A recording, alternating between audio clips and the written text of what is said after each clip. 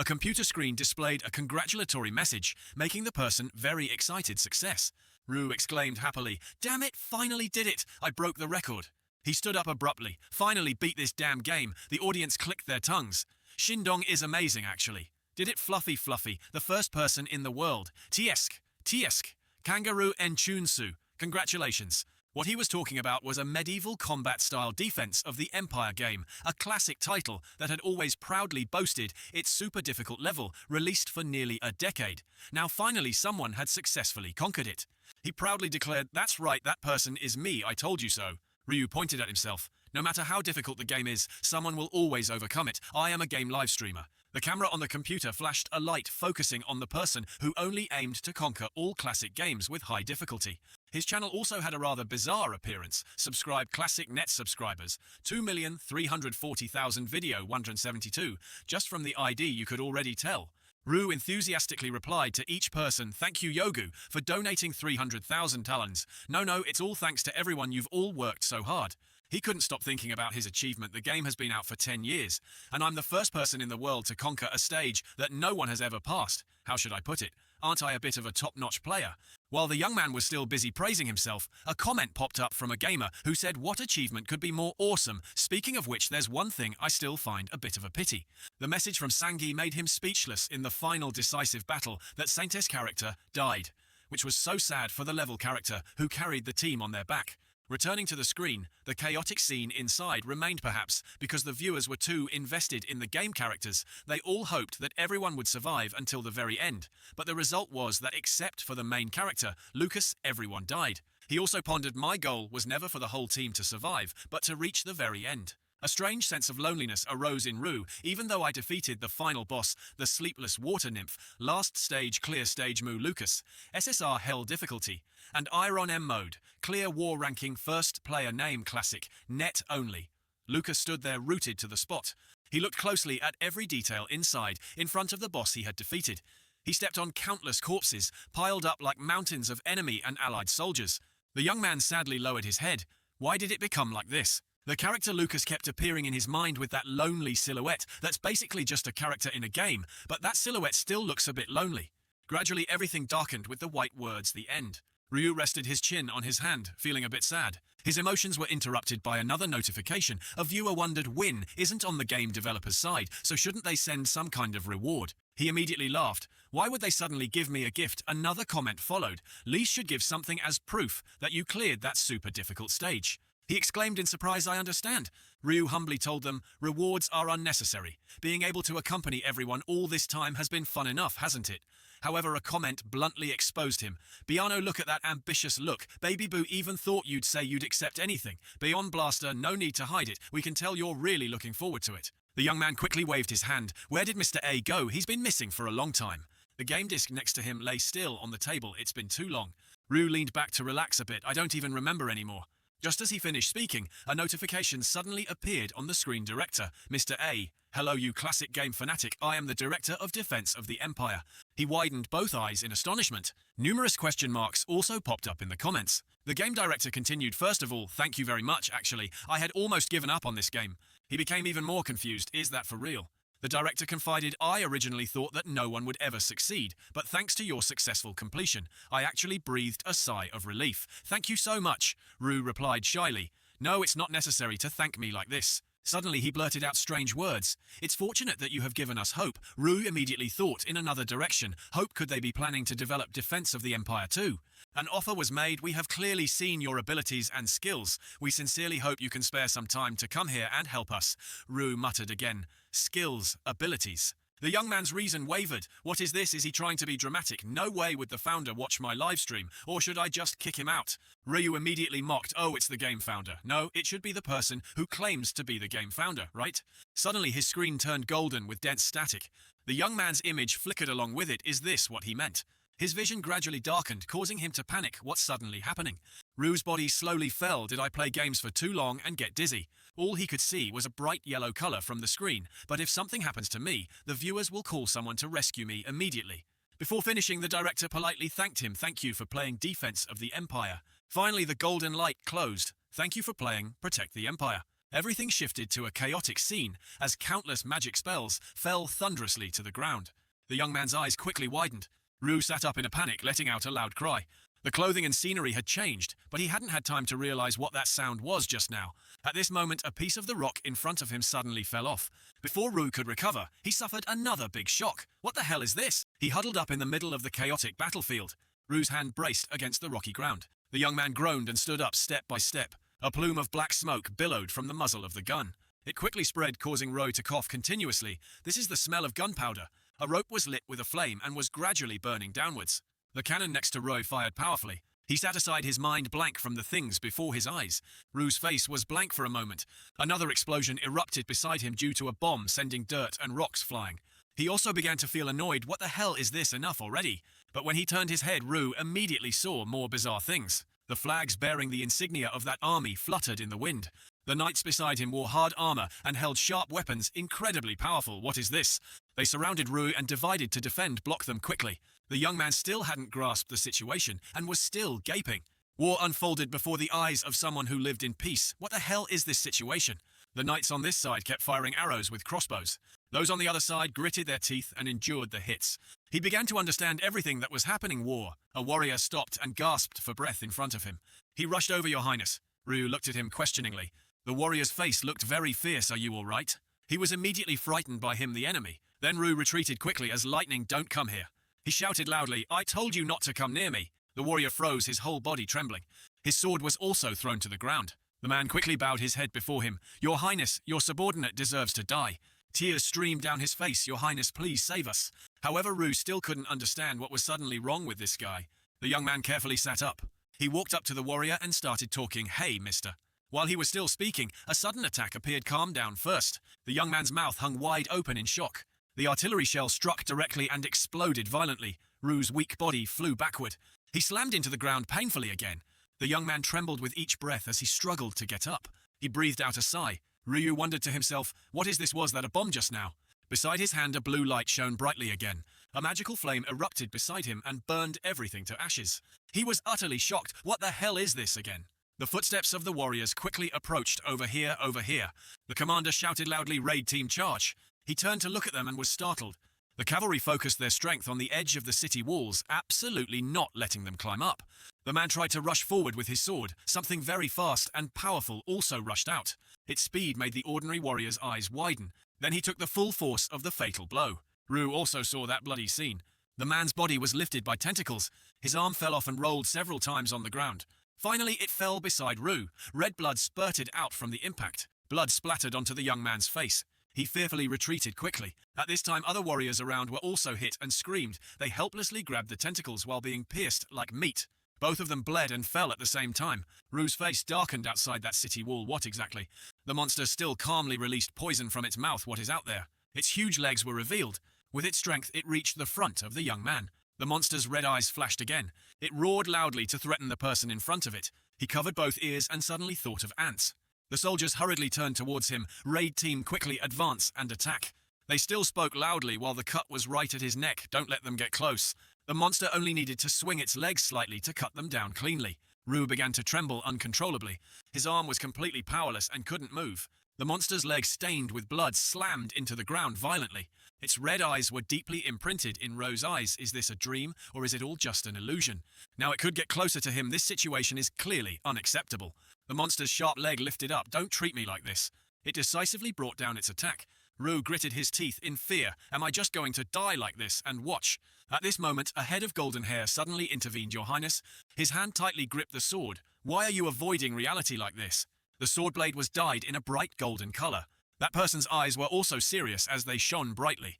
The sword stroke descended straight from above onto the large spider. It immediately split into two different pieces. After dealing with the monster, that person turned towards Rui. He smiled. Why are you reacting like this? The young man was stunned, his mouth open but unable to say a word. The warrior raised an eyebrow.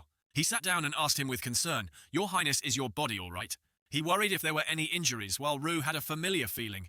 This face, it looks familiar, no matter how I look at it. Rue's memory automatically replayed a silhouette. Then the young man blurted out, Lucas. That warrior was surprised indeed. He turned away in pain. Your head is injured, isn't it? Then Lucas lifted him up. It's alright, it's still fortunate that you finally called out my name in my entire life as your guard. You have never remembered my name. The words of the person in front of him made the young man even more panicked. What? Ryu stared intently at the knight, making him confused. Is that really Lucas? Wait a minute, if this is... Then he gradually realized everything could this place be. The young man's vision automatically zoomed out. Clearly he was standing on a citadel surrounded by the sound of bombs.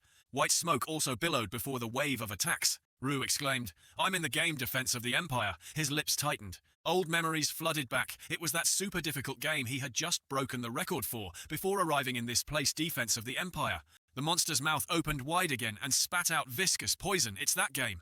They were approaching in incredibly large numbers the very place he had struggled to defend. The bodies of the monsters rose into a hole and fired bombs. A horde of ghouls swarmed forward. He gasped and turned behind him before shouting in his mind, it's that damn hard game. The young man wondered to himself why. Several projectiles from the monsters shot out. They hit the stone wall and slowly corroded it with poison. An accidental blow struck right in front of Ryu, causing him to feel immense pressure. His eyes still reflected horror. Why did I transmigrate into this game? The person beside him called out, Your Highness, he replied, Lucas. His hand rested on Ryu's shoulder. Lucas carefully instructed, the enemy is about to advance. It's the Black Spider army. The destructive power of the monsters didn't stop. The fortress is on the verge of collapse, but the spiders won't be active after sunset. The sunlight was very close to the mountains, only 30 minutes before sunset. Lucas continued to draw his sword, therefore. He turned his back to the monsters. Then his guardian warrior affirmed, Until then, I will do my best to delay them, Your Highness. Ryu was stunned. Why is he protecting me, and what did he call me? Your Highness, who am I now? The battle gradually ended as night fell. Lucas was still normal, but the army had quickly begun rescue operations. He's still breathing. Bring the stretcher here. He breathed a sigh of relief. Finally it subsided. Those black spiders are gradually retreating. However, the actions of the person in front of him raised questions, Your Highness. Ryu stood frozen and looked down. Their city walls were stained with the blue blood of monsters. Their bodies were pierced with arrows and the blood of soldiers. He spoke. Lucas. The person beside him quickly replied, Yes, Your Highness. The young man then asked, What day is today, and where are we? Lucas replied in one breath, The last day of the second month, year 649. According to the royal calendar, we are currently at the frontline fortress on the border. He suddenly gritted his teeth. So tomorrow is the first day of the third month, year 649. His guardian warrior agreed. That's right. Ryu's eyes narrowed on the first day of the fifth month, year 649. According to the royal calendar, the monsters begin their siege. I am exactly in the place. The young man couldn't restrain himself and bit his lower lip, falling into an extremely dangerous situation. Of course it's like that. Their city walls were enveloped in the cold night wind. Since I started playing tower defense games, I've experienced this situation and this place hundreds of times. Only now did he realize his identity. He was Asvon. Ryu turned and placed his hand on his chest. My name is Asvon Hater Everback. Lucas acknowledged. That's right. Your Highness. Roy bitterly held his head and immediately turned away. Why did I transmigrate into this bastard? His identity was originally the one who rode the black horse, holding the fluttering flag, the mad third prince of the dynasty, the commander of this battle who had caused countless casualties to thousands of soldiers. The bloody scene was vividly remembered, and that was the character who would meet the most tragic end in the story's conclusion. That name was exactly attached to this body, Asvon Hater Everback. Why me, damn it? The army and he quickly returned to their resting place at the command tent. Ryu kept cursing himself. This idiot, you should have obediently stayed in the capital. Why did you run to this place? But that was just a way to vent after a long silence. I must be crazy. He slowly recalled the details of a classic tower defense game, Defense of the Empire. The reason this game was widely known was due to the ferocious devil emblem appeared, representing the extreme difficulty of the Hell mode. Warriors were the only valuable asset here, and Iron Man mode was used throughout the process. He recalled every detail. Thanks to his previous memory, these two things could be combined to overcome the Hell mode. And he was also the only person who had ever cleared that Iron Man Hell mode. Clear, congratulations. Not only regarding the obtainable score, he was confident that he had enough skills to find a way to resolve it, except for one thing, the instructions for this situation. Ryu hurriedly exclaimed, System window, this stage can't be completed. The system automatically denied his efforts. Even with instructions, you will still fail, because the story only begins when Lucas alone escapes the monster invasion. The monsters they faced were the poisonous spiders in this game to survive for 3 years. The Black Spider army was the first thing you had to face if you wanted to get through half of the second year. How could you fight hundreds of such large monsters? Ryu slapped his own face. Focus, you game addict. He looked up seriously. This is the game I once conquered. A small glimmer of hope ignited in the young man's mind. If I combine all the experiences and knowledge I have, I will definitely find a suitable solution. But the truth was crueler than he imagined. There was nothing in his head. He could only force a smile. Damn it, this time I'm really dead. He looked at the screen and was horrified by the stats on it. What level are these spiders? Stage 0, enemy information. Lord Spider 1, level 60. Assassin Spider 912, level 55. Warrior Spider 196, level 55, level 60. And there are thousands more out there. What the hell is this? Looking back at his own side, he was even more disappointed. What's more, the durability of the city wall is stone with ancient cannons. And the only usable weapon here is this old cannon. How can I do anything with this? My chance of victory is almost zero. But Rue tried his best to reassure himself. Amidst the stormy life, I have to find a way to increase this rate. Calm down. I must be calm. The young man reminded himself of one thing in Iron Man mode. The game doesn't allow saving and reloading, so one wrong step and everything is lost. Ryu's hand summoned countless system screens. Therefore, I have to find every way to make use of these precious moments. Ever since playing this game, I've learned one thing. The flashing blue lights meant that every situation or level had a method to overcome and survive. His sharp eyes scanned through them. Even the slightest chance of survival was a crucial key. Rue's arm suddenly froze before a piece of information. He quickly tapped on it, found it. Then Rue kicked open the door and called out loudly, "Lucas." The young man stepped out of the tent and called loudly, "Where are you, Lucas?" His guard, who was by the door, quickly replied, "I am here, Your Highness, I am here. What is the matter?" Rue urgently ordered, "Quickly gather an army, according to my command." The young man was doubtful. "An army? Do you mean the guards, Your Highness?" He wondered. "You have never summoned them before, why now?" Suddenly Rue interrupted, "Lucas, don't ask any more, just do as I say." His finger pointed directly at his guard's face. Ryu confidently affirmed, "I already have a way to get through this situation." Following the prince's orders, they were assembled, so he also pulled out a chair to sit down. He leaned over and asked, "All right, is everyone gathered?" In total, there were 4 people with 4 different roles. Ryu looked over and assessed them. They were all quite familiar faces. The girl who was smiling at him was named Lily. The more blunt young man was called Ken, and the one wearing large round glasses was Demian. Rue clicked his tongue inwardly. Tesk, they really are familiar. In his mind's eye, a bloody picture had already been drawn. I have witnessed their deaths countless times, but anyway. He asked, "Why is he curling up like a ball?" Demian teared up as if about to cry, unable to answer himself. Lily explained, "For Demian, he's like this because he just lost a friend today, please." "Understand, Your Highness." Remembering this, Rue recalled that in the game guide he was also like this. This character was extremely weak in the game because he was always in an abnormal state, so he was also the first to be sacrificed. He was a healer who played a crucial role, but was ultimately useless.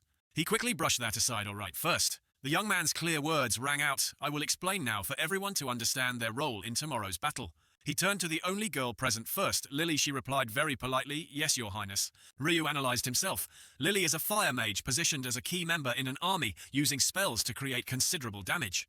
Then the task was assigned, "You will be the shield blocking the spider's attacks on our shield-bearing soldiers." Lily was surprised, "But Your Highness, I am a mage." He didn't answer but continued, turning to Ken. The prince also clearly remembered his strength. Ken is an armored knight, with the ability to push back the enemy's front lines, capable of attracting the spider's attention and attacking them. He is a tank. Then a dangerous mission was assigned. You will have to infiltrate deep into the enemy's formation and cause chaos. He widened his eyes and exclaimed, "Infiltrate chaos." The weakest person was also taken into consideration. Next, Demian, as mentioned, was a healer, an extremely necessary profession in the game. Then he frankly stated, "The unexpected from now on, you will become our army's marksman. You will aim for the most important targets." The more Lucas listened, the more astonished he became at the plan. "Finally, Lucas, you will command the remaining soldiers and maintain a solid front line." After they heard this, they fell silent, making him anxious. "What is it? Everyone say something." The warrior Ken gritted his teeth. He angrily slammed his hand on the wall. "Damn it, you call this a plan?" He roared. "Are you serious, Your Highness? Are you planning to put everyone here in danger with this command? Are you crazy?" Rue was startled by that loud voice. "But that madman isn't me. I'm the bastard Rue. Yes, this is a bit crazy." Even he knew that clearly, but this was a level that couldn't be cleared by ordinary means, so didn't that mean only a madman could get through? A thought arose solid as a pillar, "So Ken, I can't lose here." Rue's eyes turned red with the authority of the noble king's son and the current army commander. He narrowed his eyes and threatened, "Do you want to defy my orders?" All 3 people there fell silent under that pressure. Ken also trembled uncontrollably at those words. He stammered, "Your Highness, I am. Just this was also what Rue expected." "That's right, Ken, the person in front of you now is that madman." The young man quickly stood up. "Finally, if we lose this battle, everything will end." He suddenly approached Lily so that this plan would work effectively. Rue drew the dagger from his side. Then without hesitation, he swung his hand. I have to make them completely obey my instructions. The stab aimed directly at Lily's shoulder. The people there gasped in horror. Enderman was also terrified by that scene, his face paling. The mage girl was stunned for a moment when she saw her shoulder. A sky-shattering scream erupted from the war tent. But Rue still calmly wore a smile. You are all capable of clearly hearing orders. Right, I will play this madman role through to the end. Everyone there had one question: a madman? Ken was sweating all over his face. The prince is truly a madman. Doesn't he know how valuable a magician is? He doubted, even though Roe's expression was very serious. How can we go to the battlefield under this guy's command? Flames erupted from Roe's sword strike. Lily became even more panicked as the heat gradually spread along her shoulder. Ken hurriedly exclaimed that. He also smiled. Of course he knows. I wonder if the developers put it in as a joke or not. Everything he did was intentional, but all the beta test characters had hidden skills, characteristics that were completely opposite to their actual personalities. He suddenly asked Lily, you were once cut by a sword when you were young, weren't you, when the goblins attacked your village? Tears welled up in the girl's eyes, but the fire didn't go out after that accident. You gained the Fire Skin trait. Fire Skin, a trait born from the fear of sharp weapons. You can block physical attacks by turning your body into fire. Each touch consumes megapixels. As long as you have mana, you can block any physical attack. He repeated his words once more. Am I wrong? Ryu was pleased, having calculated it beforehand. In his mind, a defensive ability on someone with immense offensive power. There's no way to fully utilize it in the game, but this is reality. The girl's clothes had been burned to a grey ash. I plan to utilize this ability to the maximum. Is there any possibility of clearing this stage? The young man's sly smile widened. Then there's no other choice but to cheat. Ryu cursed the game director inwardly. Like you said, you bastard. You threw me in here. I will conquer this damn game, and then I'll catch you and beat you to a pulp. Then he also drew his sword, sorry for doing something a bit extreme to prove it. She hesitated. It's all right, Your Highness, but how did you know about this? He deliberately avoided the question. It doesn't matter anymore. The young man turned to the side again. Next is. His devilish gaze made the warrior flinch. Ken, yes. Ryu bluntly exposed him. You were a thief when you were young, weren't you? You came from the slums with countless mouths to feed. Becoming a knight must have been very difficult. He was extremely embarrassed. How did you know? The prince placed the knife in his palm and revealed, I told you that doesn't matter anymore. What matters now is what you can do with it. Thief's survival method. Your timing habits are like a thief's. You can reduce your presence to face danger and avoid attention. It consumes a lot of HP for each use. Ken was speechless every time he asked. You can steal whenever you want, right? You can hide and evade attention.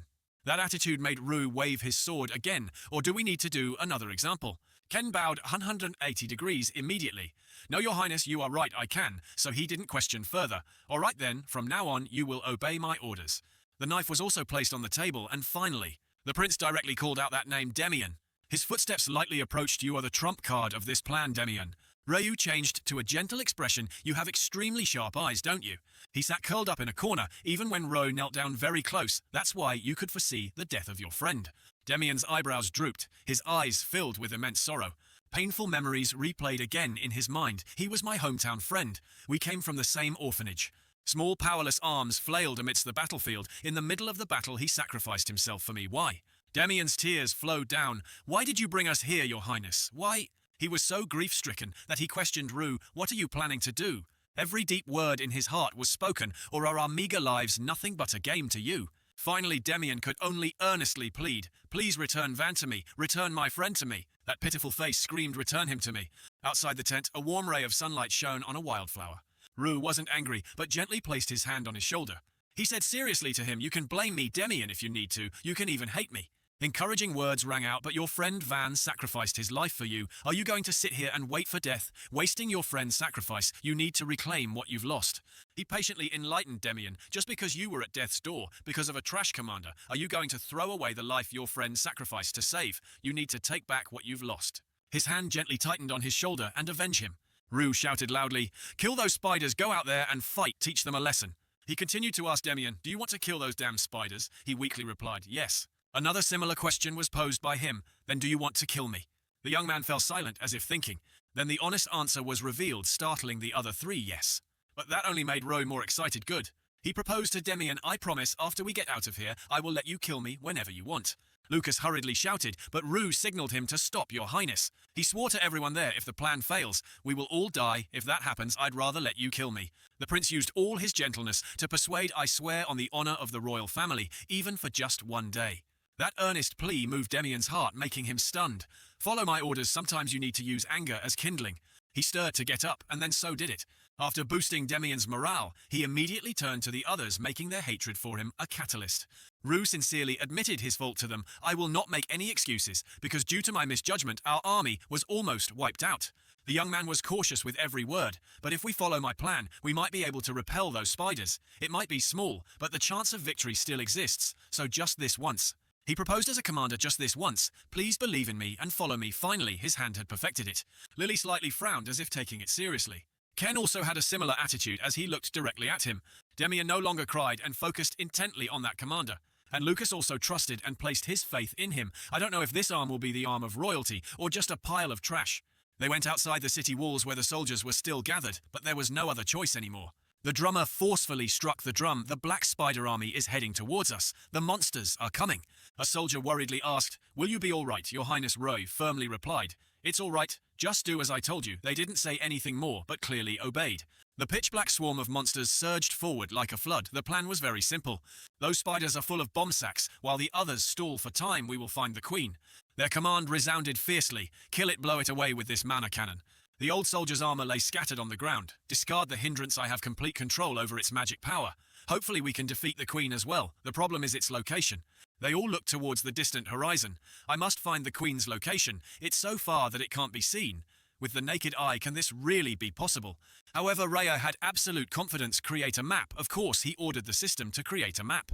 The space around Roy flickered with illusory images. They rose into a sensor and swept over their fortress. It spread over every piece of land and ran far outside. Every creature in the forest was scanned to gather information. The system recreated those things through Ro's skill screen map creation, a skill that allowed observation of the entire area in the form of a small map. However, because of this, his strength was almost zero. The first time I saw these damn stats, I was shocked. ASX Level 1, Asvon Hater. Everblack title, Nati Prince, Class Novice, Strength 1, Agility 1, Intelligence 1, Stamina 1, Magic Power 1. But luckily I still have this skill. His arm swept over each area on the map. Let's see, where are you hiding? I just need to find the trace of the queen spider. Then the young man was immediately startled. What? Ru was stunned to realize something. The queen spider's trace isn't here. The target of this mission, the queen of those spiders. At this time outside, those monsters had surged very close to the city walls, but they weren't on the map. The city gate slowly opened to lead the way for Ken. Before that, the prince and he had exchanged many things. Take this, I've gathered all the remaining physical enhancement potions in the city. You just go out and draw their attention. Ken himself was still doubtful. Do you think I can do it? Inside the dark bunker, light footsteps echoed. The mage girl trembled tightly, clutching her hands. Lily, I will also entrust you with a difficult task. She stood alone in the vast space, in case those spider monsters managed to break through to the artillery team. I hope you will use fire skin to block the entrance. I can do it. Lucas above also began to shout loudly to your positions. The warriors equipped their crossbows and prepared for battle. The cannon was also positioned against the city wall. All the soldiers followed the direction of Lucas's sword. He fiercely shouted, You must endure. We have to buy time until the prince defeats that queen. The young man also took the opportunity to look at the highest point. That solemn expression certainly means. His guard hurriedly ordered, The prince has prepared everything, soldiers. But in reality, Roy was sweating profusely with panic. Wait a minute, everyone, I haven't. The battle began with arrows and cannon fire. They fell below and blew away several monsters. Lucas smiled with satisfaction at the battle. He also saw it and could only purse his lips. All right then, let's calm down. Ru had to redefine his target first. The target of this battle isn't to kill the boss. It not appearing on the map isn't surprising. He looked closely at the area ablaze with arrows and projectiles. It might appear when there's a full-scale attack. They have a safe rearguard behind them. Those soldiers are prepared for any unexpected events. That's the only place that Queen could appear. A region with a high concentration of monsters appeared, as he predicted. Demian, he had just been called, and replied in surprise, yes. He pointed directly at a mountain range over there, do you see? No, he followed the direction of Roy's hand. There was clearly not a single monster in that place. He whispered his report. Yes, I see a group of spiders sitting still doing nothing. Ryu was a bit disappointed. I thought there would be a possibility, but don't tell me. Nevertheless, he calmly asked, the queen might be there. Can you see? No. The young man narrowed his eyes to see deeper. The queen was within Demian's vision. A strange monster appeared, causing him to describe it. Do you mean the monster with the lower half of a spider and the upper half of a human? The target was found, making him burst into laughter. Found it. He affirmed exactly. However, a weakling like Demian was still hesitant. But isn't it a bit scary? He reassured him. No need to be afraid. It will soon be shot dead by this cannon.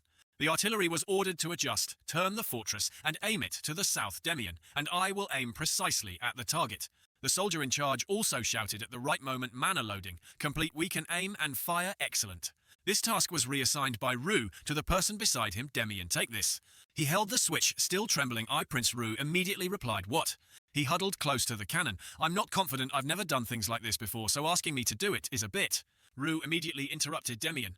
The prince encouraged him with sincere words, you can miss, and I will take full responsibility. And he also promised him, even if you mess everything up, it's alright, I will take full responsibility. All consequences are the commander's responsibility. The soldiers only follow orders.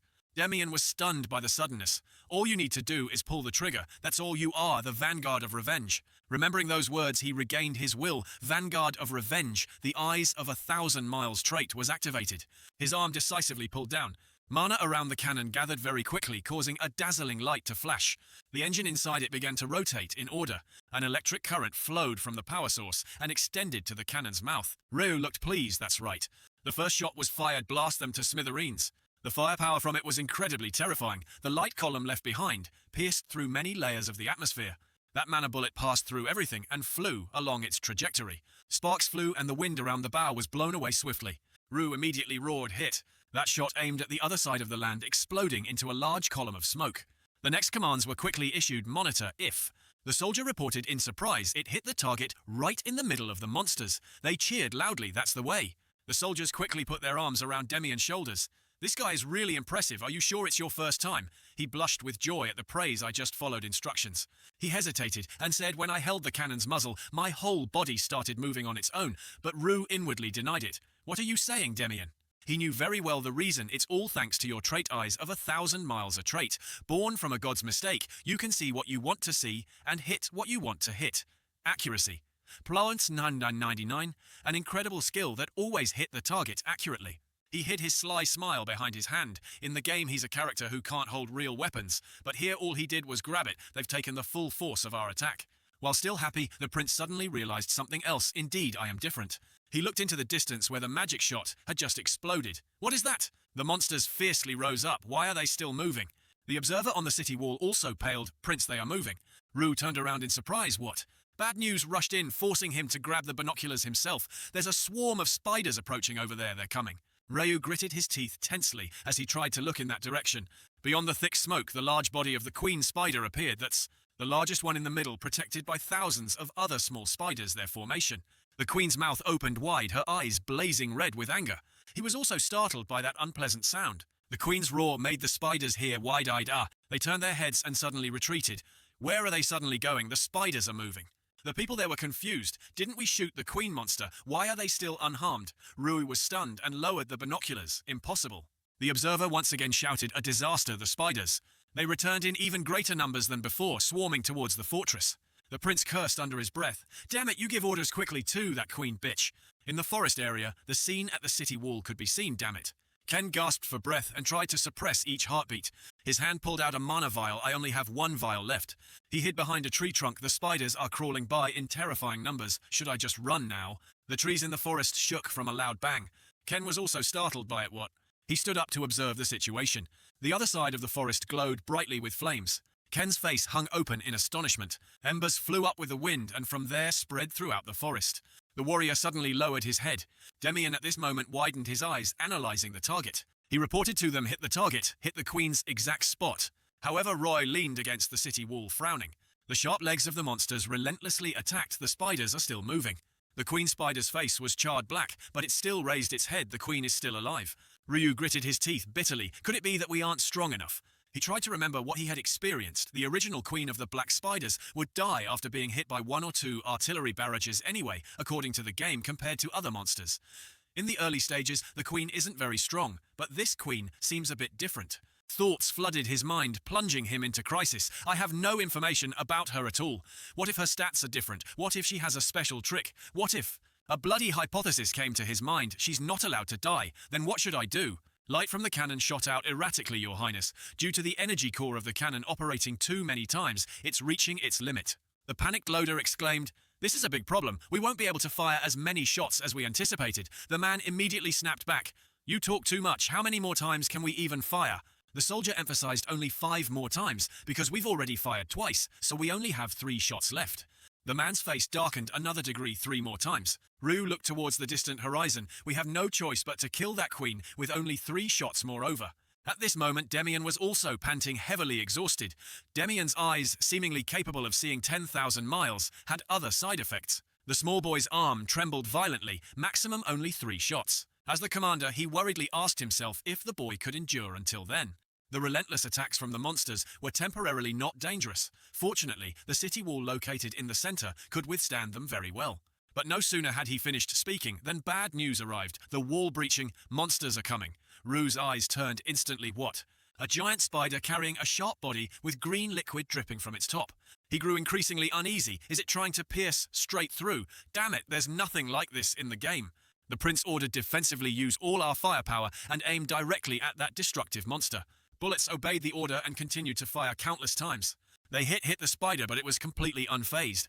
The wall-breaching spider had already approached very close to their location. No, only one thought flashed through his mind as it directly rammed into the city wall. The city wall will break. The wall shattered in an instant, while the spider calmly shook its head. Following that, swarms of spiderlings poured in like invaders. Rue was so panicked that he couldn't utter a word. Lucas spoke for him. Everyone draw your weapons. We're going down to the first floor. The prince quickly shouted, everyone gather here. Those going downstairs will defend us. We must continuously fire at the queen before those damn monsters reach the artillery area. He affirmed to them we absolutely must kill that queen. The city wall was in extreme urgency. The artillery fire was ready. He loudly called the young boy's name, Demian. Demian also strained himself, focusing forward. Another shot was fired, surely hitting the Black Queen spider, but she was still alive. Roe didn't hesitate and immediately demanded prepare for the second shot, hurry. Lucas himself swung his sword at the monsters. He slashed off their limbs, preventing them from advancing. The young man roared, protect the artillery area, we must protect the imperial family. Rue up here felt like his heart was boiling with anxiety. Because the sturdy city wall had broken, the disparity became increasingly clear. The ordinary soldier was helpless as a spider's leg pierced through him. Then he screamed tragically as he was hit by successive waves of attacks. The red numbers flashing on the screen terrified the prince. The number of casualties kept increasing, I don't know. He re-experienced the feeling of holding the mouse in his own hands. At that time, he calmly watched the soldiers die. I don't know when I started playing this, like it's just a game. Numbers and words stained with fresh blood marked the place where humans fought for survival. Remaining forces 142, the fact that death wasn't just a simple number, but it also came with desperate screams and a disgusting stench. Rue quickly turned off the system and focused more on the battle, closing the status window. At this moment, a quick-witted soldier reported to the surrounding troops. Everyone surround the artillery, we have to cool it down first. Lucas's footsteps were also cautious on the ground, 5 shots it will burst before we can even fire the 4th. He had to cautiously look around while he had no way to retreat. Rue's spirit was in serious crisis. What should I do? A method to handle this situation. His mind was blank with helplessness. I can't think of anything.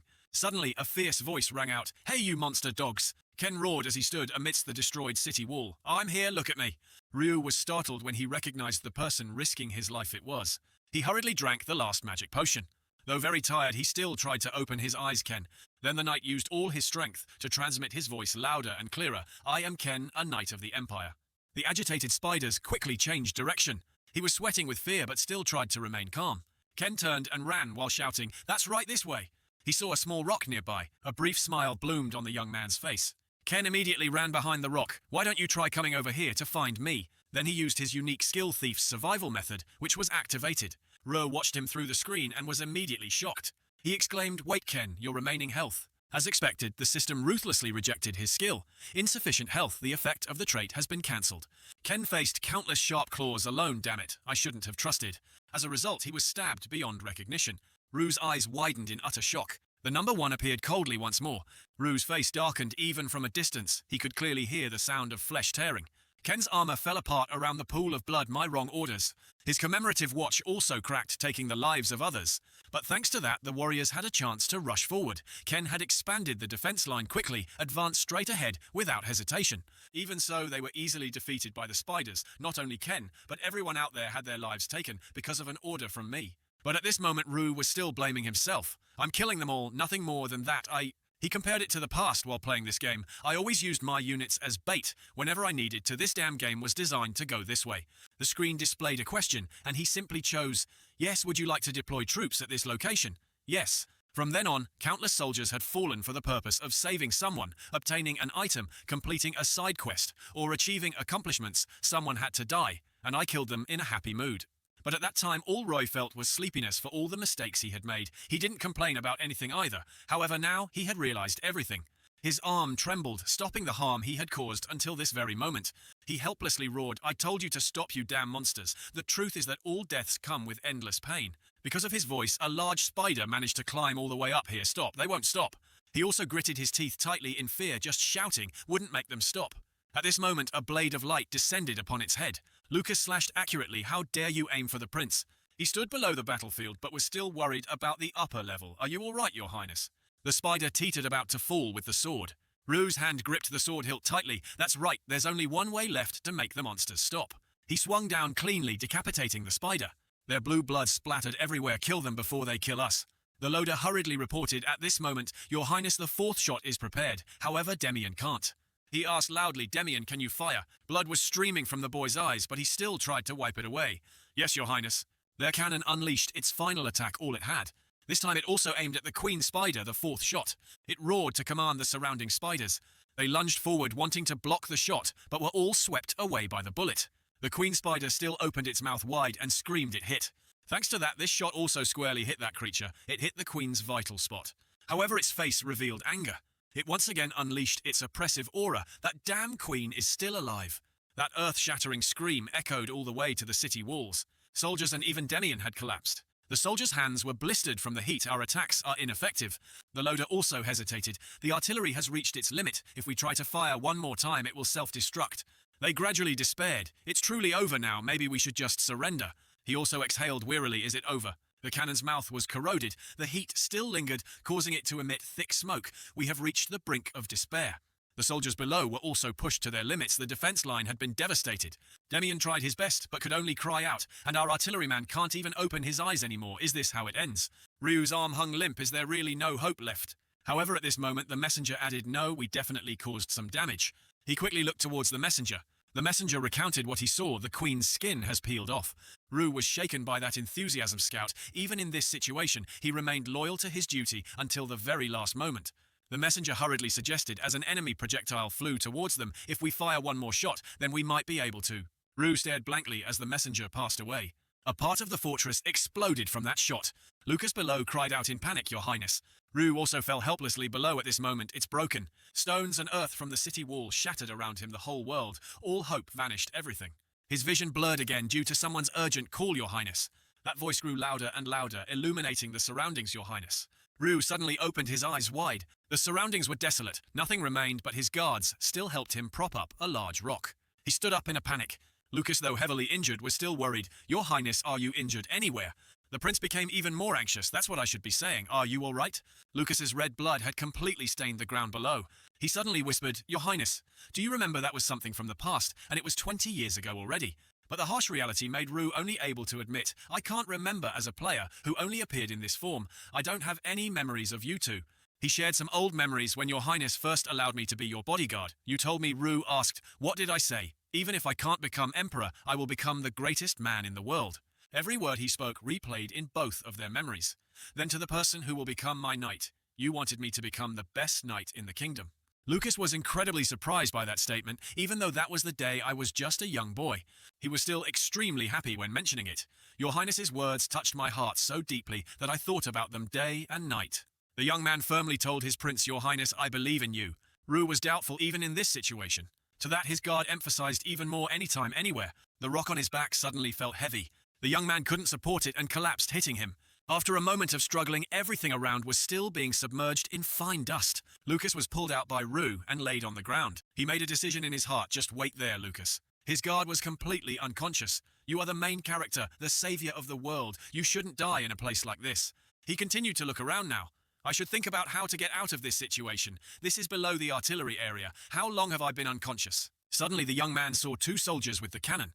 Demian was also piled on top of them. Demian and all the gunners luckily seemed to have avoided the direct impacts without fatal injuries, but the cannon wasn't so lucky. A question flashed through his mind, speaking of which, how are we still alive? What about the spiders? Suddenly, at this moment, someone engulfed in flames called out to him, "Your highness." The crackling sounds and that brilliant color astonished him. Lily used her own body to block the entrance, causing her to be brutally attacked. It's not over yet. The girl gritted her teeth, enduring the pain of something piercing through her shoulder. Lily tried to force a smile at him. Right. Rue was stunned at this moment. He exclaimed in surprise, Lily.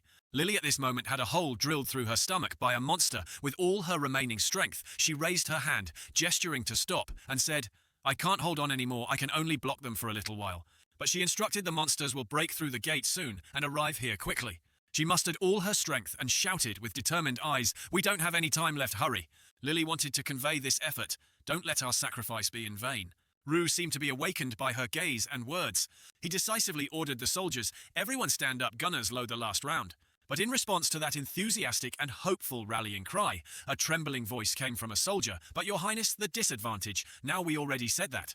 The cannons can't be used anymore. He was stunned. The soldier continued, the moment we fire, the cannons will explode. Rue glanced around and remarked, if we don't do anything, we'll die anyway. Isn't now the time we should take a gamble? He was determined to do it, even if it meant sacrificing himself. We have to try. The soldier was speechless. He looked up at the sky and wondered, but how can we aim at the target now? We can't even see outside. There's no way to know the Queen Spider's location.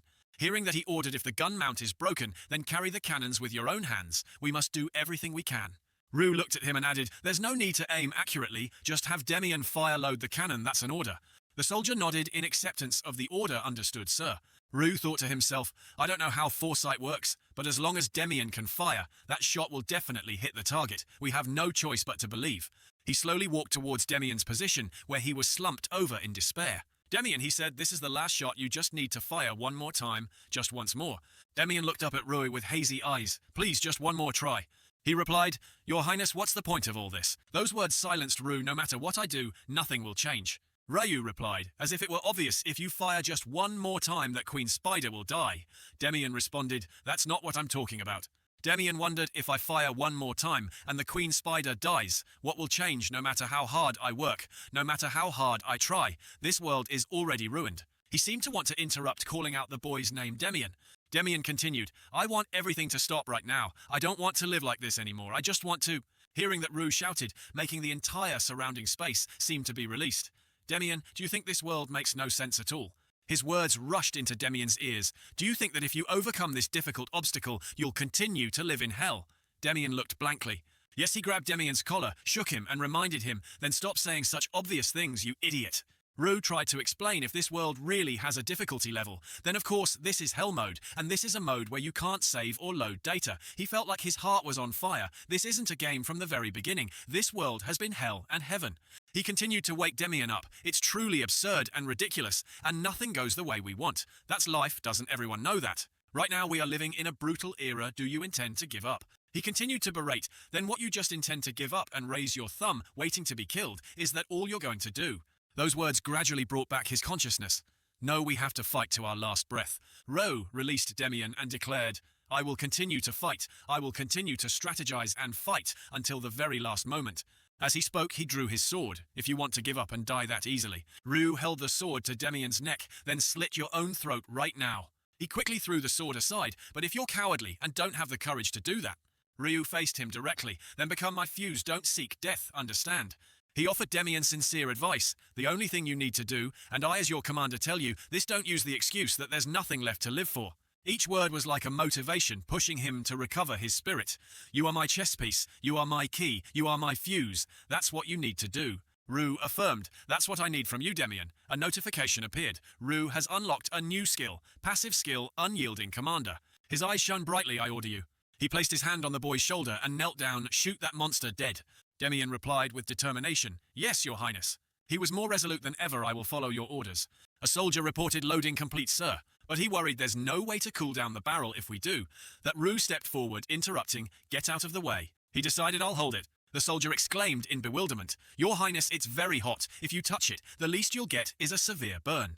Your highness, Rue simply replied, better than being burned alive and dying in hellfire. He turned to ask, are you ready, Demian? The boy reported his condition, your highness. I can't see anything, Ryu immediately replied, all right. He continued, I can't feel my hands anymore either. Rue simultaneously answered, it's all right. Rue looked at him with affection. It's all right, Demian. Demian seemed to gain strength. Rue strained all his muscles and lifted the cannon. Veins bulged all over his face. He frantically lifted it. The surrounding soldiers, seeing this, shouted to each other, help the prince. One by one they lent a hand. Rue and the soldiers lifted the cannon. Together they aimed at the monster before them. After the cannon was ready, Rue shouted, signaling Demian. Demian focused all his strength, concentrating intensely. He pulled the firing lever. He and everyone else bore the heavy recoil. The cannon, having accumulated energy, was activated. A beam of light shot out from within, immediately firing straight ahead. The entire army lay flat on the ground, exhausted. It hit. Ryu rejoiced inwardly. It hit from the start. This was an impossible mission. It was hard to explain a direct shot at an enemy we couldn't even observe. There was no way we could have hit the target. Surprisingly, however, that shot hit the Queen Spider, and it hadn't anticipated the trajectory of the bullet. At the same time, it hadn't anticipated the distance of the shot. Once again, it hadn't anticipated the hundreds of thousands of monsters along that trajectory. Everything seemed to replay a predetermined outcome. It was incredibly terrifying. That bullet flew straight into the Queen Spider, which was growling and roaring in anger. Unbelievably, it landed right on the Queen Spider's head, without deviating even by a centimeter. That shot blew the Queen Spider's head apart. A notification appeared on the screen before Rue. "You're insane. How did you win?" He read the message and thought to himself, "I didn't say a word. Regarding the first viewer message I've received since I started streaming, I don't know how to respond." The message from the viewer continued to appear. "I'll add you to my favorites. You'll stream again, right?" In Roy's mind, the thought appeared. And then, I replied that. Something made his eyes widen in shock. Thinking about this, he suddenly sat up, wincing, as the wound throbbed, a question forming in his mind. Am I alive? Suddenly, a gentle and familiar voice spoke from somewhere. "You should rest more, Your Highness." Roy was surprised by that voice. He quickly turned towards where it came from. The girl sitting there was still talking and writing something. "Demian used healing magic on you already. But because you suffered quite severe burns, it will take quite a while to heal completely." Rue was bewildered. Lily then put down her pen and continued, "You've been asleep for 4 days, Your Highness. I thought you would never wake up after struggling to defeat the Black Spider army." Rue was speechless for a moment. Then he said, "I'm alive." Lily added, "Thanks to Your Highness's command, the Queen Spider died in the final attack and the Black Spider army stopped immediately. You won, Your Highness." Scene shifts to soldiers cleaning up. The reinforcements have rearranged the bodies of our allies and dealt with the spiders. "We're almost done cleaning up too." Rue looked out the window at everyone clearing the aftermath and simply replied, "I understand." Lily briefly explained Rue's condition. "Your Highness, you suffered severe burns on your arm, shoulder and neck. If you return to Crossroad, you'll have to go to the church, but even if it heals, there will still be scars." He simply replied, "Scars are better than losing my life." "Lily, how are you? How's your injury?" Lily, sitting in a wheelchair, gently replied, "After my mana ran out, a spider clawed at my back. Fortunately, the Queen Spider died right after, so I wasn't attacked further." She added with a sad expression, "But perhaps because the nerves in my waist area were damaged, I can no longer move my lower body." Rue was speechless at this moment, but immediately after Lily continued with a bright expression, "Please don't worry. Your Highness just being alive is enough for me, sir. The survivors include 5 artillerymen, Lucas, Demian, and Your Highness, that's all." Hearing the news, he slumped down, thinking to himself, 9 people the previous battles had hundreds, but this time there are only 9. He looked at her, his mind in turmoil. There should have been another way. I should have come up with some special tactics. There should have been a way to save more people. Lily gently placed her hand on Ra to comfort him. Your Highness, you are not a god. In that situation, there was no way to save everyone. You did your best, didn't you?" Ryu blamed himself in both words and thoughts from the beginning. "I was the one who led the army here, even though that's what Roy did. It's not me. But since I'm occupying his body now, I also have to take responsibility for it." Lily tried her best to comfort him. "It was unexpected that those monsters would become so numerous after decades, so please don't be too hard on yourself. Everything you did was already more than enough." Suddenly Lucas burst into the room, tears and snot running down his face, calling out, "Your Highness." "I'm so glad you're awake, Your Highness," Roy weakly replied Lucas. He rushed closer anxiously, asking, "Do you feel unwell anywhere? Should I call Demian right away?" Rue, exhausted, waved his hand in refusal. "No, I'm all right. I can endure it." "But weren't you also very seriously injured? Is it all right for you to walk around like this?" Lucas puffed out his chest confidently. "You know, Your Highness, my greatest strength is my resilience," Ryu whispered. "Yeah, because you're an SSS-Rank knight." He then took out a list. "Your Highness, during this time I've completed the death toll statistics. There are many people whose remains we couldn't recover. But we've collected all the remains we could, sir." Rue and Lucas spoke back and forth. "Where did you put those collected remains?" "The northern part of the Vanguard base. Your Highness, I'll go take a look." At this moment, Rue suddenly stood up. Both Lucas and Lily tried to stop him. "Your Highness, you can't go. Your Highness, you need to rest more." In the end, Roy still managed to go outside. He looked at Demian, thinking they said he's the healer. He goes around healing even when he can't see. He must have struggled a lot this time. Rue walked over to Demian and asked, "Demian, this strategy was successful thanks to you. If you want, I'll reward you with enough money to eat and sleep for the rest of your life, so you don't have to go to the battlefield ever again. Since you're a mercenary, you can do whatever you want. Hearing this, Demian replied resolutely. Your Highness, you told me before that I am your linchpin. I want to know the origin of those monsters, who, where and why created them. And why did so many people have to die so, please? His eyes shining brightly, he said to Rue, please let me follow you, Your Highness. Rue smiled with satisfaction. All right then, from now on, you shall follow me to show respect for those who sacrifice themselves. We need a priest. Standing before the flames, Rue's heart was filled with emotion. I know there's no better way, no better strategy. Nothing is more foolish than dwelling on what happened in the past. I chose a tactic and executed it, and this is the result. So I will have to accept it, I have to bear it and move forward. Finishing his words, he ordered when the funeral is over, rearrange and transport them. The internal monologue continued in Crossroad, thousands of casualties every year. This is a world where funerals are more expensive than lives. There's an empty field east of Crossroad, bury them there. I plan to build a cemetery in the east, the place where I built the memorial in the game. He made a request, and every year the last day of February. He looked at the flames and continued, will become a day to honor their sacrifices. Lucas bowed his head and replied, I will follow your orders. Ryu continued, thinking to himself, not just for them, for the thousands of times I reset while playing this game. For all the characters I killed without hesitation. This is also an act of atonement. He declared, Lucas, we won't lose anymore. We will not fail a second time. Let's go back to the main headquarters. Before the Crossroad platform. The system reported Scenario 0, complete rewards have been granted. Please check your inventory. The rumble of horse-drawn carriages echoed. A line of carriages moved forward. Rue, sitting in the carriage, pondered, it's been 3 days since we left the training grounds and headed north to the main camp. The gem on Rue's necklace emitted a brilliant red light. Sitting in the carriage, he looked up at the sky and sighed, then sulked inwardly. This is so boring. Rue shouted out, Lucas, Lucas, are we there yet? He could only hear Lucas hurriedly reply, almost there. Your Highness, just a little longer, sir. Hearing that, he leaned back in his seat and continued to complain inwardly, you're like a food delivery service answering exactly like them. Rue thought to himself while a notification appeared above his head job selection. Ready, we must decide immediately. Going by the newbie guide, I should be at level 5 in this game. Jobs are selected upon reaching level 5. Rue looked at his stat sheet and exclaimed, why are my stats like this? What a terrible character! Then he pondered, the interesting thing is even with these random stat increases, I can choose any job like in the game, but the problem is at the bottom of the page. He tapped to see, a job I've never seen before, Novice Commander. He mused, who is this, an achievement reward for Hell Mode? Is it a hidden job? He was silent for a moment. Rue recalled the skill he had unlocked, Unyielding Commander. The system had then displayed. Rue has unlocked a new passive skill, Unyielding Commander. Clearly it's telling me to become a commander, isn't it? The screen continued to display Unyielding Commander, a skill created by those who are steadfast and never give up, provides allies within a 10-meter radius with a shield that grants immunity to mind control. Has looked at the skill and thought this skill is quite strong, but it's a bit useless early game. It only appears after frantically fighting until the late game. Choosing a job I'm not familiar with is too risky. He lamented, this is really troublesome. Just as they arrived, Lucas announced, Your Highness, we've arrived at Crossroad. Rue happily leaned out the window and exclaimed finally. His eyes lit up when he saw something before him. Before him was a place of immense size and majesty. At this moment, Roy was explaining Crossroad in his thoughts. Crossroad is the name of the fortress in the far south of the Empire. The reason it was built was to prevent monsters from continuously advancing from the Black Lake in the south. Importantly, there was a time when it was the most crucial fortress of the Empire on the map. But since monster incursions gradually decreased, troops were deployed to other regions. Mercenaries were brought in to fill the empty spaces.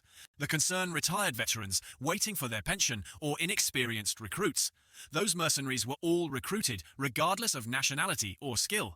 The Empire just needed people to stand guard.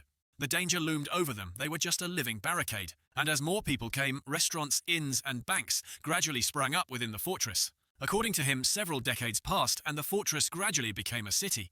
Ryu looked up at this place after a while. People no longer called Crossroad a fortress, but rather, he sensed the bustling atmosphere of this place, the front line against monsters, the fortress city. To mock the mercenaries blinded by money and seeking their own deaths, and another name, the Suicide Road. The City of Tombstones, they called it. Rue hesitated inwardly. This place is humanity's defense line, Crossroad.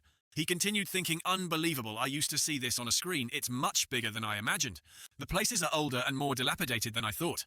Rue asked a big question, so I'm going to take over this city anyway. Arriving at this place, Lucas was a little tense. Ryu remarked, looking around, why is everything? The extreme silence of everyone such a tense atmosphere. He had to think, well, In Ro's prediction, their newly appointed Lord and Commander just finished killing off the militia and is also dying, so never mind. He smirked. I've prepared something to deal with this. The people looked at the carriage and murmured, Look, isn't that magic stone? Ru had planned ahead. I put over 400 black spider magic stones in the carriage for them to see. The fact that they were taken from high-level monsters means they are of very good quality. Just a rough estimate. They're already very expensive. They won't have to worry about money for a while. He said to himself, that's right, if I overcome an unbelievably difficult stage, I should at least receive that much loot. To make this game easier, I have to befriend the common people. Ryu understood people's psychology currently. The people's trust in me is almost non-existent. But I know.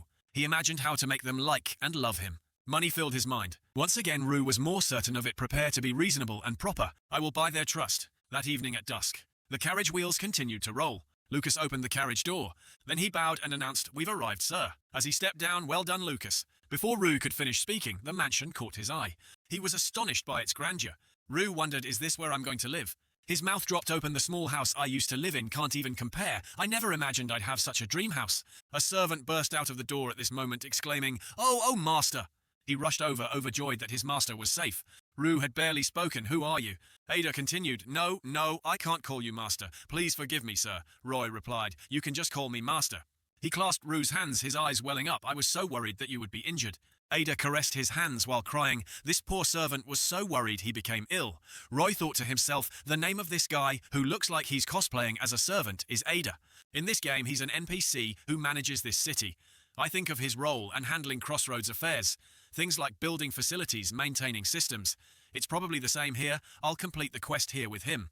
Ada opened the door, welcoming him back. He enthusiastically guided, I've prepared a hot bath and dinner, sir. Please rest well.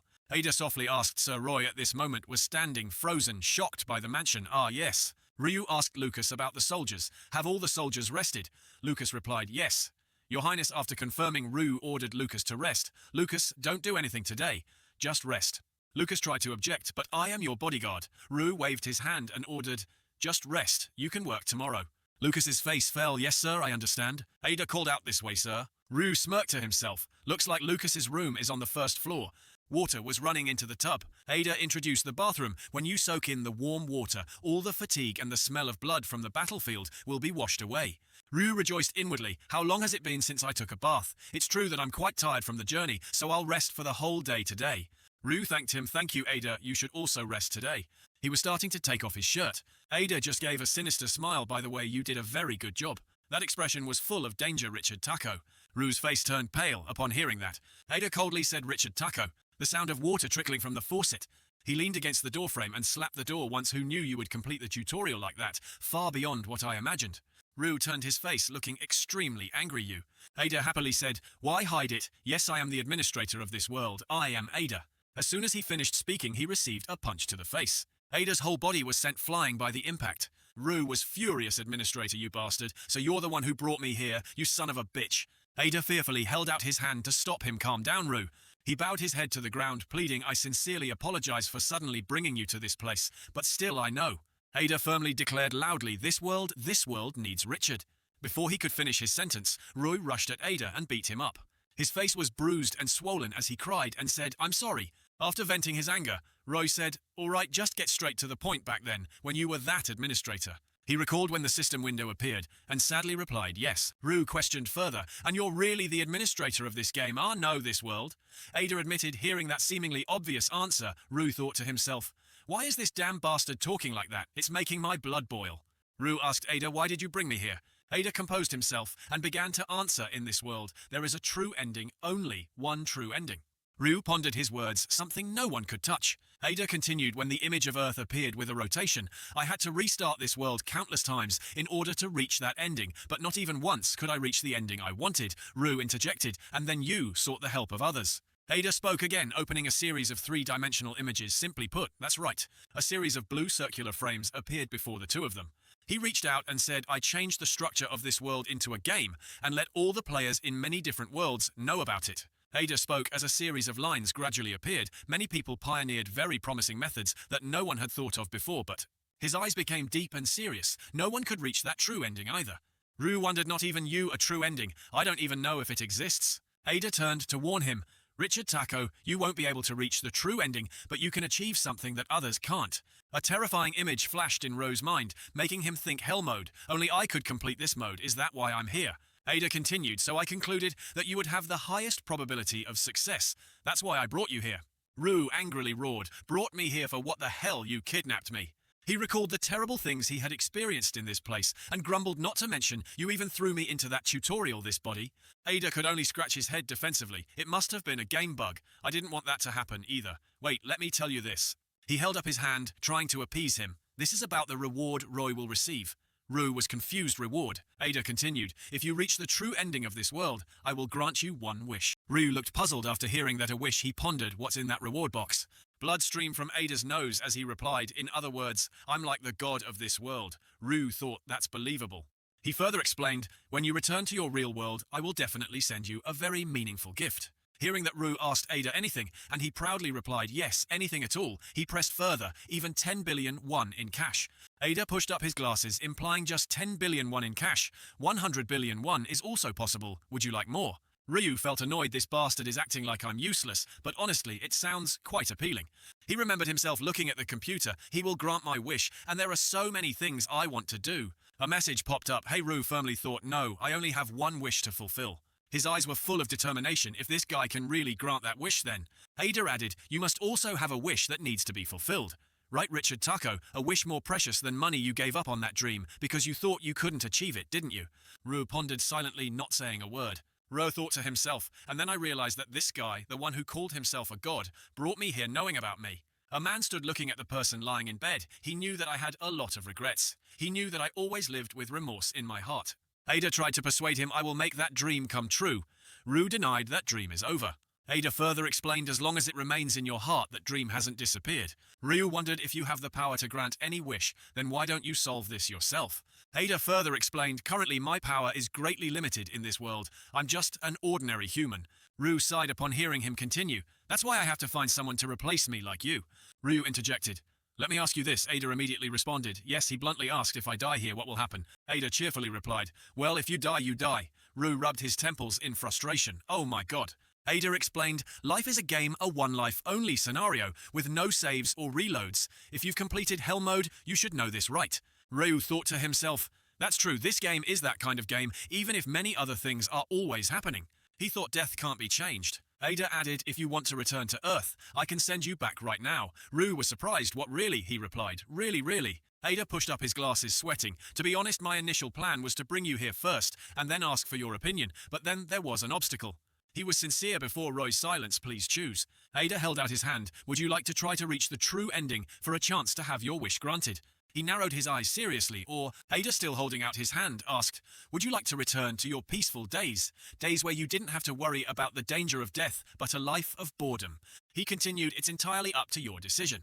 Ryu paused for a moment to think. Usually I would choose to return immediately, but now I'm torn between two things. A source of light appeared. One is the wish to fulfill my dream, and the other. Ryu's eyes widened thoughtfully. Isn't that also worth trying? He raised his hand happily. It's confidence. I completed this game on Saint level Hell Mode, basically. I know almost everything about this game. Ryu chuckled to himself, completing it one more time. Why not? The sound of dripping water, he replied. All right. He resolutely continued. I will do what you want. Ryu's answer made Ada happily respond. Really? He nodded. Yeah. Ryu, now that I've agreed to do it, you'd better help me properly, and once I reach the true ending, don't you dare forget to grant my wish. Ada happily replied, what more can I say? Just consider me your servant. Roy immediately ordered. Good then. Ryu touched his index finger to Ada. He suggested making Ada sweat from now until tomorrow morning. Sell all the black spider magic stones. Ryu gritted his teeth in anger. Why is it an exchangeable item if you don't know how to sell it? Faced with Roy's urgency, Ada explained, that's true, but it's already late afternoon and most of the shops are closed. Ryu glared, shut up and do what I say, you bastard. I don't care if you stay up all night selling or sell at dawn. I just need you to complete the transaction before tomorrow. Got it? Ada acknowledged the order. Understood, but you have a total of 388 magic stones, you know. He continued, just selling them at the market price will get you a huge amount of money. What do you plan to do with all that money? Ryu replied briefly, we're going somewhere. Ada was taken aback. What? Ryu chuckled and thought, how could you possibly know my intentions? Ryu and Lucas stood before the mercenary guild, surely to seek fortune. Gold coins rained down. He gave a thumbs up and said, why don't we start? Rue slammed his hand hard on the table. He smirked, his face full of challenge, with 100 gacha rolls. A new day had dawned, and the deadline for Ada's task had arrived. After a grueling night, he sat exhausted before a cart piled high with gold. Rue and Lucas walked up to a door. He crossed his arms, a smirk on his face. They're really efficient. Lucas looked at him and said, "Your Highness, I'll go in first." Rue put his weight on his foot and kicked the door open. Everyone pay attention. The people inside stared blankly at the two of them, as if they were strange creatures that had just fallen from the sky. Rue and Lucas were greeted by the cursing of burly mercenaries. "Who the hell are you looking for death?" Rue was not to be outdone and roared back, "What, you bastard, who the hell do you think you're talking to?" Finishing his sentence, he strolled around the place and placed his hand on the head of a threatening mercenary.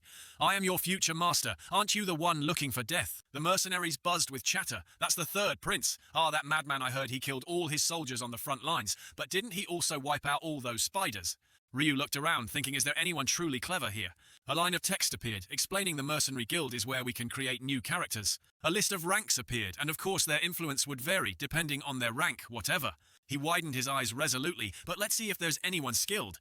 At this moment, Rue saw a purple glow coming from an old woman smoking at the bar. What's that? Smoke billowed from the cigarette. Jupiter exhaled a puff of smoke and said, "Welcome." She chuckled softly and said, "Welcome to the Crossroad Mercenary Guild, Your Highness." She turned and greeted Roy, the new lord of this land. Roy was surprised, a rank SL. Ryu was stunned, thinking, really? He sat down. Ryu looked at Jupiter and asked, "May I ask for your esteemed name?" She immediately replied, "Of course." She patted her chest and warmly introduced herself. "My name is Jupiter. It's a pleasure to meet you."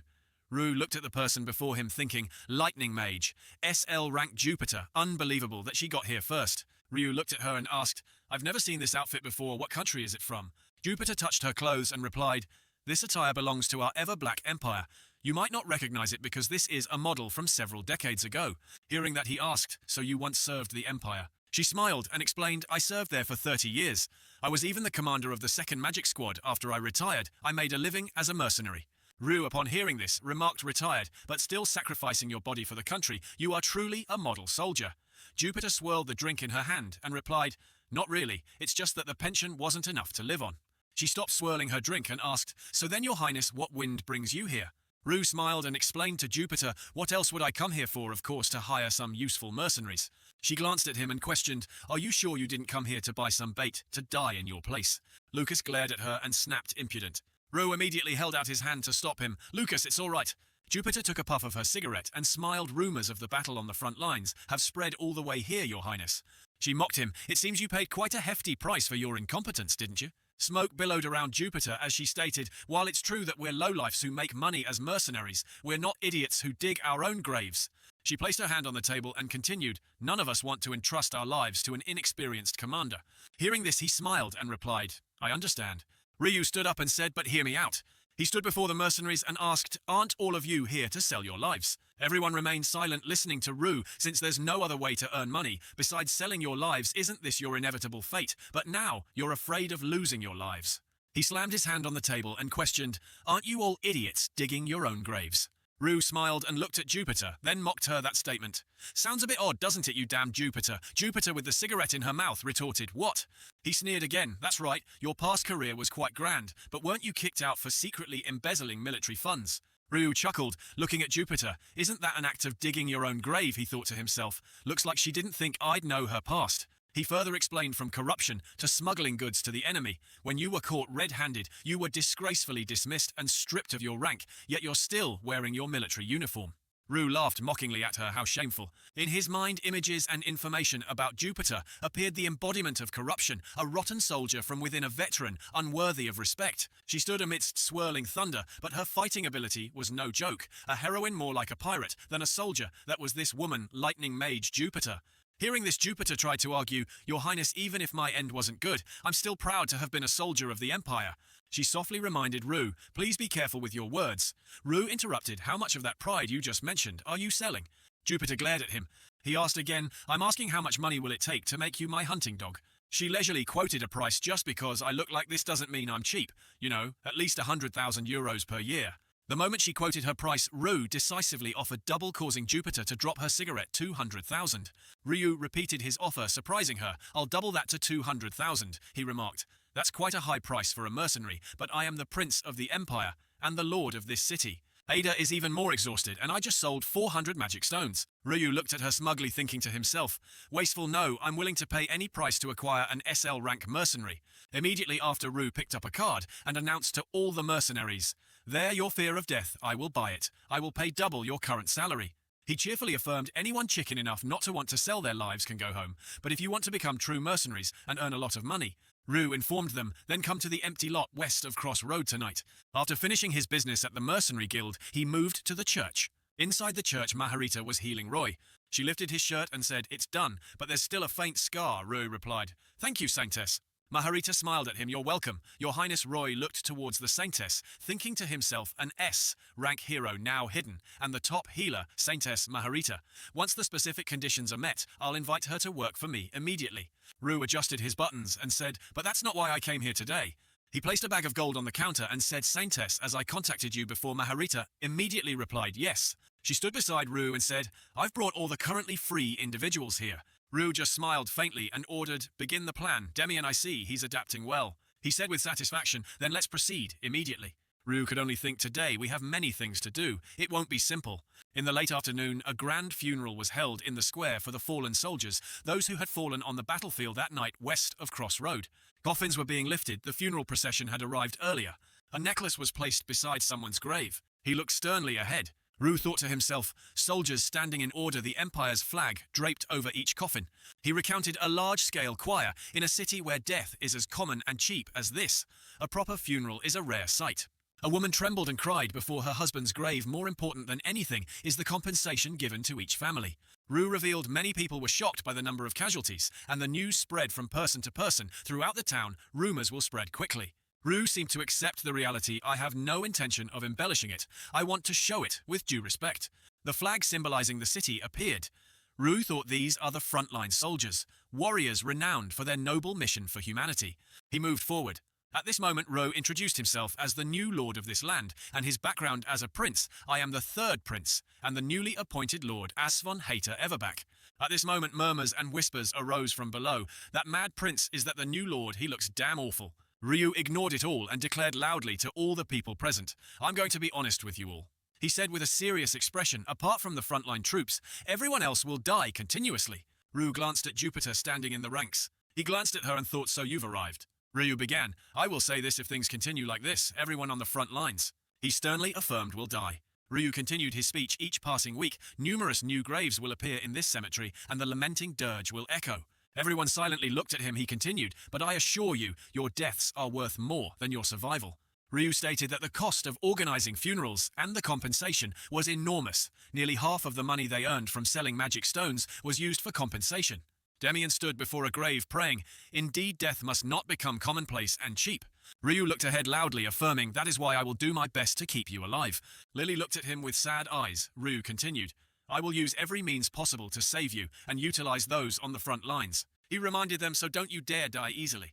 Jupiter, holding a cigarette, silently listened to Roe's speech, survive and take your wages from me. The soldiers raised their gun barrels to the sky. He added, don't make me pay for your funerals. A moment later, Rue announced, my speech is over. In his heart, he felt uneasy, wondering how the people felt about it. After speaking, Rue stepped down from the stage. He wondered to himself, the defense of an incompetent commander, the debauchery of a mad lord. I don't care what they think, I can only prove my point with the results to come. Rue firmly thought in this harsh front line, I deserve to be here more than anyone else. He clasped his hands together, smiling. Well then, let's crush stage 1. The system announced stage 1 begins in 3 days and 1 hour 73:08. Night fell after the funeral ended. Rue stood beside Lucas in the backyard and recounted, I went to the backyard of the mansion. The two stood silently for a long while. The system asked him, do you want to activate the teleport gate? Yes, no. Rue touched the screen and said, of course, yes. The stones beneath his feet floated into the air, merging to form a gate. The teleport gate, once created, emitted light. Lucas and Rue stood silently before the gate. Lucas asked in surprise, Your Highness, what is this? Roy smiled and replied, it's the gate leading to the dungeon at the bottom of the lake. Lucas, hearing this, said, you mean? Rue moved forward, interrupting him, that's right. He raised his hand, a smirk on his face, and explained, it's the gate straight to the enemy's main headquarters. At this moment, Rue analyzed the game and its mechanics in his mind. The Fortress Nation is a mix of two genres, tower defense and dungeon assault. From his experience, it was even written on the game cover, Fortress Nation Tower Defense and Dungeon Assault. Ryu stated the stage where the monsters invade Crossroad is tower defense, and between each stage. He provided further information while the enemy isn't attacking. Explore the dungeon beneath the lake and find the source of the monsters. Ryu continued dungeon assault is called free exploration. This alternation is the basic structure of this game. Standing before the gate, he thought to himself, so it can open before stage 1. This game is difficult but not unreasonable. Ryu recounted, of course I struggled a bit during the newbie tutorial, but this start is already very good. After the difficult early period, he now seemed to regain his spirits after what he had. I get to start with an almost cheat-like character Demian and a long-range attacker Jupiter. He happily added not to mention all this money. Thinking of this, Ryu smiled confidently. I have a chance to do it, no, I will definitely do it. After finishing the calculations, Ryu assigned Lucas the first task after completing the teleport gate. I explained the game rules to Lucas and told him to find the enemy for the next stage. Lucas immediately acknowledged the order. Understood, understood. He chuckled confidently, I will prepare well, Your Highness. A suspicious contorted face, that's all. Lucas, seeing this, also didn't understand what was happening. He wondered inwardly. Shouldn't Lucas not understand anything and question almost everything? Images of Roy pointing things out to him in the past appeared. Not only did the prince whom he had served almost his entire life suddenly change, but he also knew everything from the city's design to the presence of the dungeon. Despite arriving here for the first time, that's already too suspicious, yet Lucas still follows me without questioning a single thing. He silently marveled, isn't that too strange? Ryu suddenly called out, Hey, Lucas! Lucas answered the question as if it were obvious, Yes, Your Highness. He asked suspiciously, Don't you want to ask anything? Hearing that, the expression on Lucas's face became somewhat awkward. Your Highness, me. Ryu's face became tense, even wrinkled. Lucas placed his hand on his chest, bowed his head and affirmed to him, I will only follow your orders. I have no questions. Under the bright moonlight, Lucas continued, I am your sword and shield. He declared loudly, I only cut and block according to your commands. Hearing that answer, Ryu appeared quite calm, although he knew Lucas still had many questions in his heart. Lucas's loyalty and devotion erased them all. There's no way he has no questions. Looking at him bowing his head before him, he thought, but what he's trying to say is that he trusts me more than his own doubts. Ryu was so happy that his whole body trembled. Lucas, you bastard, I will definitely reward you handsomely. After regaining his confidence, he turned to face the gate and asked, All right, Lucas, are you ready to enter the tiger's den? Lucas replied seriously, I can go through mountains of knives and seas of fire with your highness. Ryu, hearing this, smiled with satisfaction. He pressed the option displayed on the screen warp and selected the destination lakeside. The two of them stepped through the gate. After the two entered, the gate collapsed. The system displayed loading warp tip heroes can equip items to become stronger. You can obtain items from dungeons or create them at the forge. Ryu angrily yelled, What the hell, stop giving me these tip windows, stop acting so high and mighty. Ryu stepped out of the gate. The two of them were teleported to the front of a lake. He looked around and said, We're here. Ryu looked at the still lake surface and stated, The Black Lake is the source of the monsters. He looked towards the lake again, thinking a realm of hell that creates nightmares. It's a dungeon located at the southern end of the world. Something caught Lucas's attention, and then Ryu's as well, Your Highness, over there. At this moment, the middle of the lake began to churn for an unknown reason. The water around the lake's surface spread out, forming a path. Monster arms began to sprout up. He saw the head of a monster. Countless suits of armor climbed out of the ground. Ryu glared at them, cursing inwardly. God damn it, don't tell me. Recognizing their origin, he wondered mobile armor. Ryu angrily gritted his teeth. So many monsters, so many monsters. Why did we have to run into these guys? He despaired, knowing that the enemy they were about to face was one of the worst possible choices. Not only that, but their numbers were completely overwhelming. It doesn't matter which one you encounter in stage 1. Ryu thought to himself, goblins would have been fine. Fishmen would have been good too. Even a wyvern would have been okay. Despair filled his heart, but out of all those low-level monsters, a series of monsters gradually appeared. So many, these are the ones I wanted to avoid the most. Ryu grimaced, clutching his head, blaming the damn luck of this game.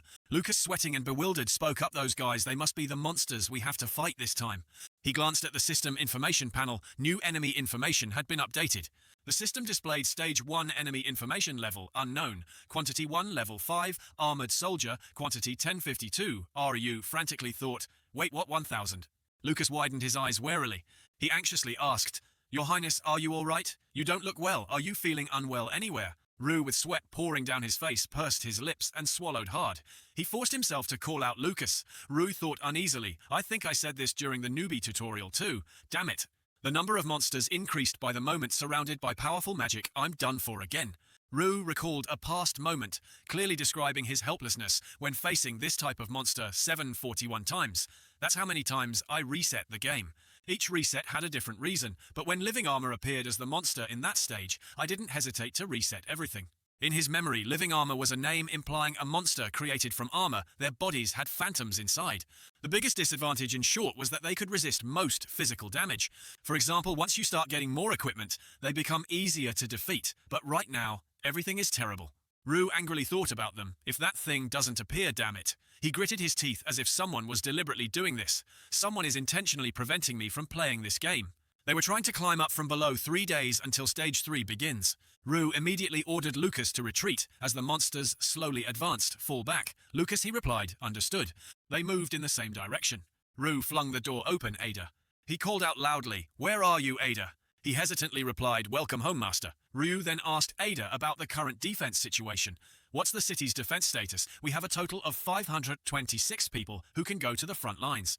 After hearing Ada's answer, Rue exclaimed in alarm, realizing the current number was extremely low. "I've been conscripting for 100 consecutive times, and there are only 500 people. Ada explained the reason during training. "Most of our soldiers." He angrily bit his lip. "Damn it, you stupid bastard. How many more people can we recruit?" Ada replied, "We've hired all the mercenaries in our city," he immediately asked, "so we can't recruit any more now." He stammered, "At least within this city, yes." Hearing this, he immediately ordered, "Then send word to other cities and recruit soldiers. Tell them we'll pay double their weekly wages." He quickly took out his notebook and wrote it down, understood. He carefully instructed, "Send word to the royal palace, as well report to them that the monsters have begun to rise again. We need as many reinforcements as possible." Ada noted down every detail.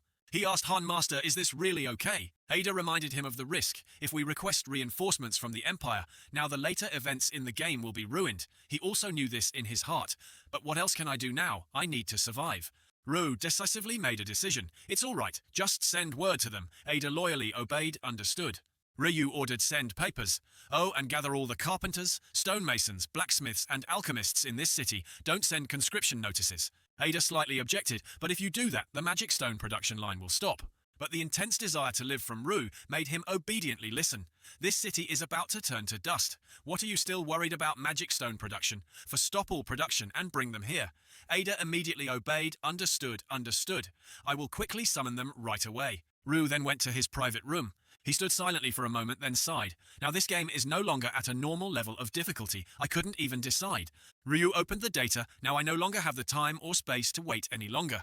He was making a decision. The higher the game difficulty I need to create more valuable things. The system announced newbie commander. "Do you want to choose this profession? Yes, no," he thought to himself. "So I decided to bet." Rue hastily decided, "All right, there it is, you bastard." The system congratulated. Congratulations. Rue has become a newbie commander." He muttered helplessly, "What kind of effect is this?" Right then, his heart twinged. Rue, pale-faced and panting, thought, what was that feeling just now? The system warned, "Initiating debuff, 50% reduction in growth rate." His face went blank. He couldn't believe what he was seeing. What did it just say? The system continued with an urgent message, "Initiating debuff, 50% reduction in item proficiency." Ryu froze, stunned for a few seconds. This made Rue furious, and he roared, shaking the entire mansion. "What the hell, are you kidding me? This isn't funny at all." At this moment, he was like a ferocious demon. "What the hell is this, damn it? What kind of profession has so many debuffs?" He grabbed the tongs in his hand, thinking, "What kind of scam is this, Ada, you damn guide? I will definitely kill you." The system sent a series of notifications. "You have acquired the Ancestral Attack trait. You have acquired the Ancestral Defense trait. You have acquired the Super Buff trait. You have acquired the Command Authority trait. The Synergy Power system is now available." Rue, about to throw a tantrum, stopped and looked at the system panel. "What's this?" The fireplace was still blazing. He carefully read each line. "Ancestral Defense trait. When you are on the front lines, the morale of the soldiers will increase. All allies gain an additional 5% defense. Super Buff trait.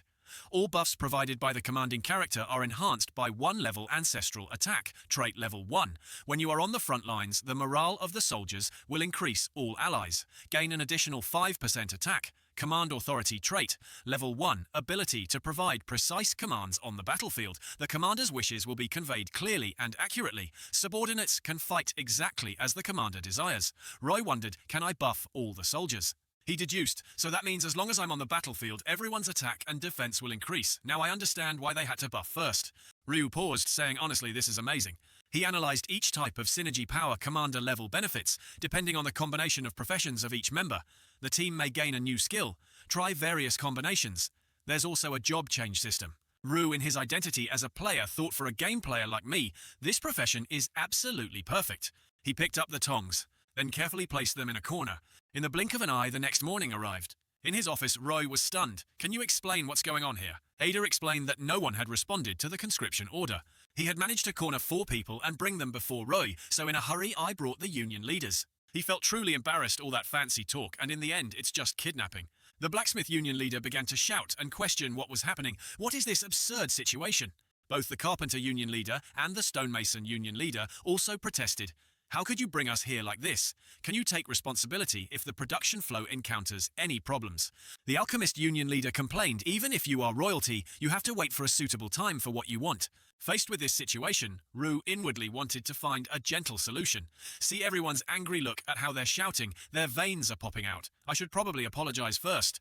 However, his words, actions, and the aura he exuded caused all 4 of them to choke up. You want to die, you bastards. His killing intent rose to the surface. Where do you think you are shouting so loudly? Don't you know who I am? Ryu slammed the table and snapped, as the prince and lord of the city you live in. If I summon you, even abandoning your entire production process, to kneel and crawl here wouldn't be enough. He glared at them. But now you dare to affect my mood. You really want to die, don't you? They all looked pitiful. We apologize. This is the first time a prince has become the lord of this city. He realized that the opposition had lost their ability to resist at times like this. Ro's title was truly useful. Afterward, the negotiation proceeded smoothly. He had their restraints removed and began the negotiation. They resisted, really. He offered the benefits, of course. I will give you 20% of the magic stones that the army collects at cost price. Ryu explained, if a direct magic stone procurement line is established, wouldn't you be the ones to benefit? Let's cooperate. He was confident with this condition. In exchange, whenever I order, war supplies must be prioritized for production. Of course, I will pay fairly based on production. They were impressed well. Ryu glanced at them. Isn't this deal too good to be true? He had grasped their psychology. Using the trump cards of money and power, he had managed to lure them. In this negotiation is all I can do for now. He felt a bit conflicted. Will this make me one of those materialistic people? Hearing that, all 4 of them unanimously agreed, and the negotiation concluded with a win-win situation. I'll do it. What's so difficult about it? What do we need to do? When do we start? He wondered to himself, what can I do? Rue knew very well that in this world, nothing was more trustworthy than money. In Rue's mind, everyone has probably already heard about this from Lucas. The terrifying truth, the monsters, or more accurately, the 1,000-year living armor soldiers. Rue estimated are advancing towards this city. Their estimated arrival time is about 2 days from now. He immediately called a small internal meeting. Lily and Damien both gaped, their faces showing clear despair. Jupiter, standing in a corner, was also startled upon hearing this. Rue thought to himself, I can see the 3 words, I'm screwed, on their faces. Lucas cut straight to the point. What do you need us to do? Your Highness, he replied, utilize everything we have. Rue began to assign tasks. From now on, I will give specific instructions to each person. Sunlight shone down on the mansion. Rue assigned Lucas to become the supreme commander of the army. A halo radiated around him. I will try my best. Rue instructed the soldiers that the formation might be shaken. Correct them. Lucas replied, Yes, sir. Lily shyly said, Your Highness. She was worried about this matter. In my opinion, Rue quickly cut off her intention. Sorry, Lily, but right now I really need your help. He smiled. You won't have to go to the front lines, so don't worry too much. Lily immediately asked, why, what do I have to do then? Although she couldn't move, she was also assigned an important responsibility, supervising the repair. I understand besides that Rue also used a totem buff to increase her defense. He thought to himself, sorry for doing this to you, Lily. Perhaps you won't be able to rest. Rue crossed his arms and looked up at the ceiling. You will continue to be a contributing citizen to this city for the rest of your life. Jupiter seized the opportunity to ask, May I ask something, Your Highness? The annual salary you mentioned. She wondered if a mercenary like me performs well, will it be increased? Rue cursed inwardly, this greedy old woman. Rue suddenly remembered Jupiter's special attribute, Gold Digger, cannot be removed. This attribute drives people crazy for money, especially gold, exactly like what he had seen in the game, damn it. He had no choice but to agree. Of course, I will increase your salary based on the results you achieve. She became even more pleased. Then you had better start thinking about my next raise now, Your Highness. Rue assigned Jupiter as the captain of the Special Operations Force. Jupiter confidently said, You won't find a mercenary as capable as me anywhere else. He ordered Ada to give the crossbow to him. Take this, Damien, I prepared it for you. Damien hesitated. Your Highness, this is... Information appeared common, crossbow level 10, attack 10 to 15, durability 30 out of 30, bonus, none, I will try it. Damien took it and replied with a confident and enthusiastic look, If that's what you wish, Your Highness. Ro looked a little worried. The way of holding the crossbow didn't seem very reliable, but seeing how accurately he fired the energy cannon, he would probably get used to it quickly. He suddenly asked, "Oh, but where are your glasses? Did you decide not to wear them anymore?" Hearing that question, Demian explained the reason clearly. "Actually, my eyesight is exceptionally good." He scratched his head shyly, "So I deliberately wore some random glasses to limit my vision." Demian gave a bright smile, "But now eyesight is very important, so I decided to take off my glasses." He received enthusiastic support from everyone.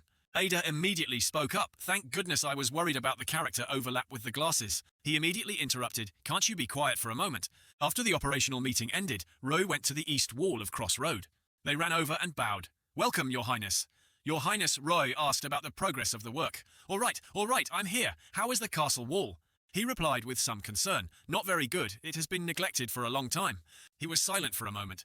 He turned and reproached Ada. "If this city is called a fortress, city isn't repairing the city walls, the most basic thing. Why did you let this place become like this?" He hesitated and replied, "Because we don't have the funds." Ada explained that due to the decreasing number of monsters appearing, the production of magic stones had also decreased, so the old castle lord had cut the budget. After hearing the reason, Roy rubbed his head in annoyance. Wasn't the purpose of this fortress to prevent monsters from the beginning? The castle's monster fighting function gradually disappears, because the income from those monsters decreases. How ironic. Immediately after that, he quickly ordered, "Just use all the budget and materials we have to reinforce and repair it to the best possible condition." Understood. They immediately replied, "Yes, Your Highness, get to work. The monsters are approaching." At this moment, Roy went straight to the lumber mill.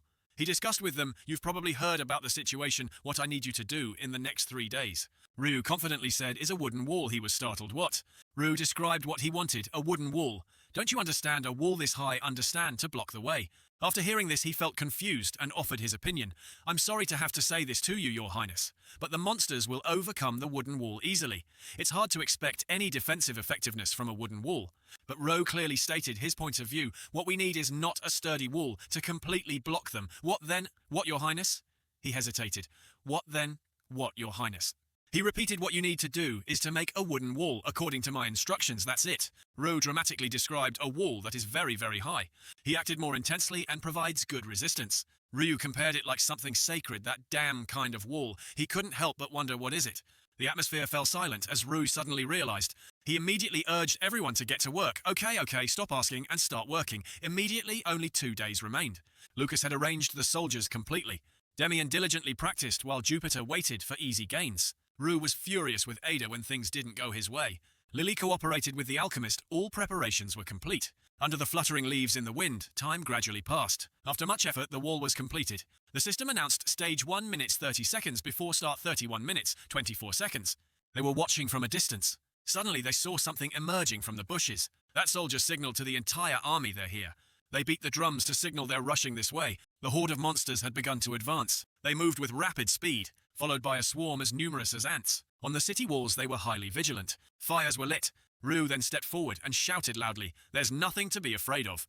Despite the heroic words, only Rue knew how dire the current situation was. He continued, "They're just a bunch of small fry." He secretly imagined the reality of facing the living armor army, which was the worst tragedy in the first half of the game. Rue encouraged, "We are the strongest army in the south of the kingdom," but in reality, his army was basically a bunch of ragged mercenaries, including old men who were past their prime and new recruits who knew nothing.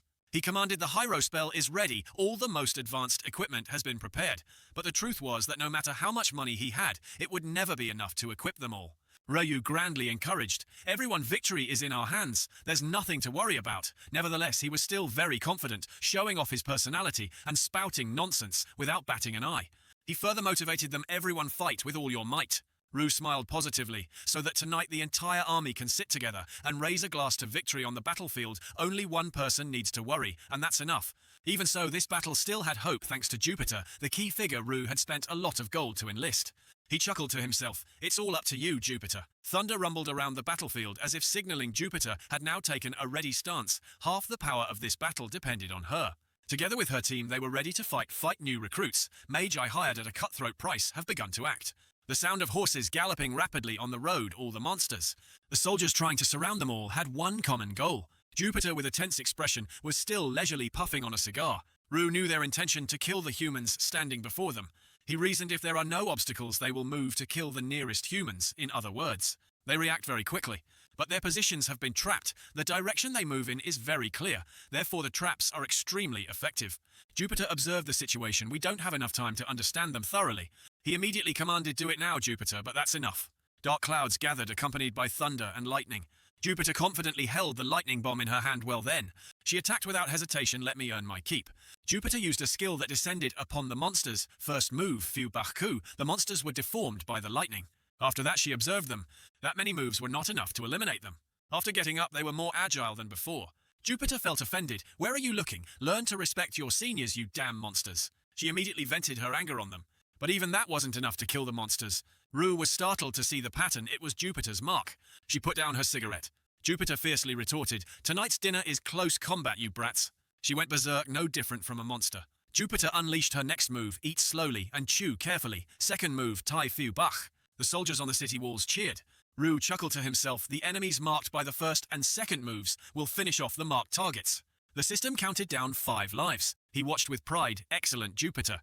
Rue looked towards Jupiter, who was on the front lines with the new recruits. But anyway, the monsters disintegrated when hit by Jupiter's moves.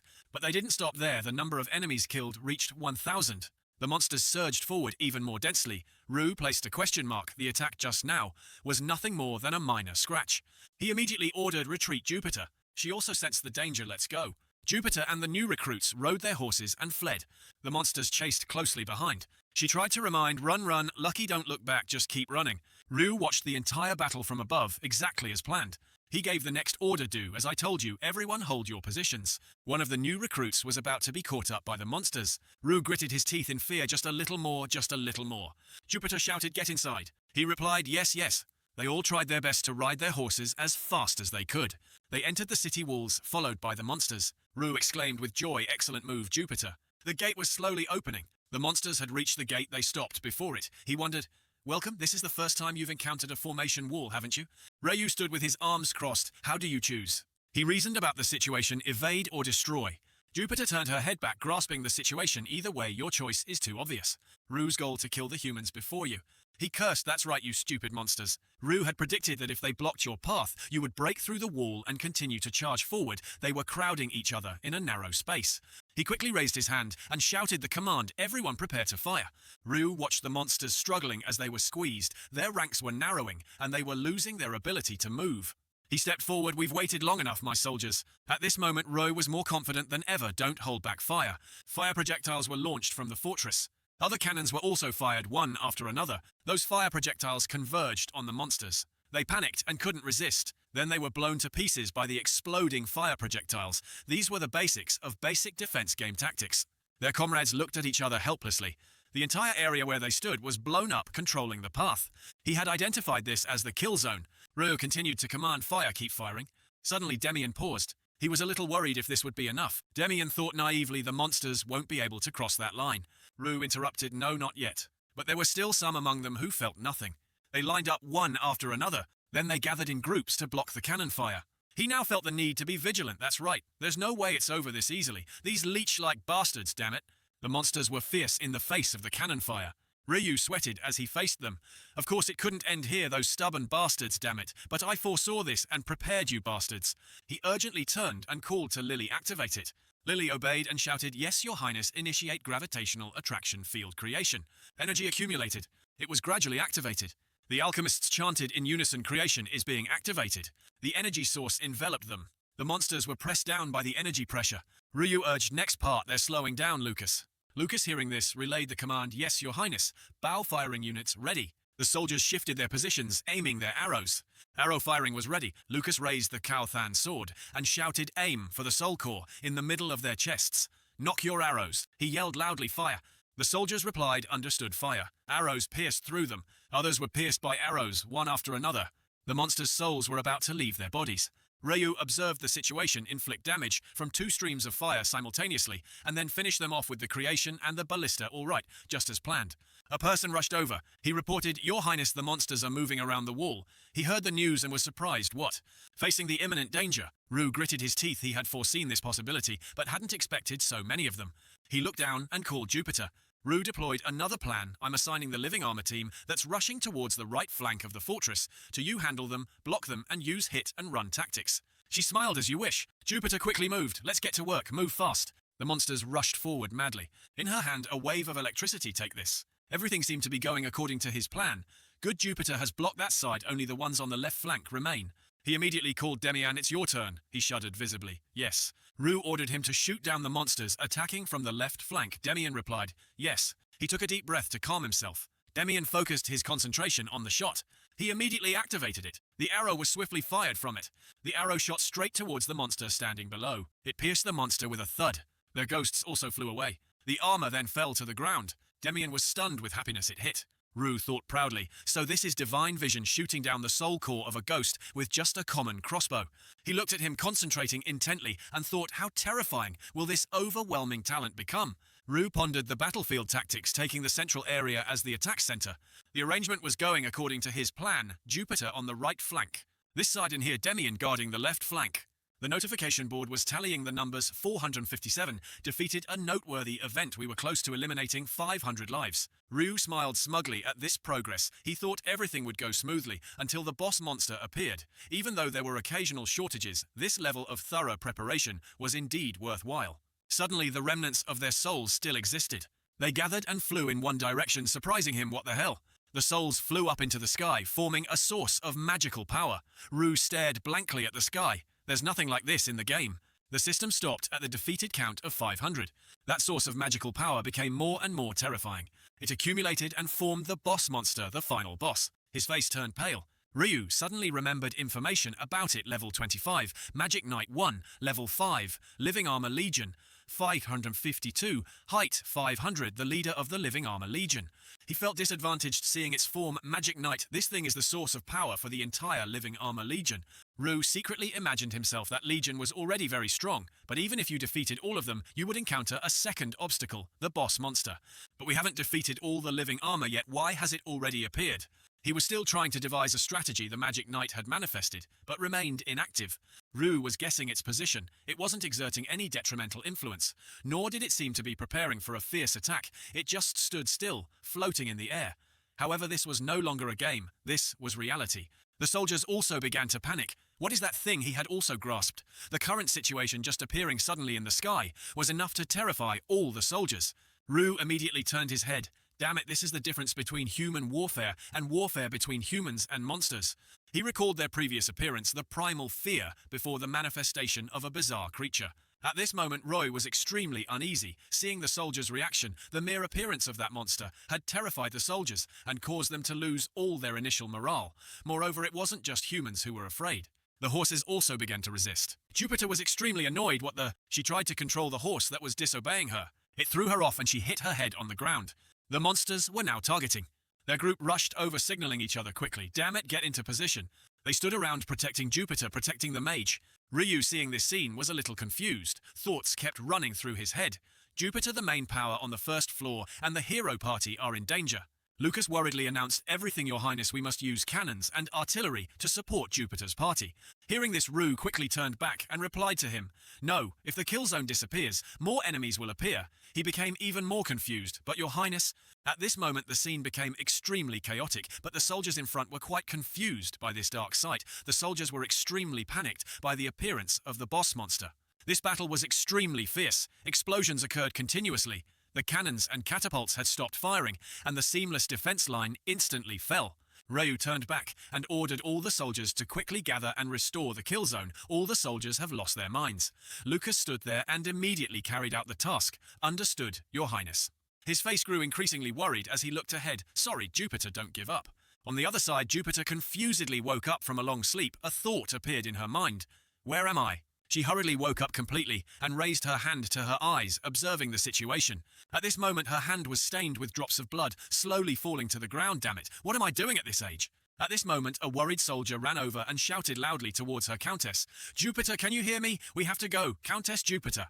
Immediately after that, she was startled to see the scene right in front of her, but I was trying my best to attack and fight back against the enemy. Jupiter tried her best to stand up and then angrily spoke. What kind of damn situation is this? Looks like now is not the time to lie around on the ground. The key soldier worriedly signaled to her reinforcements will arrive. Soon we just need to survive until... Before he could finish his sentence, a monster wielding a weapon charged straight towards him. Seeing this, he quickly turned his head to react. Luckily, this guy was also quick-witted, so he quickly defeated this monster. But it seemed that this monster was also not to be trifled with very quickly. Its leg slammed straight down into the ground.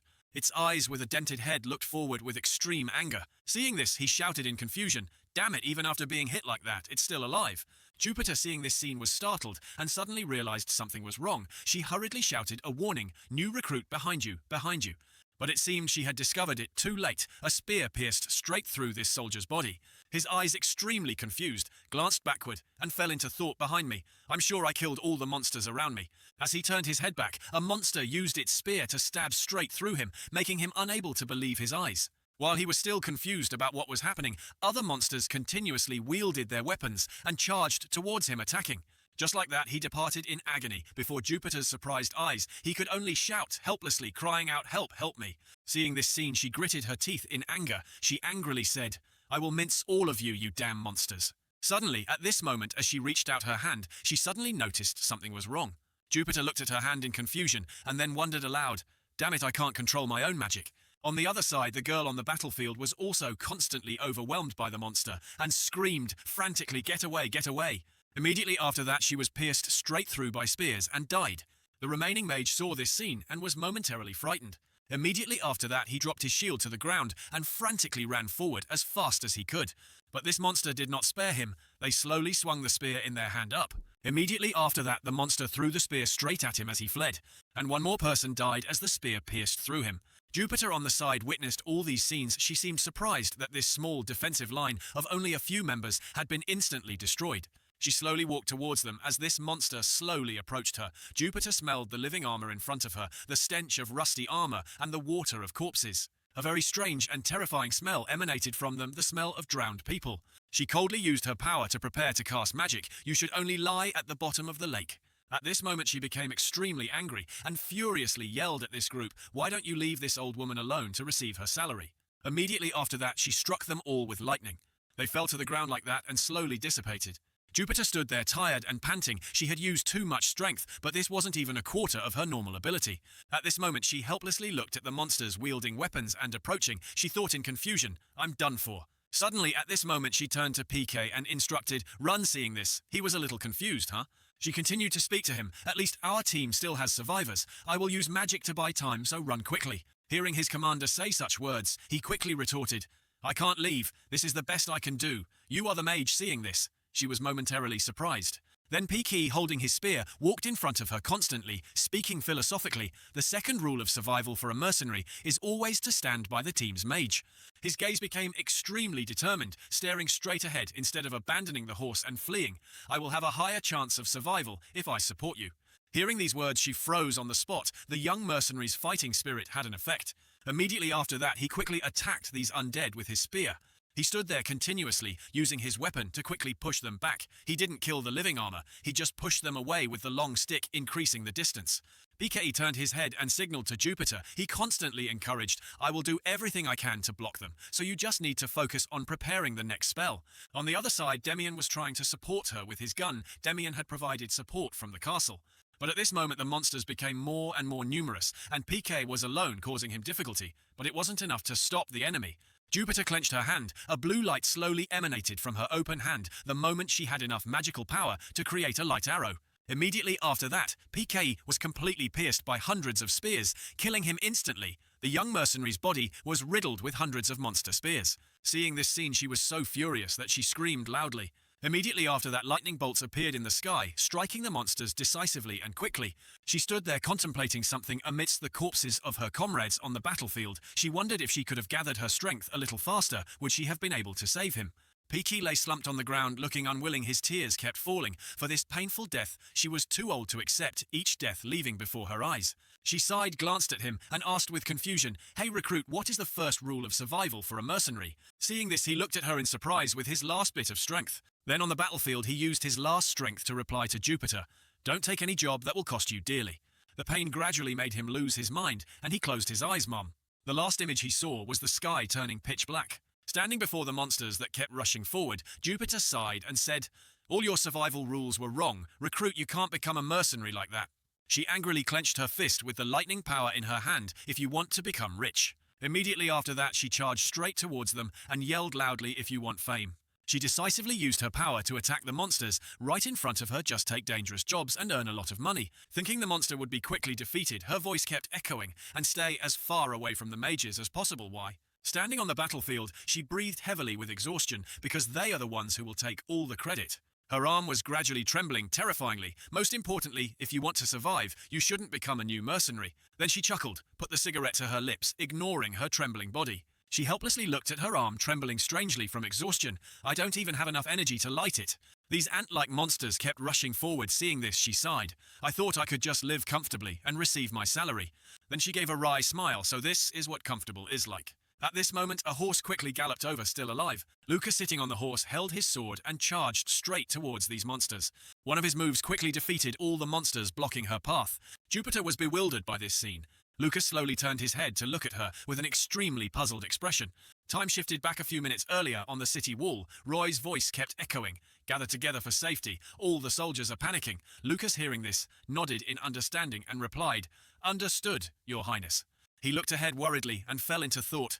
"Sorry, Jupiter, just hold on a little longer." Seeing that his soldiers didn't seem very enthusiastic, he angrily punched them. "Snap out of it, you fools." Immediately after that was his philosophical lesson for all the soldiers here: don't be discouraged just because of the monster's size. At this moment, the system notification appeared: unyielding, command skill activated. Seeing this, everyone stammered, "Understood." Immediately after that, the soldiers here instantly regained their morale and roared, "We are not afraid of you." Ryu, seeing this scene, froze, a little fear and confusion washing over him. "What are you guys doing? You scared me." He looked at his own glowing hands. "Don't tell me." At this moment, information about this skill appeared on the screen. Unyielding command encourages morale, increases the fighting spirit of allied soldiers within a 10-meter radius. Seeing this, he thought in surprise. This skill not only resists the mental pressure drop, but also revives discouraged soldiers. Then he hurriedly turned his head and ordered Lucas. "Yes," he quickly obeyed, Your Highness. Then he continued to assign him the task: "I will be responsible for reassuring the soldiers and re-establishing a safe zone, Lucas. You." His face was extremely determined as he declared this mission will lead the rescue team to open the city gates and rescue Jupiter's army. In his mind, the thought appeared: enter the death zone and rescue your comrades. Although he knew clearly this was not good, truly a foolish order. But Lucas, with a determined look, spoke to him. "Yes, Your Highness, I promise to return as soon as possible." Seeing this, Rue seemed surprised. Lucas didn't show any hesitation. Rue watched from above as Lucas's figure rode away alone. He told himself, "You must succeed, Lucas." Immediately after that, he continued to turn to the soldiers, who were constantly shouting and cursing. "Cheer up, you fools, wake up." On the other side, Lucas quickly reached Jupiter. He swung his sword forward. With just a gentle move, he quickly defeated each monster. Jupiter, seeing this scene, was a little confused, not daring to believe her eyes. His gaze was still very firm as he looked at her. Then he slowly opened his mouth. "Hold on tight." Seeing this, she was momentarily confused, not understanding what was happening. Before she could understand, he quickly pulled her clothes and left. Lucas spurred his horse and shouted the command, "Go." The two of them rode together on the horse, galloping forward with determined eyes. Seeing this, the soldiers became extremely awake, looking ahead. A second later, the front ranks simultaneously held their spears and threw them towards the two people's horse. Holy spears, confirming I couldn't stop them, were constantly being thrown here. But Lucas seemed extremely calm in the face of this. He quickly broke the spears with one move. His large back shielded her, causing Jupiter to be a little surprised and curious. "Hey, young knight, what's going on?" She continued, proposing, "I have a granddaughter. Perhaps you would be interested in her. She is a good girl." Hearing this, he immediately turned back, looked at her coldly, and said, "If you still have the energy to joke, use it to recover your magic. There are still many monsters ahead." She chuckled in surprised delight towards his master. He would be gentle and devoted as much as possible, but if it wasn't with the prince, Lucas would be colder than ice. Then she spoke with some hesitation and smiled, saying everything she was thinking. "Ah, well, thank you for saving me. No need to thank me. I am just following His Highness's orders." Lucas was still focused on riding forward, but he looked at the battlefield with the monsters constantly watching their backs as they left. "Sorry, Your Highness. Perhaps I won't be able to return soon."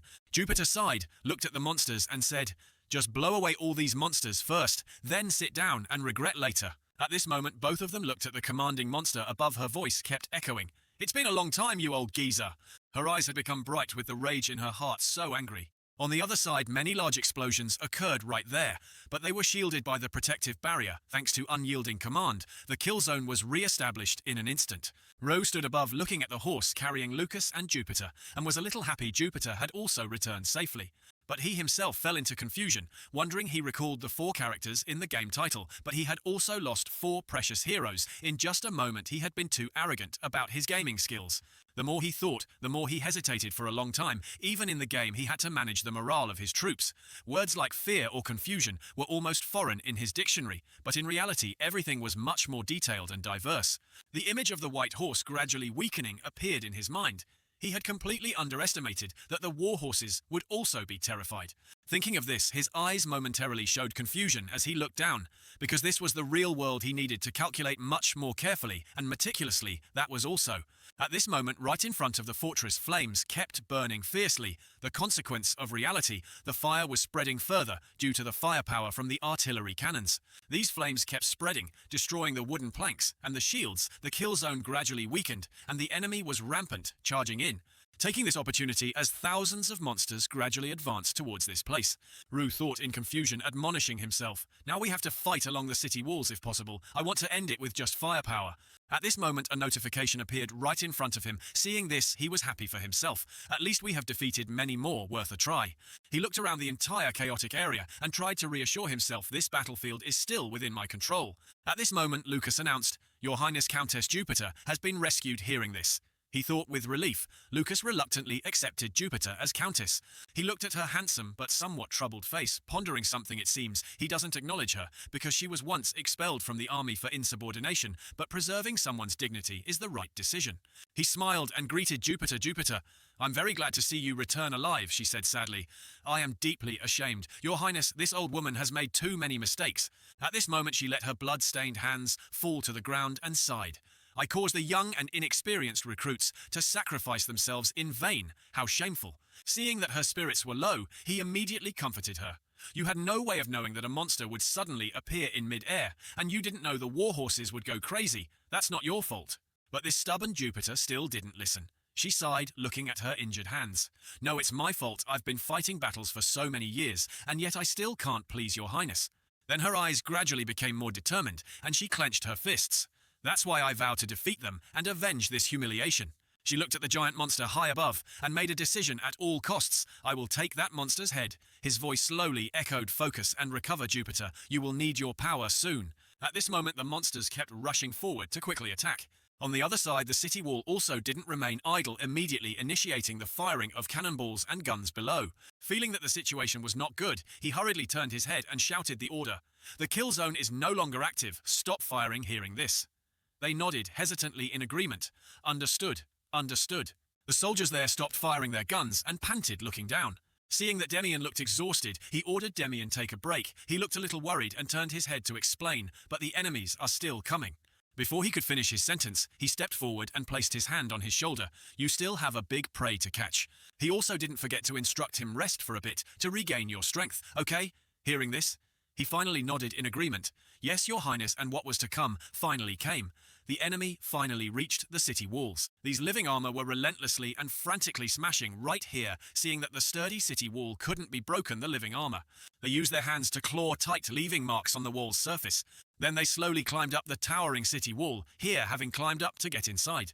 Rue took a breath and ordered all the soldiers inside the city walls to prepare for close combat. Everyone had their weapons ready in their hands and nodded in agreement. Understood and prepared for close combat, his voice kept echoing. Melee legions advanced to the front. These legions immediately advanced forward steadily, going to the front lines for a battle without magic, a battle purely based on physical strength. Seeing the scene before him, he paled a little with worry. The real battle. The sky was still pitch black, the soldiers were still trying to advance to fight. Now it was beginning. The monsters kept rushing forward with their bare hands. They quickly rushed upwards with their determination. Rose's voice echoed, "Prepare." Immediately after that, the soldiers looked down with some worry. These armored monsters kept climbing high upwards. He observed the entire situation on the side, and then raised his hand. "Not yet, wait." At this moment they climbed even closer to the top of the city wall. Seeing that the opportunity had come, he shouted the order to his subordinates, "Now release them." His voice kept echoing, "Quickly release them." The soldiers kept carrying giant pots of earth and rocks. Just like that, large chunks of iron and stone were poured down, crushing these monsters. Pour faster, they are a combination of steel fragments and some leftover materials from the construction and reinforcement process. They fell to the ground and died like flies. I placed them right in front of the fortress walls. Immediately after that, these large rocks easily crushed all of them. Many living armor fell to the ground and shattered. But instead, there were still a few survivors slowly standing up, but the rest of them stood up again. Ro sighed, a little annoyed, thinking what a nuisance. Even after being hit by that steel and stone combination, they still get up and climb the city walls. They continued to charge up the city walls frantically. His voice kept ordering the soldiers use your spears to push them down. Seeing this, he immediately opened the system and made a decision. I have to reorganize the team. Jupiter is the core member. Immediately after that, the system was activated in the blink of an eye. Activate synergy power. A system map appeared right before his eyes, showing 2 different directions. Long-range Knight Commander. 1 team morale will be greatly increased. Dual Mage. 2 magic damage of all team members increased by 20%. Ryu, seeing this, was a little surprised, not daring to believe his eyes, thinking increased by 20%, absolutely amazing. But currently he looked at them gradually approaching, attacking his soldiers.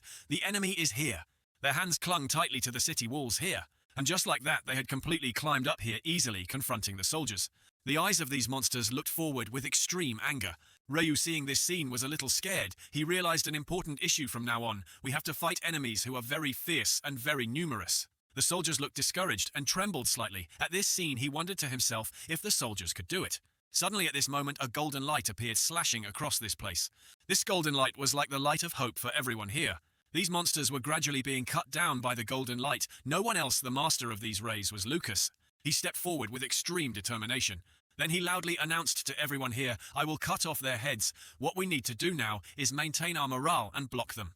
Hearing this, the remaining soldiers instantly regained their confidence and nodded in agreement. Understood. Understood.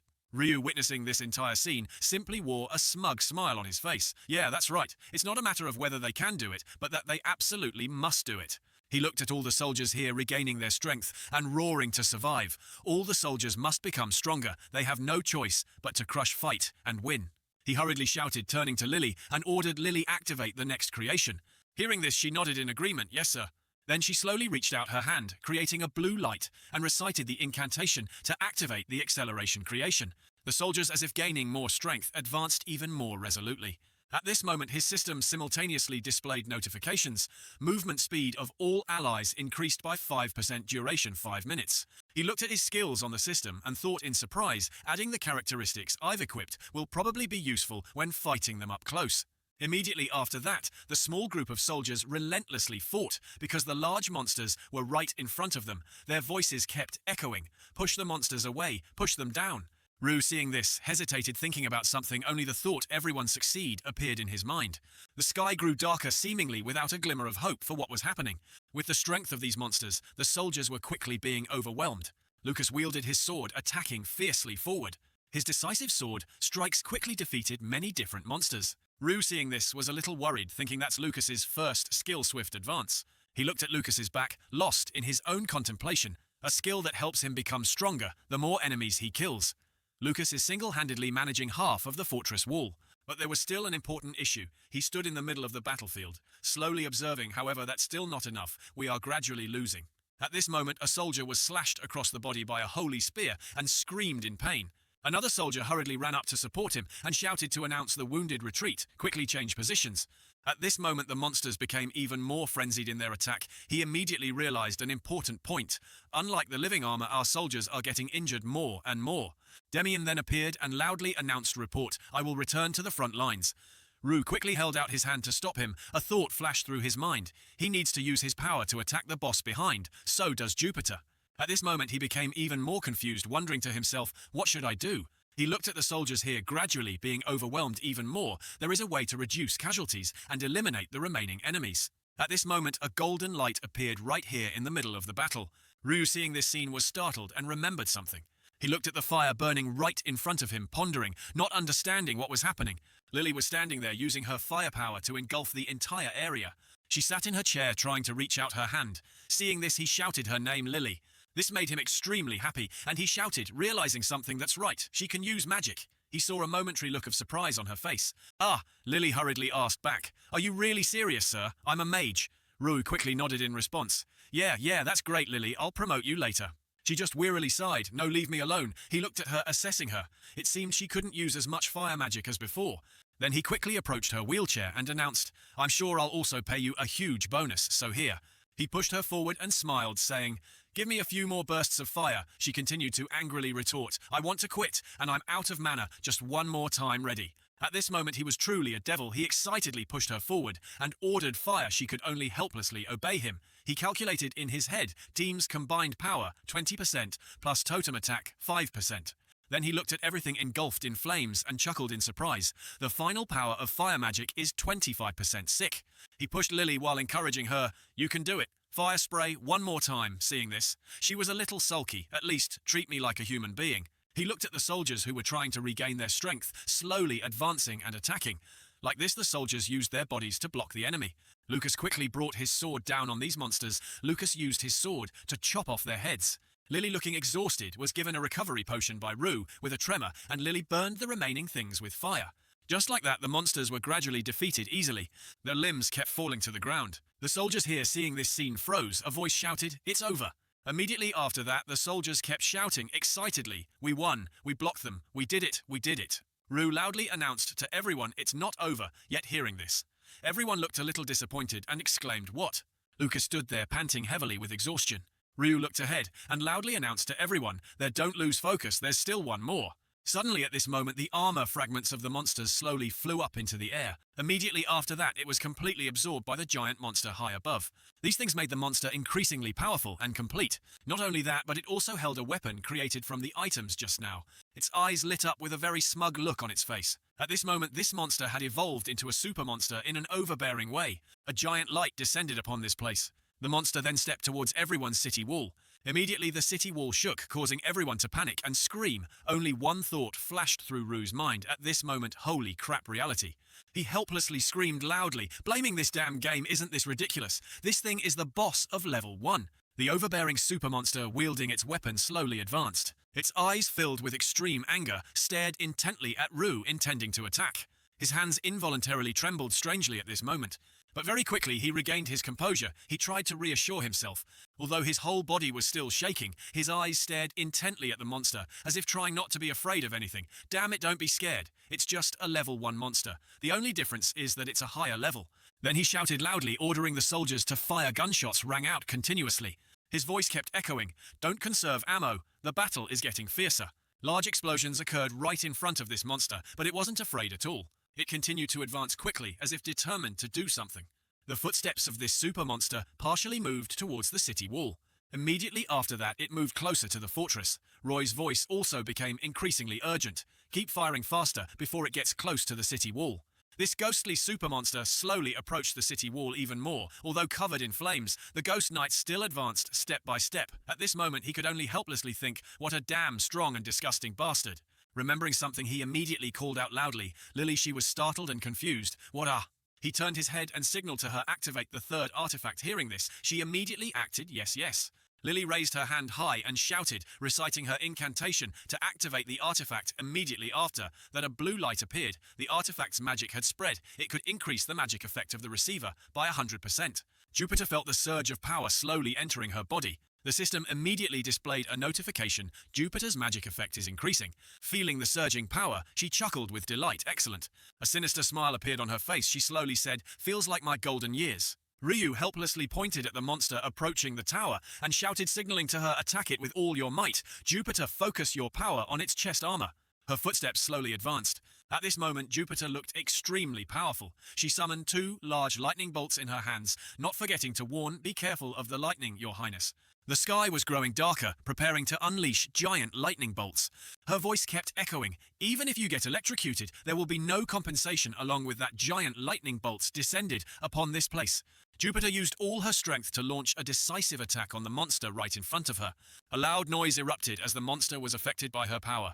Very quickly, a blue light appeared before everyone's eyes. This strange thing inside the super monster, a blue circular shape, made Rue realize something. That's the soul core. He hurriedly turned his head and signaled towards Demi and Demian.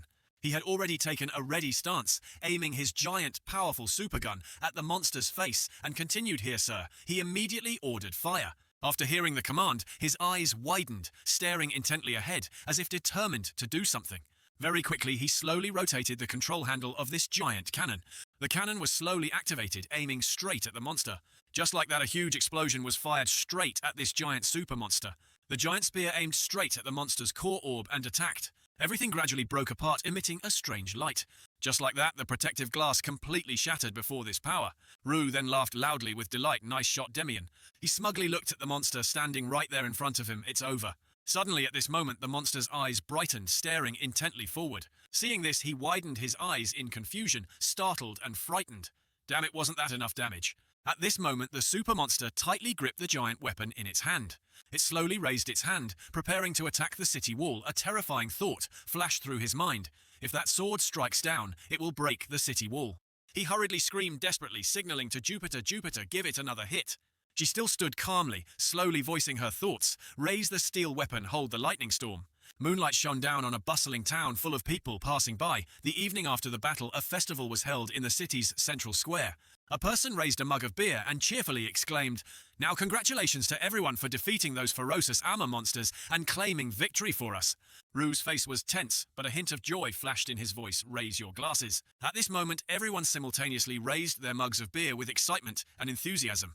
He stood on the high platform, excitedly speaking, then raised his mug of beer to the warm cheers of the entire populace. "Drink your fill. I'll pay for tonight, cheers." The two clinked their beer mugs together loudly. The festival had begun. The orchestra began to play, the sounds of violin and drums blending together. The vendor laughed loudly, pouring a large mug of beer for the equally cheerful soldier behind. Grains of rice in a pan over a large flame were being cooked by a professional chef. Fresh slices of meat were being grilled over glowing hot coals. Two hands clasped tightly together. A soldier raised another's arm and shouted, "The rookie won, damn it, that didn't count just now." Rue sat quietly in the distance, observing the bustling crowd before him. "One more round with your left hand." Unconsciously, a gentle smile spread across his face. Footsteps approached. "Rue, sir, are you all right?" Lucas stood before him. "Worried you haven't eaten anything today, sir. Please have a little food." Roy hesitated, then agreed. "All right." Rue pensively looked at his beer mug, only to be reminded by Lucas, "That's not the look of a commander who just won a battle, sir." Lucas looked at him, recounting his merits. "You stopped thousands of living armor without major casualties. I think you should be a little happier." Rue half closed his eyes, brought the beer mug to his lips, and said somberly, "Indeed, there weren't major casualties." The beer he had just put to his lips was abruptly spat out by Lucas. Lucas exclaimed in shocked worry, "Your Highness, are you all right?" Rue stammered, I'm fine. It's just that the taste of this is a little different from what I imagined." Rue's face darkened, his mouth agape, as he glanced at the beer mug, in astonishment, thinking this isn't beer. Its alcohol content has to be at least 20% anyway. Rue's eyes drooped, his voice filled with sorrow. "Indeed, there weren't major casualties, but we still lost precious lives. War has created a scene of fiery blood everywhere. Homes destroyed, many casualties the moment someone dies. Whether the casualties are large or small no longer matters. Every life is important and everyone is precious. A fortress built firmly by layers of hard rock has appeared. Of course, I know I can't save everyone in this brutal game. That's an arrogant thought." But regret appeared in Roe's eyes. If I had been a little more careful, they wouldn't have had to die. He recalled his confusion and panic during the battle. It was different from the tutorial. Back then, I still had a chance to change things. Rue's hand tightened around the beer mug, aching, because he already knew that.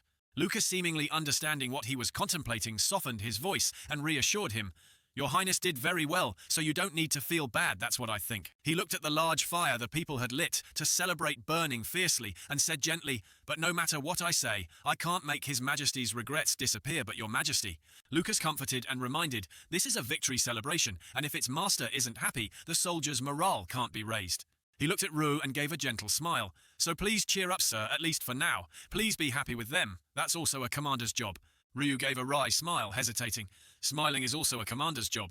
Ada suddenly pounced from somewhere, shouting behind him, "That's right!" Ryu jumped and yelled, "What the hell?" He held a large plate of vegetables, excitedly adding, "Mourning the sacrifices is very important, but we also need to celebrate and live happily." Ryu wondered in his heart, what on earth is he doing? Ada bent down, offering the plate of vegetables in front of Roy, and said earnestly, "Eating only meat isn't good, so I brought some vegetables." Rue broke out in a cold sweat, bewildered, and replied, "Hey, I haven't even eaten any meat yet." He grinned and announced, "Congratulations on completing level 1. My master, that was a tough one, but you did great." Rue was a little embarrassed by Ada's congratulations. "Please keep up the good work." Rue reached for a tomato when Ada's voice boomed, "Your Highness, Rue is eating vegetables." Ru, eating, asked in confusion, "What are you doing?" He waved his hands high. "Your Highness doesn't have meat to eat, so he's eating vegetables." As Ada's words ended, the apologetic voices of the people rang out. "We sincerely apologize, Your Highness. We were so foolish." Everyone immediately brought food with tearful faces to Ru. "I can't believe it. We made the prince famous for eating only meat. Eat vegetables." Ru froze, sweat pouring down his face, bewildered, thinking, what kind of bizarre fame is this? What kind of life have I lived? Someone roared an order, "You rotten bastards, quickly bring meat to His Highness. The prince meat, bring more wine too." Two burly men, arms around Ru's shoulders, chewing on chicken legs, jumped and cheered, "Pour more, drink it all." Ryu's face tensed. His brow furrowed, his teeth straining to hold the piece of meat, thinking, how did things turn out like this? I was planning to review today's battle in a dark and quiet corner. A hand reached out and grabbed the corner of Roy's coat, Your Highness. Ryu turned and saw Lily sitting in her shaking wheelchair. "Lily, since when have you been so drunk?" She suddenly burst into tears, sobbing and pleading, "Dismiss me, please dismiss me, Your Highness." Ryu smiled and held Lily's hands, saying gently, "All right, you don't need to work anymore. No one gets dismissed during hard times. Let me pay you a lot." Two people in black cloaks exclaimed in surprise, "Lady Lily." Those two pushed Lily's wheelchair away, ignoring her tearful cries. "I want to quit." Ru silently puffed out his cheeks, thinking, "That's right, please, take her away." A young boy sitting next to Ru put down his beer mug and grinned mischievously, "Your Highness." Ru broke out in a cold sweat, his face darkening, thinking, what now? Demian shuddered and then exclaimed in admiration, "The water here is a bit bitter." Ru broke out in a cold sweat and reminded, "That's not water. Who gave this kid so much alcohol?" Jupiter kept pouring beer into the boy's mug, making him even more drunk to Ru's gaping astonishment. "Jupiter, what are you doing to this kid?" She smiled, the cigarette dangling from her lips, and explained, "He's not a kid. He's a full-fledged mercenary. He'll learn to drink, learn to smoke, and learn to burn money." Jupiter closed her eyes and waved her hand. "He's like my grandson, so I'll teach him well." Ru gritted his teeth and flew into a rage. "Why are you teaching your grandson such things? You're a damn menace." Demian leaned drunkenly on Ru's shoulder and gave a bright smile, "Your Highness." Ru looked at him and said teasingly, "How dare you put your hand, no, your head on the prince? You've become braver, Demian." His face fell, and he said each word somberly, "Whenever I'm alone, I always see my dead friend." Demian recalled the scene of himself on the ground, reaching out his hand, watching the man in front trying to fight the monster. "I can't stop thinking about that day. The guilt of surviving without him crushes my heart, but strangely." Suddenly his face flushed, and he hesitated, saying, "When I'm by Your Highness's side, I feel so peaceful. That's why when I'm near you." Demian had just finished speaking when he collapsed onto the table with a thud. Ru remembered the moment he lightly touched Demian's shoulder. It wasn't because he was special or great, it was just his innate ability, but he couldn't tell him that. Jupiter looked over, raised her beer mug, and added, "For some reason I feel my magic is stronger under Your Highness's command. Could it be due to your excellent leadership skills?" Reo rationalized everything in his head as an energy diagram appeared. "It's not really my good leadership, it's just my characteristic and the team's support. This battle was buffed by 25% power." His face darkened, his mouth stiff and embarrassed as he thought, "But how can I say that?" Lucas, sitting on the other side, also smiled broadly and said politely, "When I'm by Your Highness's side, all my worries disappear, and my body becomes so light and agile. It's all thanks to your noble character and the command talent of a leader like you." Ro smirked and retorted, "Oh, is that why you're always by my side?" Lucas blushed, not denying it, and waved his hand. Perhaps Ru grumbled to himself. Perhaps what kind of answer is that it doesn't suit his knightly character at all. A series of beer mugs were slammed down on the table. A loud cheer erupted in unison for the fallen comrades, for the survivors, for our prince. At this moment, everyone crowded around Ray, making him jump. What's wrong with you all?" Someone craned their neck and said, "Your glass is still full." Ru stammered, "Because I don't feel well." Hearing this, the townsfolk burst into tears and snot, apologizing. "We sincerely apologize. Your Highness, we couldn't make you feel better. We made Prince Roy famous for drinking continuously for a week. Not drink a single drop of alcohol tonight." Ru froze, dumbfounded again, pondering, what kind of bizarre fame is this? What kind of wild life has this prince lived? Each self-reproachful cry of the people rang out loudly. "We deserve to die. Execute us." "Don't exaggerate, you.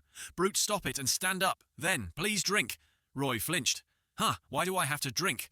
Ryu gulped down a large mouthful of beer. "Are you all satisfied now, once you force your commander to drink? Do you know what will happen next? Now fill the glass." Many full beer mugs overflowed, spilling onto the table. The party became even more lively. "All right, drink yourselves to death," as the moon shone in the night sky. The moon rose higher, illuminating the dark night we ate, drank, sang, and talked on the night we won. Ru opened the door and mumbled groggily, "I'm too drunk." He stumbled and fell onto the bed as soon as he reached it. Ryu sat up, his face flushed, looking at the pile of chests in front of him. I have to open all of these before going to sleep, he thought in astonishment. This level rewards a lot of chests. He placed his hand on a chest, muttering, "Let's see what color you bring."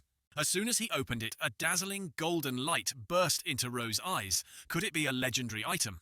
He took out the glove from the chest and immediately froze dumbfounded, not only SSR rank, but also the highest tier item. Ru broke out in an excited sweat and laughed loudly. Oh my god, an SSR item. Ru's body trembled uncontrollably before that light.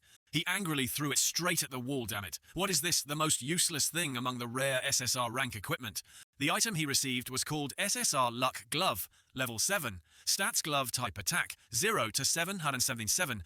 Durability, 7 out of 7 each percentage. Stat gains an additional 1%. Good luck today. Whispers of Gamblers, Luck Glove, trash. Ryu was very clear about its operating mechanism. This glove deals damage based on chance. I've used it a few times while streaming for comedic effect, but this is absolutely useless in real combat. The two gloves lay on the ground, causing him to sigh melancholically. Well, something useless is better than nothing. But Ro had to grit his teeth and put it on. Can't throw it away, can't give it away. SSR rank is different. It's quite beautiful. His lips pursed in annoyance, but he still tried to reassure himself. When the time comes, it will hit the jackpot. Gotta be optimistic. Gotta be optimistic. But the curses in his heart still overwhelmed everything. Damn it, if I had gotten some good stuff, level up hacks and all that, I would have changed my life already. No. The young man yelled in the middle of the night. I don't understand what kind of optimism this is. Even though he had obtained a rare golden item, he still stared at the ceiling, tossing and turning until dawn. Time flew quickly until late afternoon the next day. Ru's face, bruised and pale, peeked out from behind the door.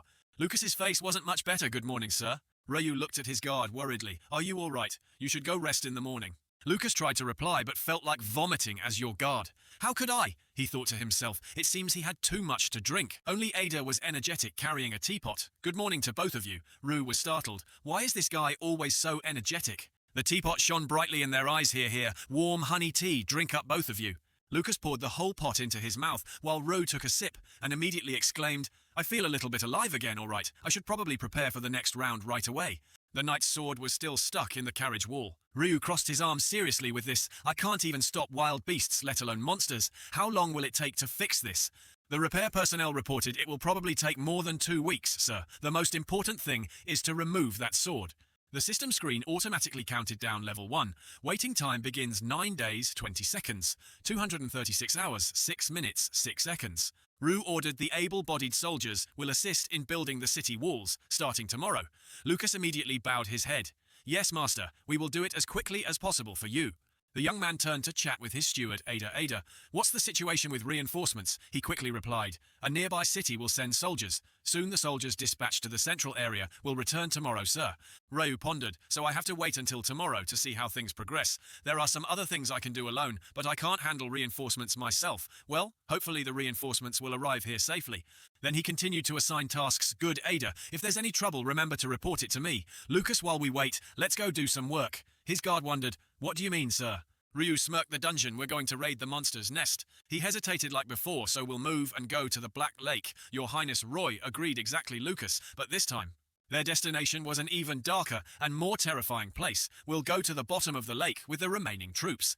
It's time to turn this game player into a dungeon raiding attacker. The night sky descended quickly like a storm. Okay, that's enough for today. Go home, eat well, and sleep soundly. I'll see you all tomorrow morning. That night, Ru also finished his preparations regarding the team members. This time I only told them we'd be going on an exploration tomorrow morning. Seeing is believing. Let them witness it themselves to avoid lengthy explanations. Demian pushed a bitter Lily out. I'll see you later, sir. He silently sent his regards to the pitiful girl. Sorry, Lily, but the dungeon requires 5 people. After they left, he called his steward, Ada, to prepare supplies carefully for the expedition. Ada professionally took out a small notebook. What should I prepare? The necessities were listed by Ru: food, camping gear, and various medicines, and Ada's glasses shone strangely. Prepare lights, bring lanterns and torches, anything that can glow. And so everything proceeded as usual the next morning, the king's courtyard, the backyard. Jupiter carried her luggage with a suspicious look. This seems serious. Where are we going? Ryu used his skill to lift stones. You'll know soon enough. They merged together and automatically formed a gate. This is teleportation magic. She was utterly astonished. It's been lost for hundreds of years. How is it possible? Ro didn't reply, only whispering in his head. If you explore more, you'll find the answer. Before entering, the prince carefully reminded, we will teleport from here to the monster's lair at the bottom of the Black Lake. He emphasized the bottom of the Black Lake is the kingdom of the monsters. The purpose was also outlined from the beginning. We will explore that place and find out why monsters appear from there. This is the only way to end their invasion. Ro was very serious when he affirmed it permanently. Eliminating the source of monster generation is the real purpose of this game. The system appeared asking for teleportation confirmation.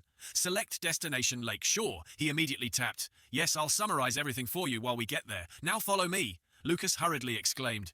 Your Highness, please let me go first. But Rue ignored him and charged straight in. I told you it was safe. The space around Rue turned blue, loading the teleportation tip characters. Gain strength by leveling up. You can level up through experience, and experience can be gained through all battles. Isn't there a more useful tip just stating the obvious?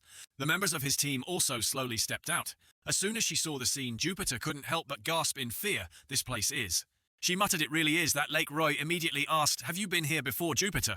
She recounted the story 20 years ago when the royal soldiers were stationed at that fork. We received orders to pollute this lake.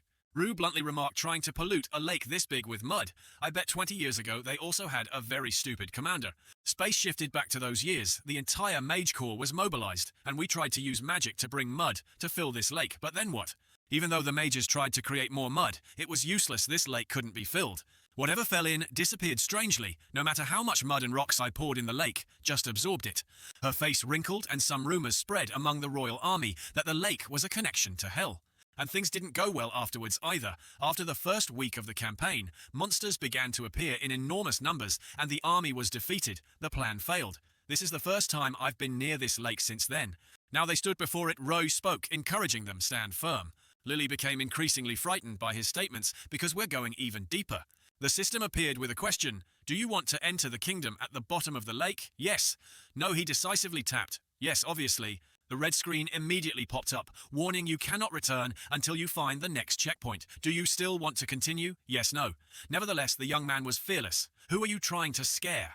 He continued to accept the command, thinking, do you think I've only played this game once or twice? The lake surface began to swirl into a vortex in the middle. From the end of the wooden bridge, a path opened up. This is the entrance to the dungeon. All right, let's go. Rue directly jumped straight into the water. The system loading screen automatically appeared. Loading, you are entering the dungeon. Tip: carelessness is the biggest reason for failure. Always be vigilant in all circumstances. The young man's vision was very blurry. It's so dark. My first impression is that it's too dark. It's pitch black. I can't see anything. From deep within his mind, he could feel it and hear something in the darkness. The noise grew louder and louder, as if the darkness was approaching. Lucas cried out in panic. Master! Master! Where are you, Master? Rue immediately reassured him. I'm here. Don't panic. Then the young man ordered them to light the torches. Everyone calm down and light them up. The group stayed close together, and thanks to that small light, everything became clearer. The flickering flames gradually spread. The darkness of the night was slowly being taken over by the light. Lily suddenly hissed, "What's that?" Both Jupiter and Lucas also startled and looked over. He hesitantly asked, "Master, what is this place?" Before them was a large gate leading into a gloomy castle. This is a trapped kingdom, the kingdom at the bottom of the lake, an underwater dungeon. He held the lamp in his hand and affirmed, "This is also the home of the monsters we tore to pieces." Its name was also remembered by Rue, the kingdom at the bottom of the lake. The young man checked his body. First he could breathe and didn't feel any difficulty moving. The barrier around the kingdom separated it from the lake water, probably thanks to the ancient magic that enveloped this entire city. Lily hugged the bag in her arms, utterly terrified. How can there be such a big city at the bottom of the lake, and how can we move so easily? Lucas's intuition suddenly sounded a red alert. Someone is coming. That person's feet didn't touch the ground as they moved. That shadowy figure glided closer, making them wary and raising their weapons. The mysterious person's hair reached down to the ground, yet their gait remained calm. Rue had to pull Lily back and reassure them. Everyone calm down, that's not an enemy. This is our first time entering a challenge space, so that must be a guide NPC. True to his words, the person didn't attack. Are you treasure hunters seeking artifacts in the kingdom at the bottom of the lake? The young man slightly raised his eyebrows in confusion. What? The girl coldly looked at them with her ocean blue eyes. There's nothing you seek here. Return to the surface while you still can. Rue was taken aback. I've never seen her before. Does this NPC even exist in the game? He searched his memories of this dungeon. The Inferno is a challenge space located at the bottom of the lake, inhabited by about 100 NPCs. This is the point where any NPC might appear to give guidance. And the girl standing before him made him curious. I've played this game 742 times, and yet this could be the first time I've encountered an NPC anyway. Let's just keep going. The prince stood up straight to reply. We come from the surface with the purpose of destroying the source of the monsters. The girl's soulless eyes continued to stare at him. Rue continued to speak because the world above has suffered due to the number of monsters spilling out from this place. We've come to end that. Mumi denied it. The nightmare of the kingdom at the bottom of the lake will never end. No one can break the nightmare. It will exist forever. Her words also had evidence many great warriors and countless heroes tried to resolve the curse of this place, yet everything ended in red blood. They all failed. She continued to advise, don't step into this darkness, return to the surface quickly while it's not too late. Loud noises will echo again before you are submerged in this abyss, before you go mad with regret. Ryu pondered for a moment. If I were really going to turn back because of these words, I would have given up and returned to Earth long ago. Then he continued his exchange with her. I am the leader of Crossroad, a defensive city, tasked with stopping the monsters. I have a duty to protect this fortress, to protect all the people from the monsters. He emphasized his purpose. I do not fear the darkness. We must enter this city and destroy the origin of the monsters here. The desolate wind blows across this dark land. That's why we've traveled such a long way to get here, but all the gates are locked so we can't enter the city. Is there another way? The prince frankly asked if she could show them. After hearing those words, Mumi was slightly moved. Very well. She then accepted the request. I also want to see if those words truly come from courage or are just the foolishness of an idiot. The girl turned and walked away. Immediately follow me to the city entrance. But before that, Roy politely asked, what should we call you? What's your name? Mumi paused for a moment, then whispered, I've forgotten my name. If you must call me something. She randomly chose a name, then just consider my name to be Mumi. And so the group continued to follow her. It's been 10 minutes since we started circling the city, following Mumi's directions. Lucas flared up again. We can't trust the words of someone with an unknown identity. This is a trap. Roy had to hold the lamp while trying to persuade him. It's fine. It's fine. Just go along with it for now. Are you a cuckoo clock? You grumble every 5 minutes. Their footsteps fell one by one on the ground. Finally, Mumi stopped here. She turned around. If you go from here, you can enter the city. Roy also looked closely at it. Here he could quickly recognize that the dark tunnel was the underground drainage system. Mumi cautioned them to be careful of the slippery path. The group followed that path to continue their journey, and so we hunched over and followed the narrow sewer for about 5 minutes. Rue emerged from the tunnel with the lamp in his hand. They were approaching a completely new place area, one dry sewer. We had finally reached the first area of the Lake Bottom Kingdom Challenge. The dedicated guide girl pointed out, this is where all the drainage pipes connect. All the pipes are dry, not a single drop of water. Rue quickly used his skill to gather the stones. The spatial gate was formed. Area 1, dry sewer. You have entered a safe zone. Safe zones exist here too. A safe area where monsters can't invade. Simply put, this is a save point in a new area. Later you can teleport back here using the teleportation gate. He also calculated a few steps. Next time we can continue right from this spot. Teleport, select your location, dock area, dry sewer, forbidden area. Lily hurriedly grabbed his arm. Sir, can I go home, please? The young man looked a little awkward. Come on, do you think we brought all this stuff just to stop here? Mumi also soon bid farewell. I'll stop here, go wherever you want from here. Rui also expressed his gratitude. Thank you for guiding us, Mumi. The girl only sighed. I warn you, the kingdom at the bottom of the lake has been completely swallowed by nightmares. What greeted them wasn't pleasant. The further you go, the thicker the darkness will become, and the more ferocious the monsters will be. She conveniently added, if you really must enter the abyss, despite everything, here is my advice. Each word the girl emphasized, never let the light go out. His entire group fell silent. The flickering oil lamp in his hand still shone like their small hope. I hope the path ahead is blessed for you.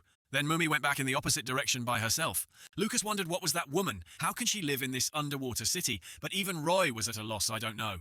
Demian then hesitantly reported bad news. The shadow prince down here is strange. Even with these eyes, I can't see ahead. They heard thumping sounds from within the darkness, as if the darkness was breathing. Now it was his turn to be curious, but how can that woman walk around without a torch? Roy was silent. I can't answer that. Badges symbolizing the two factions appeared. This place is full of secrets that even I, who have cleared all levels, don't know. But I know one thing for sure. He said to them with certainty, we will meet her again at that time. Let's ask. We will reunite in this lake bottom, whether as enemies or friends, we'll see. The next things proceeded quickly, as planned. All right, everyone ready? We equipped ourselves with everything necessary at the safe point. The quest was automatically updated. Area 1, dry sewer progress, common area 0 out of 3, boss area 0 out of 1. He also looked it over and felt much relieved at our party level. Dealing with this bunch isn't a problem. They held that light and went deeper. Let's keep going. After a while, Lucas muttered as he walked, this is a connecting corridor to the drainage pipes. He looked around worriedly. How long is this? Rue, as usual, reassured his guard. We'll reach the end soon. The connections followed a certain order. A common challenge area has a structure of rooms and passages. You can search for items, fight enemies, or talk to NPCs in these areas. His foot landed on a patch of light, and here the event will occur in the first room, which is the rat. The first monster they encountered was already waiting.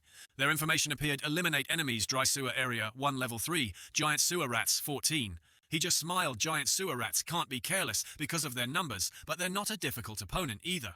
However, Lily in the back was screaming rats. His mood was suddenly ruined. Why are you afraid of so many things? Then the prince quickly ordered Lucas, you take the front, keep your distance, and only attack the ones that get close. He drew his sword and rushed forward. Yes, sir.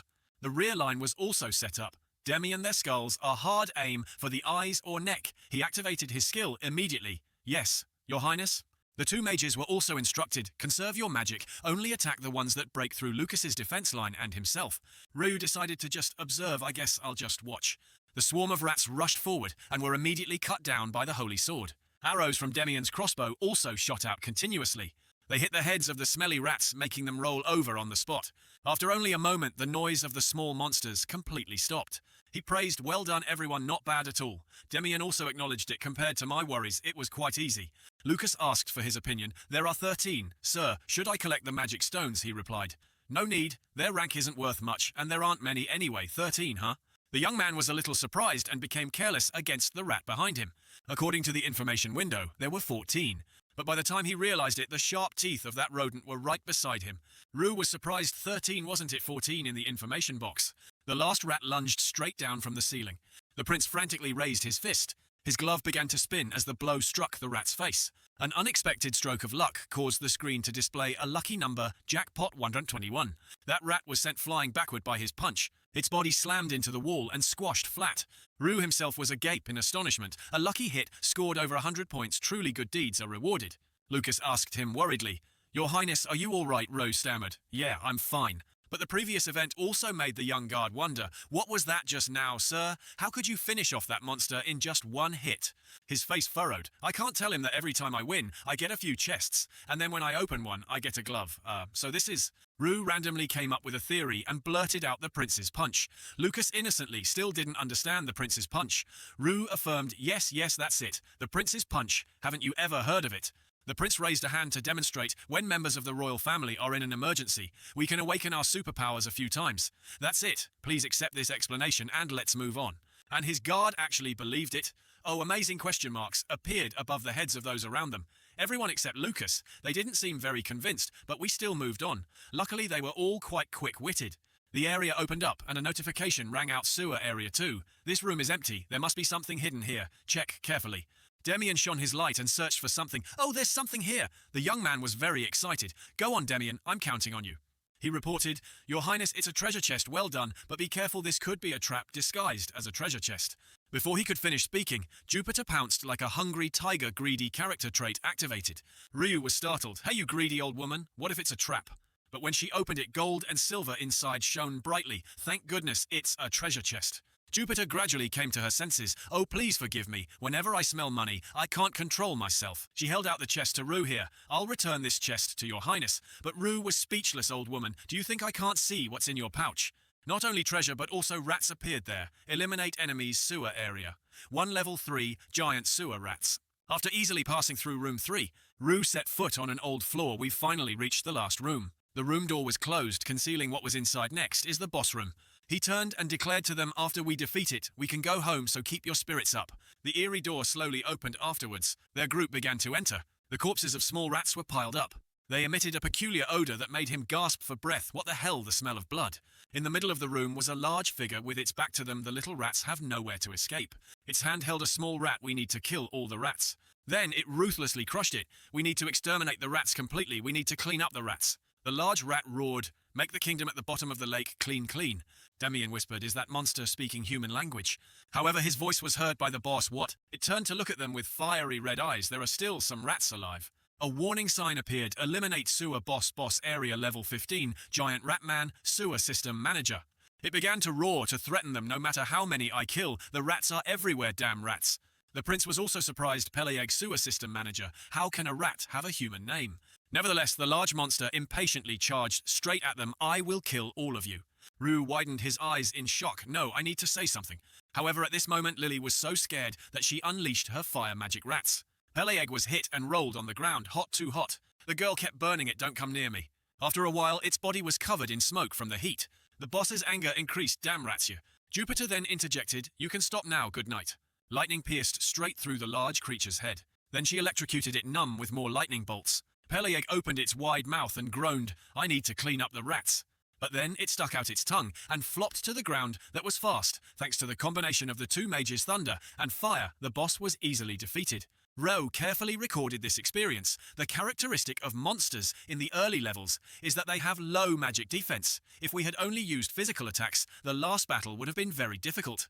Lily hurriedly grabbed his arm. We're going home soon. Right, Your Highness, Roy replied. Yeah, soon, she cried out. The whole room is full of rat corpses. How can I not be scared? Their group moved towards the item inside the room. The information on the box simply read treasure chest. Before that, he had given an order. Lucas, hold Jupiter back. He obeyed, yes, Your Highness. And so Lucas lifted her up. Release me. Lucas, show some respect for the elderly. Are you relieved? Groped inside the chest. Let's see. Just like that, he surprisingly pulled out a serrated sword. Its stats were quite promising. Level 15, damage long sword. Type attack 20 to 25. Durability 20 to 25. When attacking a rat monster, increase damage by 25%. Kill rats. Kill rats. This will be very useful.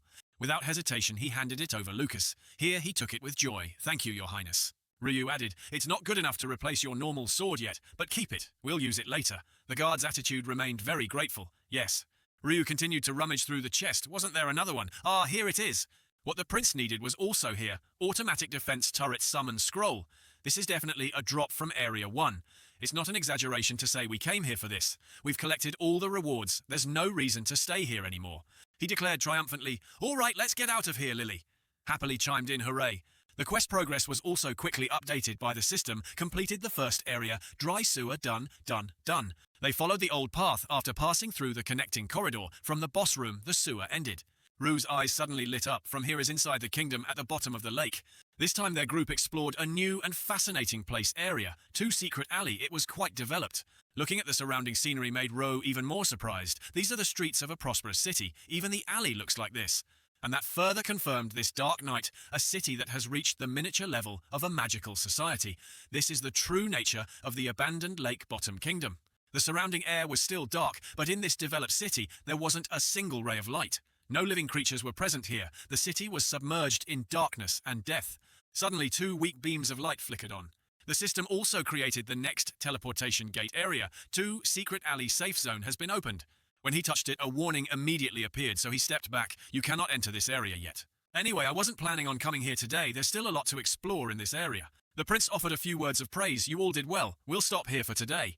Then he tapped the command on the teleportation screen. Select your destination, King's Manor Lakeside Dock, dry sewer, all right, let's go.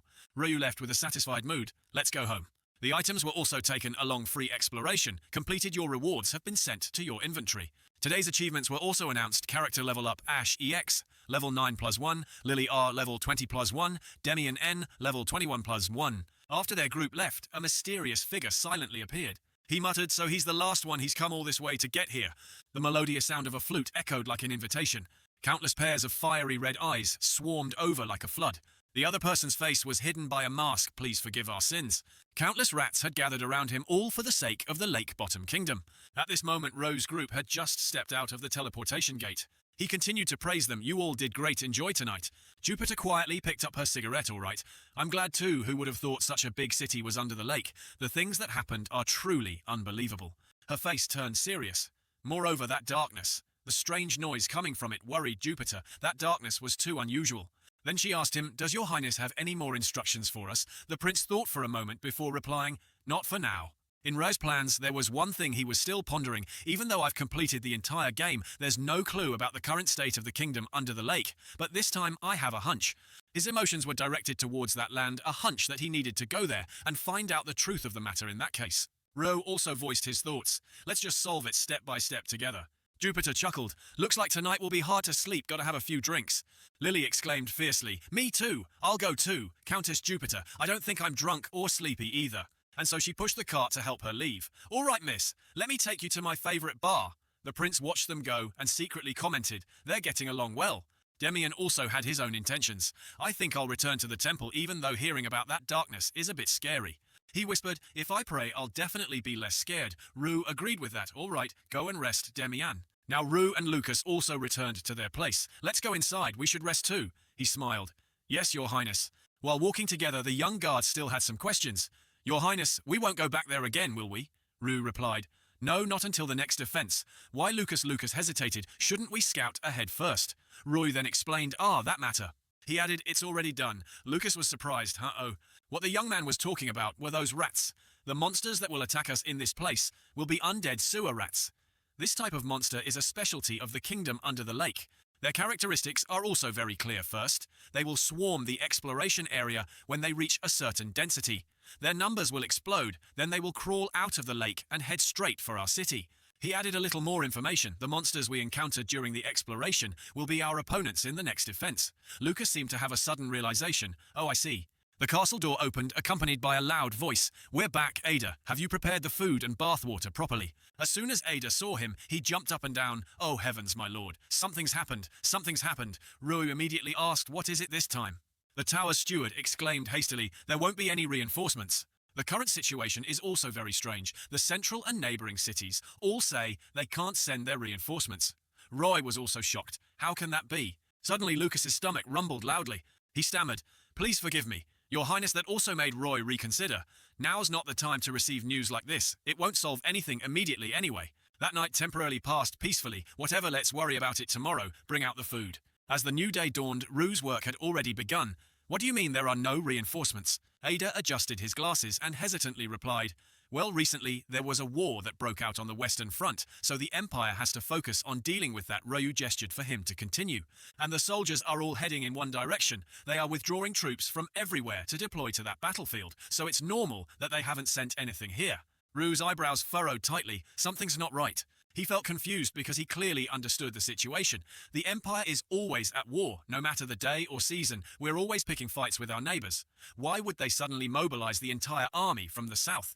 The prince clasped his hands together, his head in thought, unintentionally at the very moment he requested reinforcements. Another question was raised. So what about mercenaries? Were you able to hire anyone? The reply wasn't very optimistic. We tried to hire some, but there aren't many new members, so everything had a special reason. The last battle was only a few days ago. Requesting mercenaries continuously like that is impossible. Rue held his head, while Ada suddenly burst into laughter. What to do? What's so funny that you're still laughing? He squeezed the steward's face and chin. Do you have a way to recruit more soldiers? Or what? Ada cried out, yes I do, but it won't be pleasant at all. Rue was even more insistent. Do you think I care? The monsters are about to come and take me away. Spit out your recruitment method quickly. Ada's cunning face suddenly appeared. All right, if you wish, then follow me. They mounted their horses and rode together towards a manor. Lucas coldly questioned the steward's secretary. Ada, where are you planning to go? He didn't hide anything and said directly to find the previous lord. More precisely, a destination they didn't expect. We will go to the house of the War Duke Cross. Both the exterior and interior of this place were separated by a high wall. So what is a War Duke? Simply put, it's a count who takes responsibility for defending the front lines. The system of walls was fully equipped with cannons, tasked with protecting the entire front from enemy nations' monsters and natural disasters. So a War Duke would have higher authority than a regular count. And this was further emphasized. In other words, they are not just rural nobles, but military commanders with the mission to protect an entire region. Their horses stepped one by one across the lawns. From the early days when people came to Crossroad, War Duke Cross has been the ruler of this entire region. Ada recounted as they rode, even the citadel was named after that War Duke. The area ahead was also decorated with a distinctive symbol, the road established by the Cross family. The citadel standing on this road is called Cross Road. He has protected this place since its early days and comes from a famous family. Because of this, Roy had a question. Then why did he resign? The southern front is very far from the center. On the chessboard he was like a rook directly confronting the king. To put it bluntly, here, the War Duke's authority was even higher than the emperor's. Nevertheless, the next detail was even more illogical, yet he chose to come under the royal banner and become part of the empire. That's also why Roy became the new governor of this land. Rue lowered his head to think he gave up a land passed down through generations. Why? His steward didn't explain further. The situation back then was quite complicated. Just listen directly and you'll understand. The small path led to the old villa. We're here, that's the place. Vines covered the surroundings. War Duke Cross had this place built as a retreat. After resigning, he returned here. The entire house had a peculiar, eerie atmosphere with very somber colors. Ryu suspiciously looked at the gate. Does someone really live here? His steward blurted out. Of course, I still regularly send supplies here. Someone inside the tower suddenly shouted, who's there? Warduke Cross, holding a wine bottle, shooed them away. How dare you enter here? Get out of my house immediately. Ada cheerfully ran forward. Long time. No, see, sir. It's me, Ada. His attitude changed instantly. Oh, my friend, it has been a while, hasn't it? But the prince was still in shock. This drunken old man is Warduke Cross, the former lord of the city. That aged face made him even more certain. It's truly unbelievable. No wonder he had to retire. Ada cheerfully introduced. Come on, Warduke. Guess who I brought as a guest? The old man crossed his arms behind his back, looking annoyed. Guess didn't I ask you not to let anyone find me? Ada persisted. Please just talk to them for a bit. Just a little while. Then the young steward gestured towards Rue. Look, this is the newly appointed governor, His Highness Prince Asvon Hater Everblack. Rue cleared his throat a few times to adjust his voice. He displayed a friendly demeanor. It's a pleasure to meet you, Warduke Cross. I'm the youngest son of the Holy Emperor and the newly appointed Lord of Cross Road. Although I myself am a tyrant, Rue couldn't be impolite to the Warduke. He thought to himself with satisfaction, quite awkward, but courtesy is necessary, like a rookie reporting to a superior. The prince was about to start a conversation with him, thinking, today is the day, but his words were immediately cut off. Get out. The young man froze in astonishment. What? Warduke Cross opened his mouth wide and shouted again. I said, get out! Are you deaf? Rue's anger also began to rise. Hey, that's going too far. The emblem was still fluttering out there. The Everblack Empire was a nation with a harsh monarchy. Even if the Warduke used to rule this place, how dare he disrespect a prince, not to mention wanting to kick me out. He used his authority to threaten, you are being extremely rude, Warduke. He was about to raise his voice when the old man in front of him drew his weapon. Let me remind you of your rank compared to... Oh, never mind, Rue slowly stepped back. The harsh, Everblack Empire. What kind of people point weapons at royalty? Charlie didn't hesitate to charge forward. Get out. Rue could only helplessly conclude. He's completely insane. Just like my grandparents always taught me. Don't mess with crazy people, damn it. Warduke Cross kept chasing them away while I'm still talking. Get out quickly. Rue still tried to be polite. I'll be back later. Warduke, I hope we can have a proper conversation. The old man stood at the door and yelled, don't you dare drag your carcass back here. Leave me alone, got it? Lucas was pulled back by Rue for reassurance. Calm down, calm down. A brief overview of that hot-tempered old man, Warduke Cross, full name Charlie Cross, a person who never appeared in the game's official history, but the reason I still remember him. Charlie's identity was very important because he was the father of the strongest character in the game. Evangeline Cross, with her top-tier skills, she was one of the most popular SSR characters in the game. Rue's mind was full of calculations. I have to quickly find a way to get on that old man's side. Will I have a chance to pull an SSR? On the way back, he continued to chat with Ada. So how will that old man handle the army issue? The steward replied. Warduke Cross has his own army. That army solemnly carries that flag elite warriors who swore lifelong loyalty to him. If we can persuade the Warduke, the army problem will be much easier. The issue made the prince even more worried, so win him over at all costs. But talking to him means getting beaten up, and meeting him directly is even more difficult. Ada hinted again. There is a way. Rue immediately turned around. Oh, tell me about it. Ada smiled. Sometimes only drinking buddies understand each other's feelings. That idea made Rue break out in a cold sweat. Damn it, I want to live an upright and noble life, but this world won't let me. That afternoon he returned to Charlie's manor. Warduke. Are you there, Warduke? The old man greeted him with a weapon. Ready. Are you tired of living, boy? I warned you not to ever come near here again, but this time Rue came alone with a cart of something. The white sheet he pulled back revealed shiny things. What else? The prince cheerfully said. It's your favorite if we're talking about Rue's identity. He's a degenerate. Rue is a wild bastard, a playboy prince who does nothing but party and drink all day, and is a disgrace to everyone everywhere. And all those shiny things were alcohol. There's no way someone like that would come to the countryside, empty-handed. Of course he'd bring a lot of expensive drinks. Rue held up an expensive bottle of wine. Let's drink, Warduke. Are you testing me, or don't you want to? The old Warduke immediately blurted out, No, who said I didn't want to?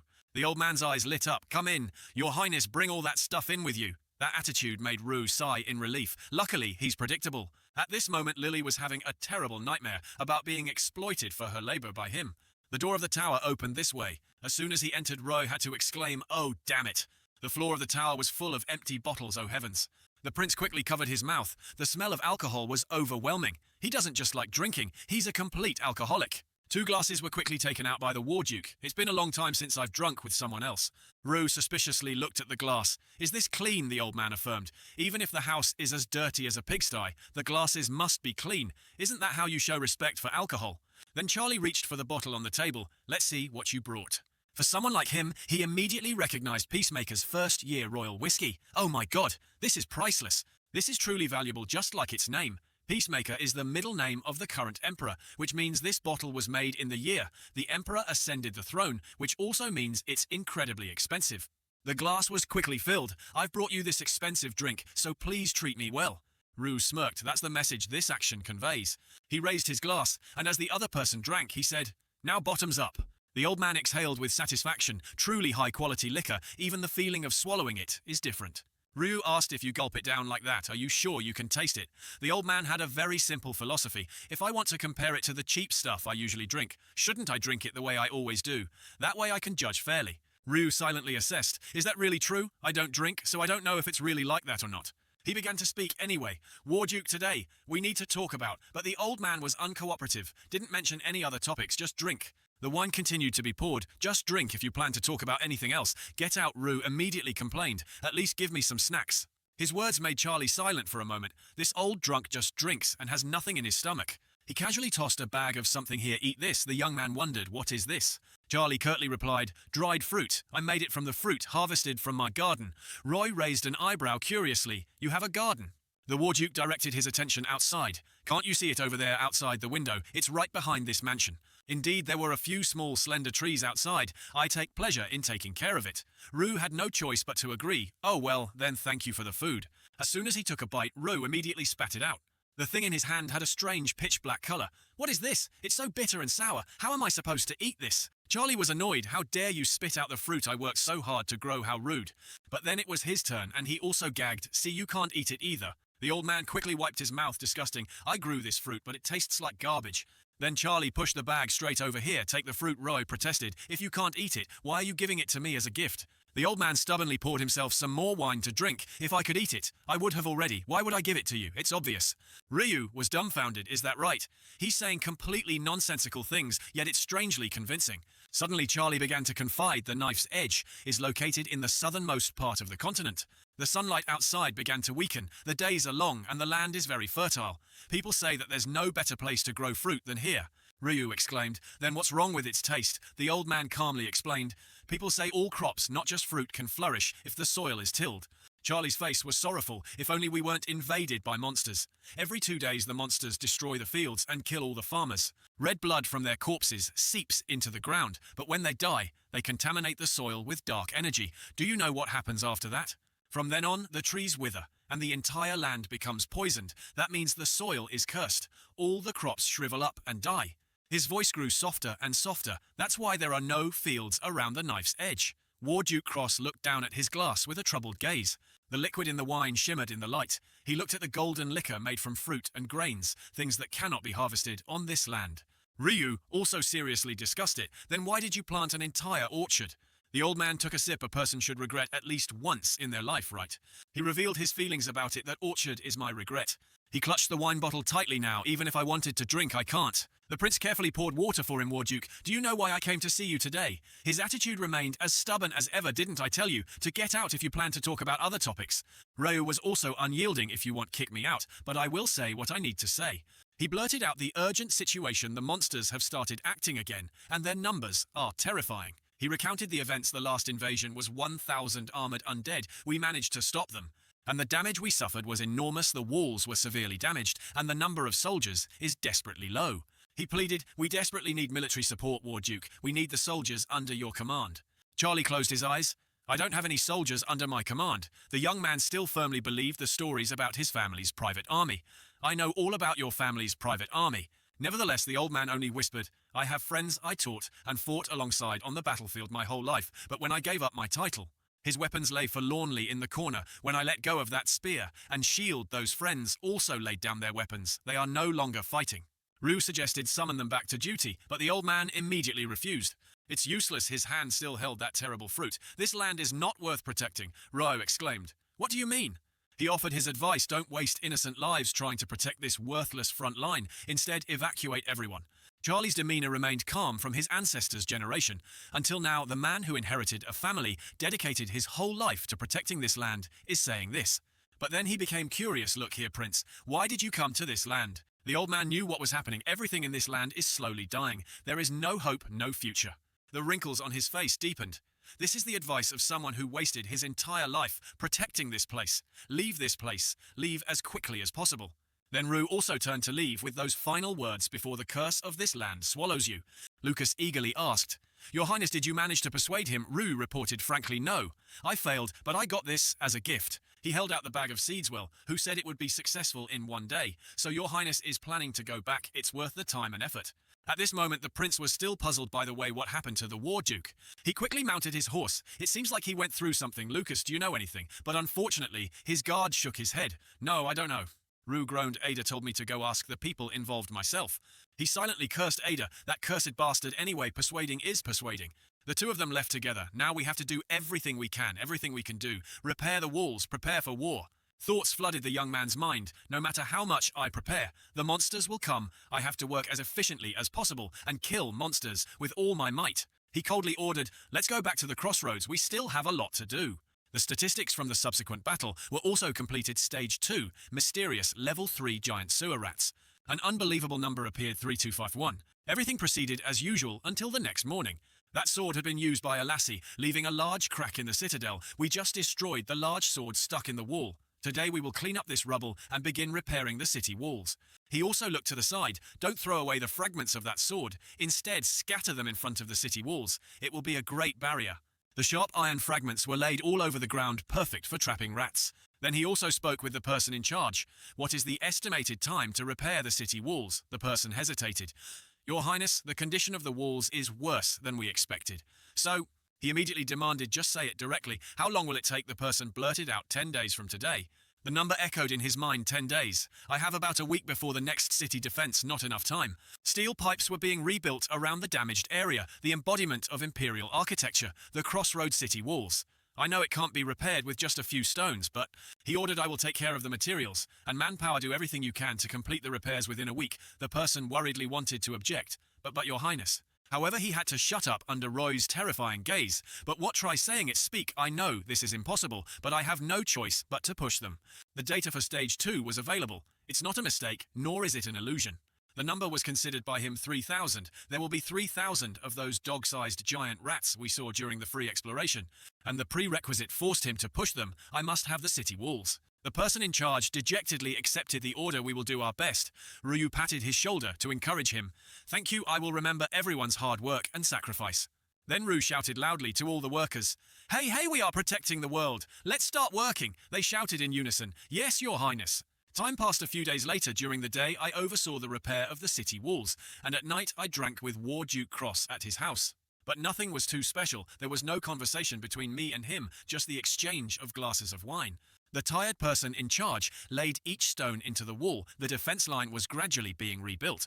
And Rue with difficulty vomited a puddle, and my liver is gradually being destroyed. Night fell again. Many hours passed with me pouring alcohol into my stomach. After 4 days of silent drinking, the War Duke finally opened his mouth. Today Charlie suddenly asked him, "Do you love anyone?" The dim light between them was still on, but no one spoke. Rue's face wrinkled. "Huh?" The War Duke repeated, "I'm asking if you love anyone." He also answered himself, "I guess not." Roy chimed in, Yeah, that's right." Charlie didn't give up. "Think carefully, really no one." This question made Roy ponder for a moment. "Someone I love." He even thought back to the time before he was on Earth, before he was a game streamer. "I was all alone. I just lay in bed with my phone. No one loved me, and I didn't love anyone. I just lived as a lonely person. Fortunately, I found another joy. I started streaming, and my channel grew. I received love from my viewers." A middle-aged man smiled. "Ro Oppa, I love you." Another burly guy scoffed. "How much money would it take for you to shake your butt? Here's 1,001 first." There were even some young elementary school kids. "Lost the mission. Lulu, take off your clothes." Rue hurriedly waved those faces away. "No, Mum. No, that's just their one-sided affection anyway, no matter how much I think about it." Rue covered his face and cried out, "There's no one?" Then, a comment from Charlie blurted out, "You've lived a hard life, kid." Rue furrowed his brow in annoyance. Then Rue immediately retorted, "You dare say that when you're the one drinking alone in your house, so War Duke, do you love anyone?" He thoughtfully looked at his glass of wine. "I used to. That pure woman will forever be remembered by me, my wife, the only person I loved in my entire life. She's gone 3 years ago." Rue was startled by the new information.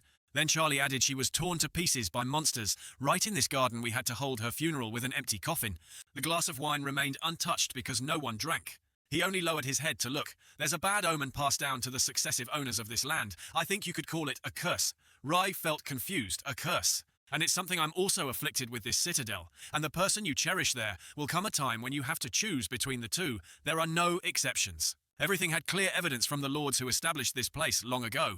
My grandfather and my father, none of them could escape this curse. Charlie's hand trembled violently. He was melancholic, and I also went through that time. It happened on a beautiful sunny day. In the previous decades, the monsters hadn't made any moves. He was standing high on the peaceful citadel, but there was no income. The financial situation wasn't good, so I had no choice but to start a business. The War Duke recounted, my wife said I should plant crops on the southern side of the front lines. Roy was surprised outside the citadel. He also held a lamp illuminating each area on the map. The land north of the front lines has been occupied by war. The land to the south is peaceful and vast, making it much more suitable. That place is full of trees and the air is cool and fresh. Monsters rarely appear there, so the ground is almost unpolluted. We thought that land was perfect for farming, so we expanded our family's fields to the south. Charlie himself also participated in the labor. The fertile land gradually expanded and immigrants gathered here. There were very few monsters, so we could easily protect ourselves. We were successful for a while. Everything including the trees behind the current villa, this orchard located furthest south of the new front lines, belonged to my wife. This time he looked outside again. My wife oversaw the planting and cultivation in the most dangerous place. Happy memories flooded back. I still remember the grapes she fed me with her dirty hands. The fruits we grew in the first year of cultivation weren't perfect. The happy couple laughed and joked, but they were sweeter than anything in the world someday I had hoped. Charlie stood alone on the cliff, observing the city walls, that I could stop killing monsters, work in the fields, and harvest fruit to live. He was still very cheerful. I wondered if I could continue living like that. His expression then was completely different from his current aged appearance, but it was clear this was impossible. That was the second year of cultivation. The appearance of the monsters disrupted everything. We received intelligence that about 100 large monsters were approaching the citadel. I hurried back to the city. He quickly put on his armor and left his wife, who was managing the orchard, told him to be careful and bid him farewell. Saying this, Charlie stopped again, filled with bitterness. Only when I reached the citadel did I hear that the monsters had split into two groups. The large bodies of the monsters flooded the fields. One group separated from the main force and invaded the cultivated land. The fruit basket fell and the fruit inside spilled out. On Charlie's side, the situation was also fierce. The main group of monsters had begun attacking the citadel, and I had to choose. He gritted his teeth. Would I go save my wife on the farm, or would I protect the lives of thousands of people inside the citadel? The dim lamp flickered in the wind. He asked, which one do you think I chose? The answer was all too clear. You chose the citadel. He decided to stay at the strong city walls. Yes, as my ancestors did, as the principles and rules say, I chose the citadel.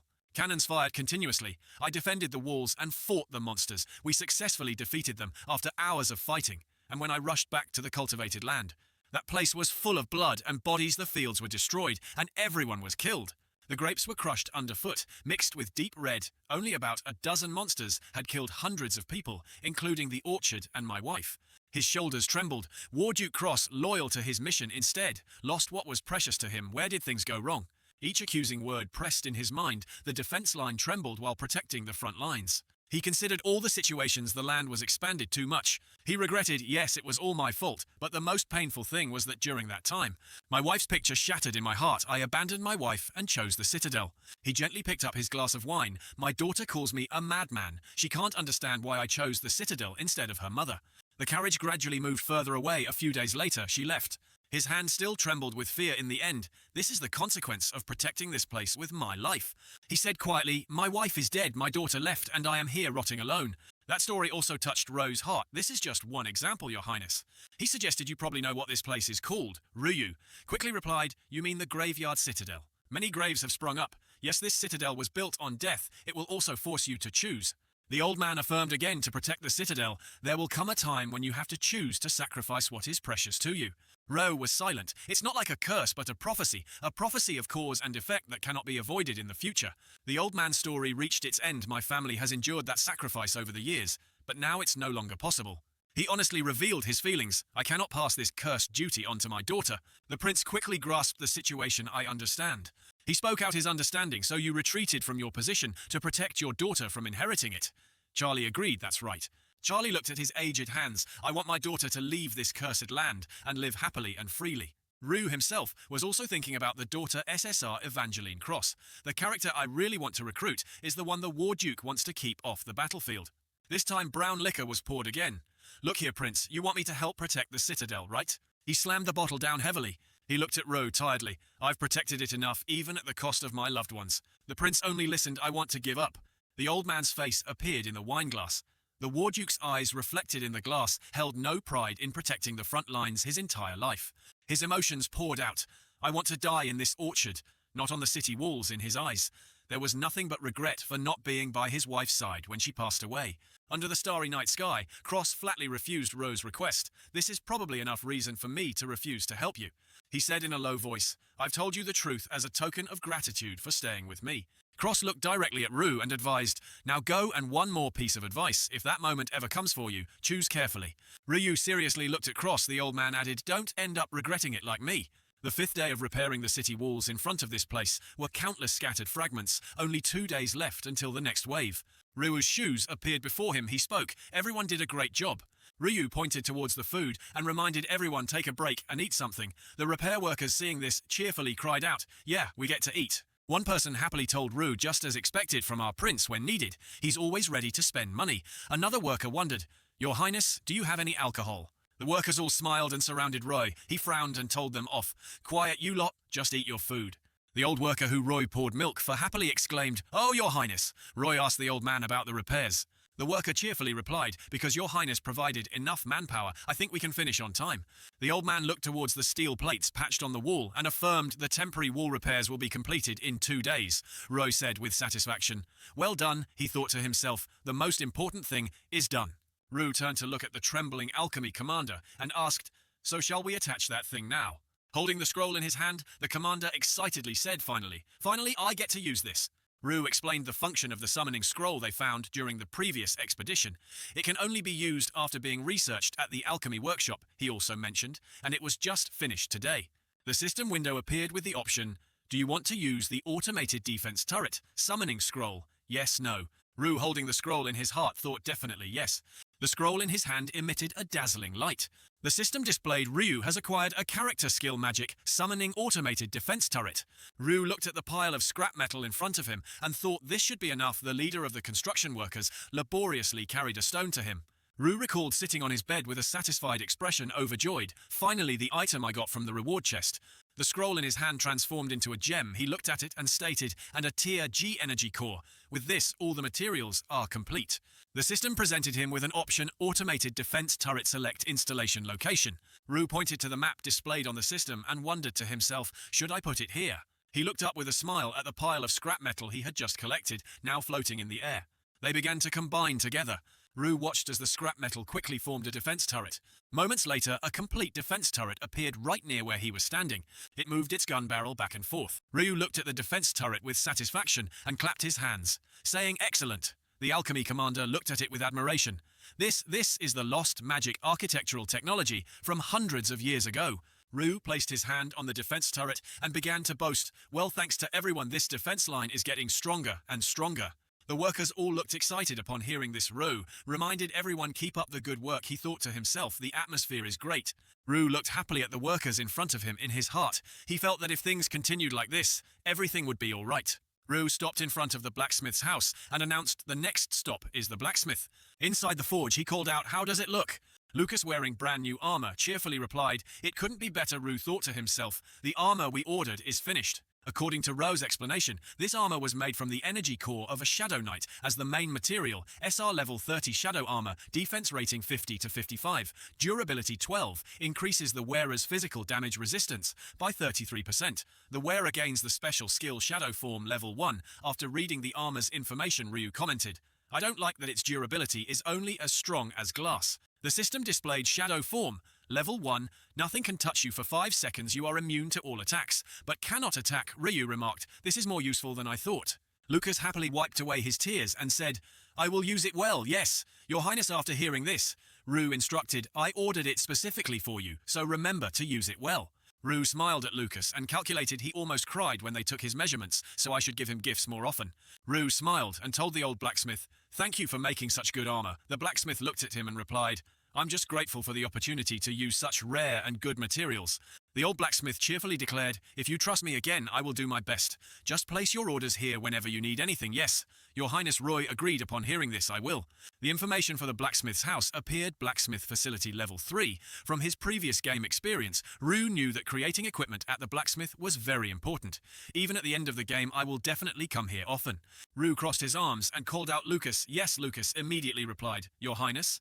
Rue seriously ordered Lucas, "Let's go to the west side of the citadel. The most important part of the event is there." At the empty land on the west side of the citadel, the sound of cannon fire commemorating the lost echoed in the air. Rue's thoughts appeared. "We are holding a funeral for the soldiers who died in the previous wave." He stood on the stage with Lucas below, where countless people lined up neatly. They began to shovel sand to fill the coffins. Rue explained beneath these neat tombstones. "New coffins are buried in the ground." He pondered for a moment and commented, "Not too many casualties in the previous wave." Ryu's expression was solemn. As he looked ahead, he fell into contemplation. "I don't know if this is good or bad." The singing of the choir boys echoed. Rue stood alone in front of the tombstones of the fallen soldiers. He thought to himself, all the plans for today passed by in a flash. Rue sat on the hill looking at the cemetery before him. Lucas stood beside him. Someone's footsteps approached the two of them, and a voice spoke. "So you used most of the city's budget for the funeral, and you even arranged compensation for the fallen soldiers." Cross remarked in a low voice, "That's certainly how the royal family uses money." Rue turned his head toward Duke. He said thoughtfully, "But this is the front lines with monsters. Young lord, this is a place where lives are swept away, like an earthen dam in a monsoon. There will be times when you can't hide them with just good intentions." Rue lowered his head in disappointment and asked, "Cross, did you just come here to say that?" Rue stood up and asked, puzzled, "Or have you run out of wine at home?" He calmly replied, "There will never be enough wine. I usually come here alone to buy it," Cross announced. "But today I came here for a different reason." He looked at Rue and said in a deep voice, "I asked the opinions of my former comrades. I asked them if they wanted to defend the citadel." Rue furrowed his brow curiously and asked, "And what was the answer?" Cross immediately replied, "They all want to. They will defend the city once more." Rue, hearing this, excitedly shouted. He exclaimed excitedly, "This is the best news I've heard all week, Ward Duke." Cross recalled the images of his comrades in his mind. He announced, "I don't know what those old men can do, but they are now preparing to rearm. I will transfer command to you." Cross carefully instructed, "Use them carefully. They are all old men like me now." Rue joyfully grasped his hand. "Thank you so much, Ward Duke. Truly this surprised Cross a little. No need to thank me. I thank them."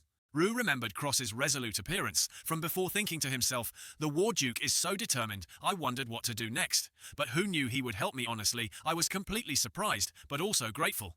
He turned and looked at the city below, then spoke anyway. "Thanks to you for talking to them. Thank you. I think this is all I can help you with." Cross turned to look at Rue. He said in a low voice, "Protect the citadel, new lord. Good luck." Ryu cheerfully responded to Cross's request. "Thank you for your help, Ward Duke. I will try my best." He added, "I will visit when I need your wisdom," the old man said uncomfortably. "What wisdom? Just bring wine." Seeing Cross turn to leave, Rue shouted to him out of concern, "For your health, I'll also send some good health herbs."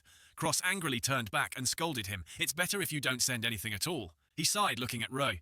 Then Cross waved goodbye to him.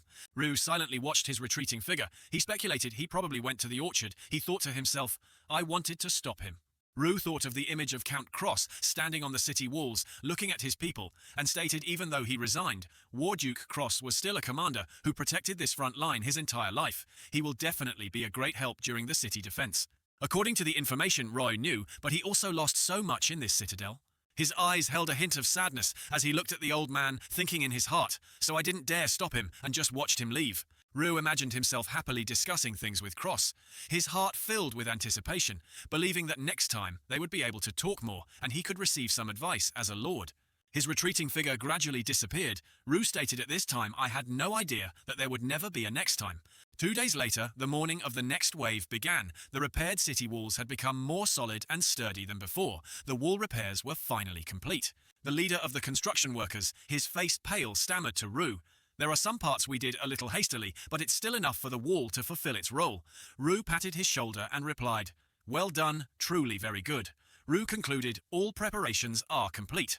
He looked at the ammunition crates with labels placed beside them and stated, "We have enough supplies." Ryu added, "And an army has increased to about 300 silver-armored soldiers." He recalled what they said initially, there were about 1,000. Even though the number was smaller, Ryu still turned his head and smiled at them, "But this is already more than I expected." The defense turret moved its barrel to the right. Ryu happily hugged and kissed it, thinking, "Oh, my reliable little darling." He looked at the shields and the scattered sharp fragments on the ground. The kill zone is ready. Ryu smiled, commenting, everything is perfect. He was so confident that he thought, come here, you monsters. A masked clown appeared. He moved his feet. The figure stood looking at the city walls from afar. A soldier hurriedly rode his horse towards the city walls. He rode his horse at breakneck speed. The soldier breathlessly shouted, informing the soldiers. He looked towards the monsters, frantically running towards them, and announced, the monsters are coming. Rue stood on the city walls watching the horde of monsters running towards them. The system displayed Wave 2 begins in 10 minutes, 0 minutes, 9 seconds, 13 ticks. He loudly reminded everyone they're coming, don't let your guard down. The soldiers replied in unison, yes, your highness. Roy believed the preparations were perfect. The symbolic flag fluttered in the wind. Rue excitedly thought out, of all the times I've played this game, never has everything gone so smoothly from start to finish like this time. He smiled at the horde of monsters, confidently thinking, just come at me, you monsters.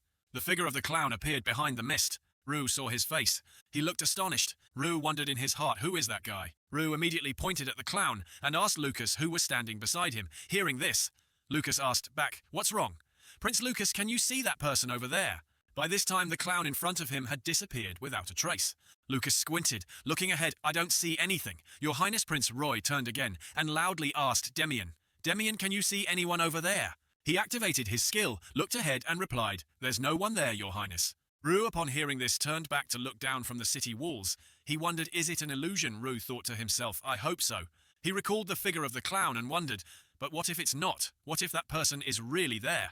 Rue posed an unanswerable question to himself, then who exactly is he? The footsteps of the monsters made the ground tremble. Rue stated the ground is starting to shake. The monsters were swarming towards the city walls. Rue, standing on top, thought to himself, they're here. He clenched his fists, reminding himself to stay calm.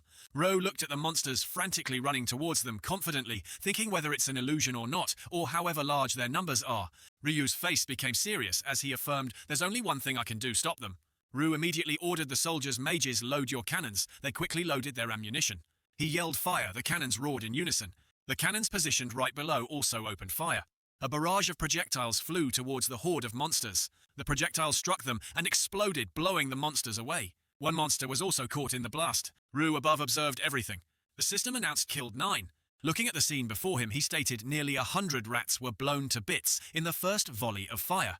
Roy smiled with satisfaction and said, kill them all in his heart. Roy was somewhat overconfident, thinking they're numerous, but killing them is as easy as pie damn rats. He looked at the rats constantly running towards them and thought to himself, the numbers are absurdly large, making them gather even more densely. Projectiles were continuously fired, eliminating countless charging rats. Rue realized, in other words, if we focus our attack on a specific area, we can eliminate a large number at once. He reached out and touched the system screen, observing that the battle had been going on for 30 minutes. The screen displayed Level 3, Level 5, Level 5. Giant sewer rats killed 924. After a moment, Rowe concluded, at this rate, there won't be any problems. At this moment, the rats began to climb over the barrier placed below the wall, astonishing him. He watched their actions through binoculars. Rue frowned. The corpses of the rats have piled up into mountains, making it easy for others to climb over the barrier, damn it. I saw a mountain of corpses. The rats continuously climbed over the barrier, causing Roy to curse inwardly. The rats successfully knocked down the barrier. Roy recounted what he had seen. The mountain of bodies is too large, they're climbing over the wall. Thanks to this, the rats had expanded their path. This made Rue reconsider. The kill zone being breached was outside my calculations. He hurriedly issued instructions. Artillery change, your target area, catapult team, prepare. Rue looked at the sharp fragments scattered near the path leading to the city walls. In his mind, he thought the kill zone is far from the fortress walls, and the front yard is covered in obstacles. It should be fine. The cannons continued to fire. The entire archer team also kept shooting arrows. Below the city walls, a few rats dodged the arrows fired at them. Roy felt somewhat uneasy. However, there's one thing I overlooked. A soldier frantically reported, Your Highness, they're too fast. It's very difficult to hit these things. Hearing this, Rue gritted his teeth in anger and cursed, damn these uselessly fast rats. He thought about the rat's body structure and felt somewhat resentful. How could I not have foreseen the running speed of a four-legged monster, damn it? Ryu speculated, at this rate, many more rats will reach the fortress walls than I anticipated. His defense turret began to move. It fired a series of shots at the rats. Seeing this, Rye couldn't help but be astonished. It's the automated defense turret. A rat opened its mouth and growled. Just a few shots from the defense turret blew away countless rats. Seeing this, Roy was somewhat dumbfounded and involuntarily drooled. He exclaimed, Oh my god, this is really something. Ryu silently observed the situation. Only now did he clearly realize that the automated defense turret was the best defense option. Despite the terrifying destruction, there were still many rats that hadn't been eliminated, leading Ryu to believe no matter how good it is, it can't protect the entire front lines. Ryu looked up at the defense turret and stated furthermore, the automated turret has run out of ammunition and will go into a reloading state. He looked down and saw that the number of rats was still large, exclaiming, "There are so many, they're too numerous." At this moment the rats had run closer to the city walls. They were impaled by the sharp fragments. Thoughts flashed through Ryo's mind. The front lines are closing in faster than I thought. The sword-wielding troops are on duty, but... Ryu frowned, calculating that sooner or later they'll reach the fortress walls. Perhaps a melee is unavoidable, but a melee with them will cause a lot of damage. An explosion appeared, blowing away the rats in the back ranks. Ryu was surprised to see this. Shots fired from above the city walls eliminated countless rats. This made Ryu wonder what those shots were absolutely perfect.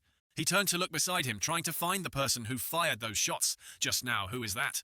It turned out to be Cross's old comrades. The commander placed his hand on his comrade's head and happily said, "That's right."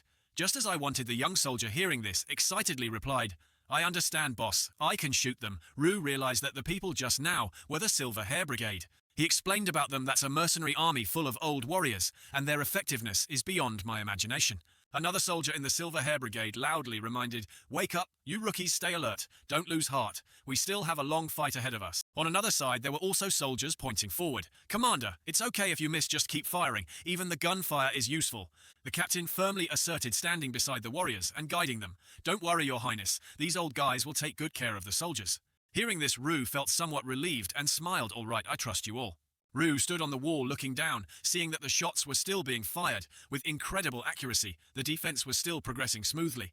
All thanks to the help of the Silver Hair Brigade. Ryu stated the rat attack has been going smoothly. He turned his head calmly to look in another direction, thinking, "And meanwhile, if you're curious about what my team is doing." At this moment, Lucas was standing and commanding the defense soldiers on the left flank. "Your firing range is too thin. Stay alert and shoot carefully." Ryu stated that Lucas was commanding the front lines. Ryu recalled his discussion with Lucas. "Suppose I issue a directive to the entire front lines. Lucas will issue detailed orders that align with my directive." Lucas's expression stiffened slightly upon hearing Ryu's words. Ryu further explained, "Therefore, despite my ignorance of this world's military command techniques, what yields results is a series of vague and even terrible directives. Yet Lucas somehow miraculously understands and issues precise orders." Ryu smiled with satisfaction, watching him busily giving orders to the soldiers. He cheerfully commented, "Truly, a talented main character." Demian on one side raised his crossbow. He seriously aimed at the rats below. Ryu thought to himself, Demian is practicing his shooting. Demian's arrows all hit the rats, causing Ryu to conclude slowly and accurately. He explained Demian's actions. He's making holes in the heads of the rats that dare to approach the city walls. After shooting, Demian's eyes were bloodshot, however, because Demian's strength lies in long-range sniping. He is less prominent in battles with such a wide battlefield. Even so, Ryu was quite satisfied with his performance. But either way, the increasing number of corpses is a good thing. He smiled, looking at Demian, who was focused on aiming. "Well done." A circle appeared on the orb. Ryu looked towards Lily, who was sitting in a wheelchair monitoring the two people in front of her. Working Lily was in charge of controlling the constructs in the battle. Lily seriously ordered everyone, "Gravity Construct number 1, deactivate in 3 minutes. Prepare Gravity Construct number 2. Ryu, who was watching, Lily saw her turn her face to look at him. He thought to himself, "There she goes, raising her voice and moving busily. There it is." She gave him a thumbs up and winked. Lily's actions made him speculate. It's like her way of saying, "I'm trying my best." Ryu hurriedly turned his back to her, blaming himself. "Sorry, Lily. No matter what you do, I still need you on the front lines." Seeing this, a look of disappointment appeared on her face. Ryu cheerfully turned his head in another direction and looked at the next and final member of their main team, Jupiter.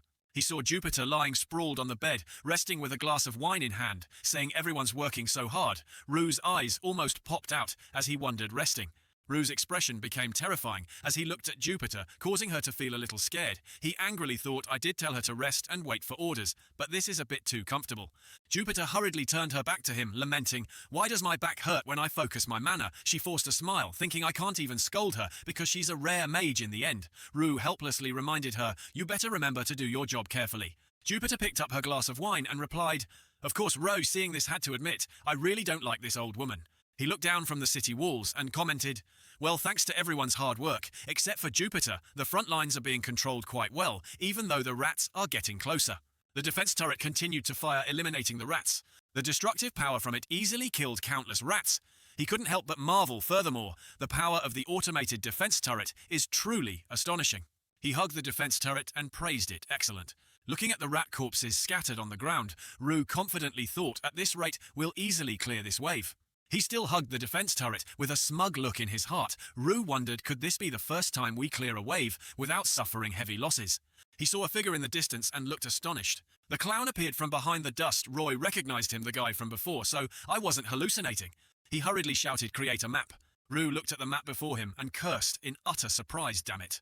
The clown's position appeared on the map. Roy wondered somewhat, an enemy NPC invasion in Stage 2. He immediately explained there are many events that can occur in the stages. The reason is that variables make the game more interesting. According to Rue's understanding, an enemy NPC invasion was one of them. Rue also revealed whether it's an NPC from an underwater kingdom or from an enemy kingdom of the Empire. All sorts of nasty things can ruin a stage, but this is only Stage 2. Rue gritted his teeth, glaring at him with a scowling face, thinking it's not time for those events to happen yet. He remembered his steward and became even more angry. I don't even have the administrator by my side to ask why he designed the game like this. At this moment, Rue couldn't maintain his composure and shouted at Demian, Demian, you saw that guy, right? Hearing this, Demian immediately looked down and saw the clown. Demian replied, yes, that's Pa, isn't it? Hearing Demian's reply, Rue loudly ordered, shoot him immediately. Demian looked at Rue and wondered what, but he looks like a human, not a monster. Rue ignored his words and repeated his request. It doesn't matter, just shoot him. Immediately after Rue judged the clown's identity, I'm quite sure that's an NPC from the Underwater Kingdom, and that outfit, that Pa style, there's no mistaking it. Thinking of this, he revealed, now I remember who he is. Rue hurriedly pointed towards Pa and instructed Demian, you have to shoot him before he blows that flute. This made Demian a little panicked. Demian tremblingly held up his crossbow. Rue lost his temper and yelled at him, Your Highness, I am your trigger finger. Demian, if you don't want to see more people die, shoot him now, hurry up. Demian was frightened by Rue's appearance. The sound of a flute rang out. Roy froze upon hearing this sound. He quickly turned his face to look down. Rue saw Pa had raised the flute to his lips to play. The rats, hearing this sound, reflexively looked towards him. The soldiers standing on the wall also saw this scene. They buzzed with discussion. What is it? What's happening? The rats stopped. Pa's flute sounded again, making the rats' eyes even more crazed. They were completely controlled by him and ran towards the city walls. A soldier shouted, reporting they're focusing their attack on one point. Rue frowned and hurriedly asked, where are they heading? Lucas immediately replied to him, the center of the city walls, right there. The rats are all charging towards one section of the gate. Lucas reported, that's the part we just finished constructing. Ryu quickly reacted, ordering the soldiers redirect all the ballistae and cannons, unleash everything we've got. They immediately opened fire. Rue, seeing the situation before him, realized the defense line can't keep up with their speed. The rats were still frantically charging in one direction. He thought they changed direction too suddenly.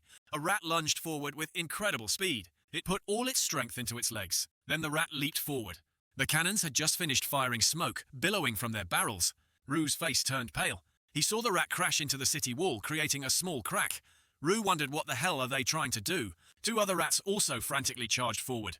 They simultaneously slammed their heads into the wall. Roy recounted their bizarre actions. The rats are continuously ramming their heads into the city wall. The soldiers above were all terrified. Are they crazy? Why are they doing that? A series of other rats also slammed their heads into the wall. Rue stated, that wall we just repaired this morning.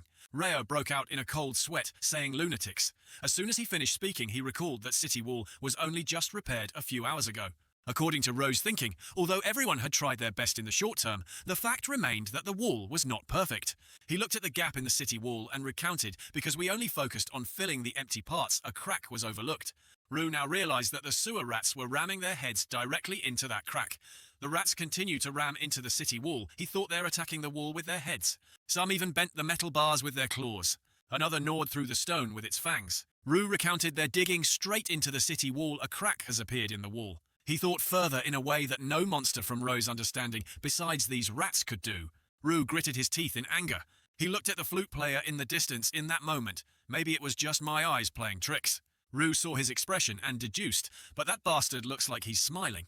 Pa's identity is an NPC from the Underwater Kingdom, a poet who controls monsters. With his flute, Rui thought to himself, players call him. He stated the name players usually call him is the Pied Piper. Rue affirmed in his heart, I have to kill him. He shouted loudly, ordering Demian, shoot him now, but Demian hesitated for a long time without shooting. Demian's hand trembled as he held the crossbow. Pa stood still without moving. He reached up to adjust his hat and bowed his head. Rue lost his temper and roared Demian. A gust of wind blew past, and at the same time Pa vanished. Seeing this, Roy was speechless, not knowing what to say. Demian lowered his head. Demian sobbed, "I'm sorry, Your Highness, but even if he is the enemy, I still couldn't shoot him." Rue frowned, looking at him, thinking to himself, I didn't expect him to react like this. Demian was supposed to be a healer. He looked at Demian, constantly thinking, but the enemy also includes humans. He will have no choice but to fight humans in the future. If he can't overcome this issue, Demian's combat ability will be halved. Then Rue placed his hand on Demian's shoulder. Let's talk later, he thought to himself, but right now, the thing I prioritize is that we have to deal with this issue. Ryu shouted orders. Artillery archers focus fire on the center. Each arrow was released. He loudly said in a hurried tone, Jupiter, I need you here, hurry up. Jupiter, with a cigar in her mouth and a very eager expression, said, I knew you'd say that, so I'm already ready. Rue yelled, Fry them all, heavenly lightning, descend and strike those monsters. He continued to shout the next command, Lily, prepare the flamethrowers, use everything at maximum power. Lily was already prepared. Yes, Your Highness, activating flamethrowers. The flamethrowers were activated by Lily's magic circle. After the command was shouted, the flamethrowers were launched. First, everyone fire. Heavenly lightning and flamethrowers attacked the wide area. Rue happily exclaimed, Yes, it's effective, but he wondered why are they all concentrated in one spot. One monster after another was burned to ashes, while many others were electrocuted to death by the heavenly lightning. He harbored an idea in his mind, so the area in front of the wall will become a new corpse zone. Rue smirked, his face no different from the sewer rats. You must have thought the fortress walls were no joke, right, you little rats? Suddenly the system appeared unexpectedly. He widened his eyes, looking inside the names of the bosses, which were question marks before had now been revealed. He read their names on the board level: 30 Elite Champion Rat, 3 Champion Rats, if the name has appeared. The Champion Rat roared loudly. Ryu had also foreseen the current situation, so they've probably appeared on the battlefield now. Moreover, they're leading the second wave of the sewer rats attack. The wall was now gradually cracking. They're trying to get over the city walls. Rue sweated profusely. Stop them. They stomped on the ground with their veiny feet. It lunged forward, its sharp claws outstretched. Rue urgently shouted, Don't just stand there, stop them. The flamethrowers rapidly fired in succession, but they were completely ineffective against these champion rats. He gradually felt a sense of unease. It looked at least twice as big as the rat they encountered inside the dungeon. They were extremely ferocious if that thing rammed into the city wall. The fortress shifted its mana-firing aurora rounds. They aimed directly at the horde of rats. This time it had an effect on them. Their blood flowed profusely on the ground, but they weren't completely immobilized. Rue had also realized this. His mood was extremely heavy, and another thing, get ready. Without stopping there, the rat stood up immediately and ran forward. We have to take down those champion rats first. He focused all his manpower on this battle shoot. Don't conserve ammunition. The flamethrowers fired continuously without stopping.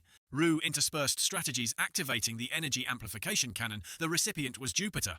Jupiter was ready and in position. She was more frantic than ever. Get ready, you little rats. Terrifyingly dense heavenly lightning descended from above onto the champion rats below. That power was immense. To some extent, the rats were also greatly affected. Countless rats were slaughtered, however. Among them, it was still ineffective. She panicked. Damn it, it's still not enough. According to the principal, because the damage had to be spread out, it still wasn't enough to kill the champion rats. Rue yelled, Lily, where's the fireball? A look of worry appeared on her face. What, the skill is still on cooldown, he retorted. I know. Suddenly she was terrified by what she saw before her eyes. In fear, Lily subconsciously attacked with fire. She incinerated the rat approaching her. I knew this would happen. Oh my god. It was pushed back by her firepower, incinerating it completely. It was burned pitch black. Without stopping there, another one pushed the corpse aside, then frantically charged forward. Rue was utterly horrified. There's still one left. Stop it. Lucas was now on the offensive. He used a quick throw skill, sending his sword flying. The sword pierced the rat, dragging it along. Lucas yelled, Still need one more hit. He looked at Demian, urging Demian, hurry up. He focused all his concentration on his eyes, then fired accurately in the aimed direction. The arrow pierced, spraying blood. Rue at this moment was unaware. That's right, we defeated. The rat with countless wounds still moved without showing any signs of stopping. He was extremely shocked to see that it still has the strength to move. It was ferocious with massive muscles. He sensed something bad. Wait, no. It pierced through the city wall. Then it infiltrated inside as if it hadn't sustained any injuries. Cross sat on horseback, looking towards the battlefield. He realized something was wrong. Having been a war general his entire life, fighting against monsters, the man immediately recognized it. Cross guessed that there was something different about this monster attack. He noticed that this attack was completely different from when he was in command. Cross thoughtfully looked towards the city walls. From what he observed, he stated, the monsters not only have overwhelming numbers, but also the ability to coordinate. They are no longer just a disorganized rabble, but a unified army. Cross's face turned pale. He wondered has Prince Ru had to withstand attacks of this scale 3 times already. Cross recalled the times Ru had come to him for help. Now the man understood why the new commander, the Empire's youngest prince, had desperately sought his aid. In his memory, the young prince was indeed very talented, even though this was hard to believe, given his notorious reputation in the city as a drunken wastrel. Cross thought to himself, this is bad. He touched his spear and wondered, should I help? Cross recalled his painful past. His expression darkened. Cross closed his eyes and made a decision, no. He turned his horse around and rode away, muttering to himself, I'm retired, there's no reason for me to rush into battle, Cross. Thought again, I can live a peaceful old age and pass away peacefully by my orchard. He suddenly widened his eyes. On the city wall, a large hole had been breached in the gate by a monster. Cross's pupils contracted. His face was covered in sweat. No, I haven't fought in a long time. Cross remembered his vineyard. He made a decision. I have to go home, back to my orchard. At his wife's tombstone, a bouquet of flowers was placed right beside it. Cross affirmed, wait for me, this time I will protect you myself. Ru hurriedly issued instructions. Order the evacuation of the city immediately. The sound of the rat's footsteps echoed from the direction of the city walls. Ru, standing above, saw them approaching and thought the second wave of the sewer rat's attack has gotten this close. The soldiers hurriedly moved as he requested, except for a small number of artillerymen and archers. All the infantry still capable of fighting moved down to defend below the gate of the city walls. Turning his head, he ordered Lucas, take command of the soldiers for me.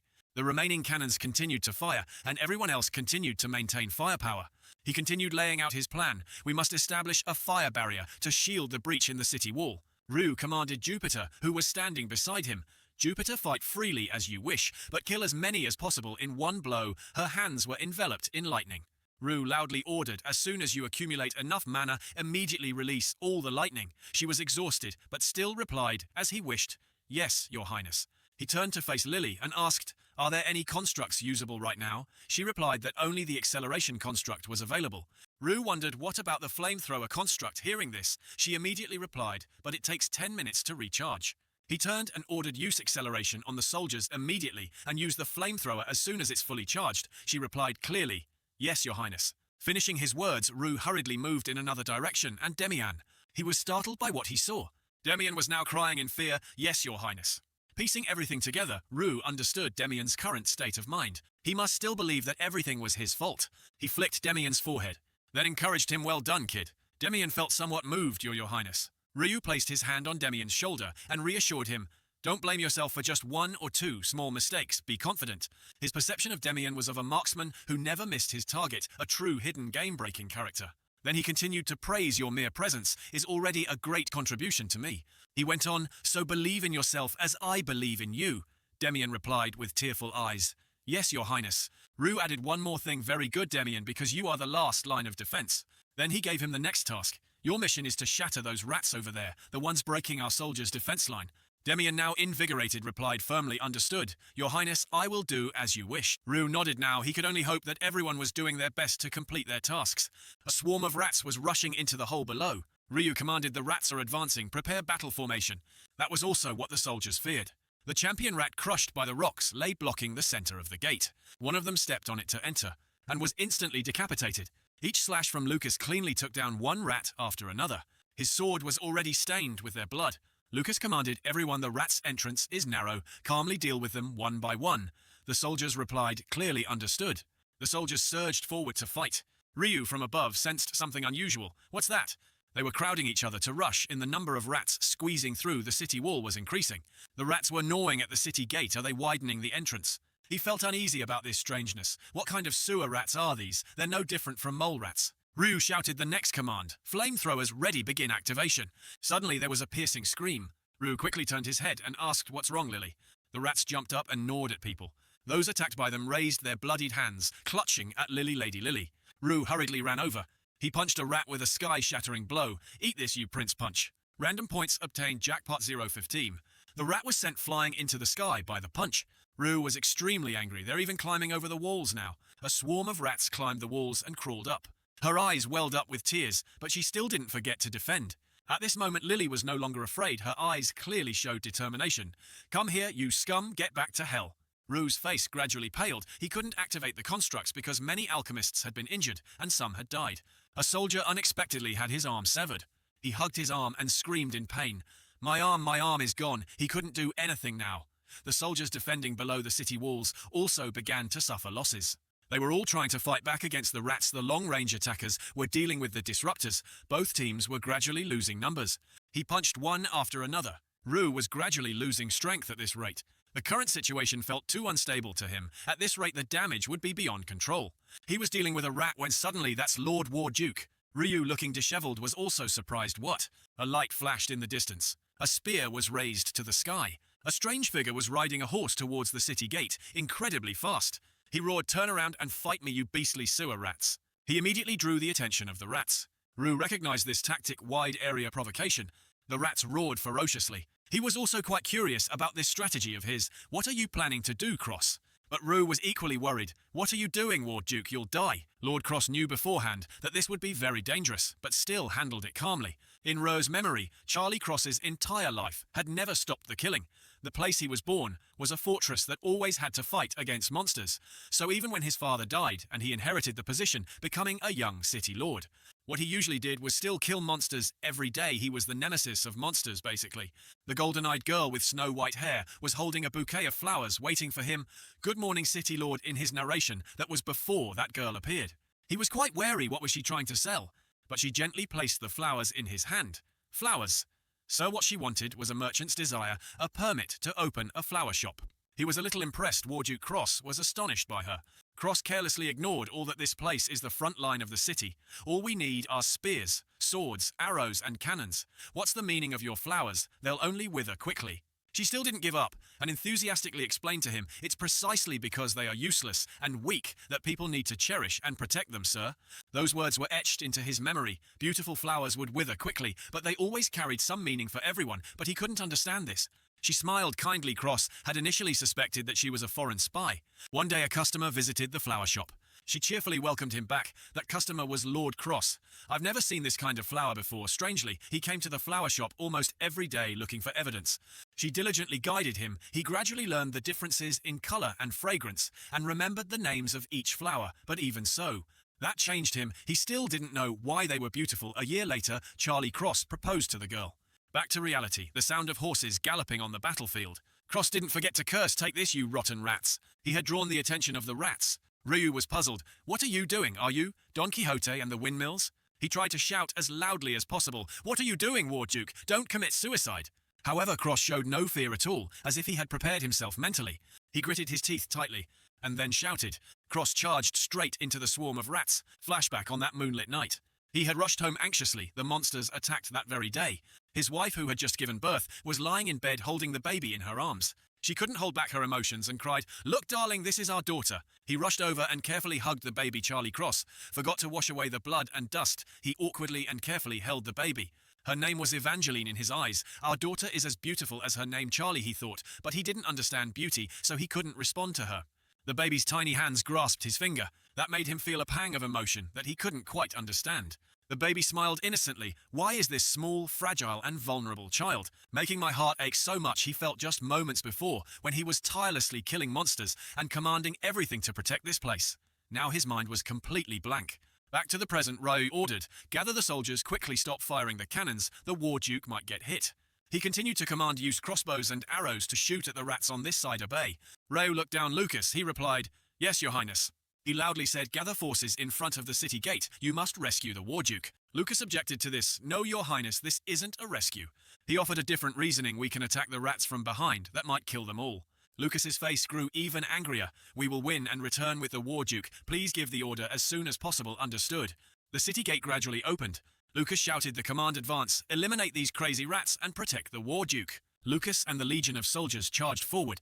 Rue was constantly fearful, not keeping up. He had to be faster. His arms were already stained with blood, but that still didn't make him falter. Cross stabbed one after another, sending them rolling dead on the ground. Ryu, seeing that he was unwell, couldn't understand. One after another charged forward. But Cross persevered there, War Duke. He wondered, why am I here doing this? His promise from that year, he had promised his wife he would meet her again when he died. That was his decision. What Cross often said was, why do I have to fight for this damn city? The rats attacked from all sides, making it impossible for him to be vigilant. The wounds on his body kept bleeding. Why? The armor on his body couldn't withstand it, and fell apart. The question he had spent his whole life searching for still had no answer. The spear was propped on the ground, but one thing was extremely clear to him. His body trembled as if he was about to collapse. At this moment, he ran towards the rats himself. The image of his wife, the flowers. His precious child, his baby. The things that were important to him, so weak and small, yet the things he needed to protect at all costs. After all, his greatest skill had always been killing monsters, hadn't it? Cross cried out loudly, "My daughter is living in this citadel. This is the world she lives in. Along with his determination, I will not let anyone trespass." His arm was almost severed. A part of his body was pierced through, but he still carried on to the very last moments he knew clearly. The truth that no matter how many orchards he planted, no matter how many monsters he killed, what he had always longed for those days would not return. Cross from the past until now, but for a man who only knew how to fight, he would still raise his spear. His spirit from the past until now had not changed. Kill one! Another was defeated. He stood valiantly in the battle, yet another one. The War Duke gritted his teeth and stood straight, waiting for the last ones. Drops of blood flowed down the spearhead, but a strange silence fell. The silence was eerie. Why weren't they attacking anymore? Was his whole body exhausted, or was he already dead? A voice spoke, War Duke Cross. Lucas stepped forward to report, all enemies have been eliminated. The battle is over. He couldn't believe his eyes. Lucas and the soldiers stood surrounding him. You can rest now, sir. Those words made him feel more at ease than ever before. The spear in his hand fell to the ground. Lucas stood before Rue, Your Highness. His expression was extremely serious. I think we arrived too late. Rue stood silently for a few seconds. He looked around. Rue widened his eyes, looking ahead. He saw Demian using magic to heal Cross, and called out Demian. He looked at Rue, his face showing sadness. Demian shook his head. He bit his lip, suppressing his emotions. Then he quickly thought of a way. I still have the high-grade recovery potion from the reward chest from the previous expedition. Maybe this will. Cross's voice spoke. Stop. This isn't a simple wound that a divine elixir can heal. I think it will only make me hurt more. Rue softly said, Lord War Duke, he replied. Just help me sit up first. I can't see anything. Under the setting sun's rays, Rue quickly supported him. Has the battle ended? Rue continued, the battle has truly ended. War Duke, your dedication is truly immeasurable. He looked towards the city gate and asked the wall was breached. He replied, the wall was breached, but not a single monster got through. Everyone inside. The city is safe. That reassured Cross somewhat. How fortunate. He looked at everyone. Everyone around him couldn't hold back their tears. He then said, don't be so gloomy, everyone. Cross instructed, this is the front line. Casualties are unavoidable. There's nothing surprising about it. It's just my turn to die here now. He advised them not to look so sad when someone had to die. Be happy that we won and that you were able to survive and return. He looked around the place. Cross said one thing first. This is a city of graves. There will be many deaths in battle. He smiled at Rue and continued, but it also means that on those graves, everyone will continue to live. Cross instructed, if the city keeps mourning the lost, the city itself will not be able to move forward. Your Highness, caring for the bereaved is good, but you must ensure that people don't forget happiness because of regret. He tried to remain calm. I will certainly do so. He looked up at the sky and said, because hope is the lifeblood for those who continue to walk on. Cross softly said, so if someone dies, it's perfectly reasonable for me to die here, because I lost hope at that moment. Please promise me one thing, Prince Roy. He replied, please speak, War Duke. I will do everything within my power to fulfill your wish. His eyes gradually lost focus. If my daughter comes here. He recalled the old memories. Please send her my apologies. His hands gradually loosened and tell her to be free. The image of his precious child flashed in his mind for a moment, and live a life that she wants to live. Rue sadly agreed, I will certainly convey these words for you. Cross thought with relief. Good, then it's good. He looked up at the sky, thinking silently, I'm sorry, my dear. Cross silently blamed himself. I couldn't keep my promise to the orchard, to you, to my daughter, to everything. Ryu touched his hands. No, War Duke, you saved this country, not just once. Ryu encouraged him, but you've done so your entire life. You've protected every person, both above and below the front lines. He affirmed this nation owes you a debt of gratitude. There was no response. Cross gradually lost consciousness. I'm sorry, in the end I couldn't do anything. His current state was such that he could no longer hear his words. Suddenly Roe was startled, and then I remember. He took a small pouch from his trouser pocket, the pouch of dried fruit that the War Duke had given him. Rue recalled at that time, I didn't understand why he kept this pouch of fruit when its taste wasn't even good. Perhaps the pouch of fruit was for this moment. He put the dried fruit into his mouth. Cross gradually sensed it. He recognized. Cross recalled the moment when his wife had fed him. This grape is really... Although it wasn't delicious for him, it was sweet. Rue now knew that the War Duke's pulse had completely stopped. From far away, the sound of a bell rang. The people gathered. That signified that the monster invasion had ended, and the evacuation order had been lifted. Rue was still holding him. I can't understand. He kept thinking this man threw away everything to protect this city. This man hated this city so much that he wanted to end his own bloodline. Rue still truly didn't understand why he had returned at the last minute, and what he had fought and died for. And a big question mark remained, why would the battlefield make a person sacrifice their life for it? Ryu's expression darkened so heavy, Lord Warduke, in your position as the commander of this city. He looked across his face, it's truly too heavy. A moment of victory, yet an eerie silence enveloped the place. The system announced, Tag 2, clear your rewards have been sent, please check your inventory. The rewards appeared stage MVP 3-star Lucas SSR. Urgent notification, injured or deceased character guest Charlie Cross SR on the night of the full moon. The door gradually creaked open. Ada anxiously asked Han, "Oh my master, are you injured anywhere? I have been waiting with great worry." Rue was covered in blood. Before Ada could finish praising Rue, immediately grabbed his collar. "You also did very well in this stage. You were truly very impressive, master." "He struggled, Master Yor," Rue angrily said. "Tell me." Ada coughed and replied what Roy continued to ask. "I said answer me." Ada was even more confused. "Master, what are you talking about?" Rue's expression was extremely fierce as he interrogated. "Stop pretending to be stupid and answer me right now. You damn director, this situation is clearly very strange." Rue pressed the interrogation. "What is with this insane difficulty level?" He reproached. "The tutorial was usually like that, so I ignored it. Next living armor appeared in stage 1, but I just blamed it on my bad luck." However, Rue wondered, how come in every segment of stage 2, an NPC appeared and commanded the monsters even in hell difficulty? It wasn't like that. "Tell me, what tricks did you pull?" His voice grew louder. "Why is the game so insanely difficult? What other strange things will happen in the next stage?" Rue was eager to hear the answer right now. "Explain to me why you pretended to help me, but hid these conditions from me. Speak carefully, you bastard."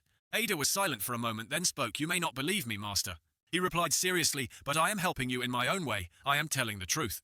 The answer was unsatisfactory, so Rue tightened his grip even more. "Stop talking nonsense. You're helping me, and this is how I end up, and you still say you're helping me." Ada pointed to the collar. He explained, "The collar you received is the reward for clearing the no-death run. If you clear stage 3, its functions will be unlocked." Ada said further, "When its functions are unlocked, you will understand why these strange things are happening." He explained, "If you just clear one more stage, you will understand why these things are appearing." Ada's face paled as he tried to reassure. "So, Master No Rue, I hope that you will be able to overcome this." He said with hidden meaning, "I truly hope that you will be able to continue fighting the way you have been fighting now. Even one day you will know the madness of this world." Rue was puzzled what Ada warned, because at that time you won't be able to escape from it. Ryu asked the crucial question, can't escape from what? He just forced a smile. "A grand game of chess has been set. The answer is to ask this very world." Evangeline set foot back in the city. She looked at the surrounding scenery.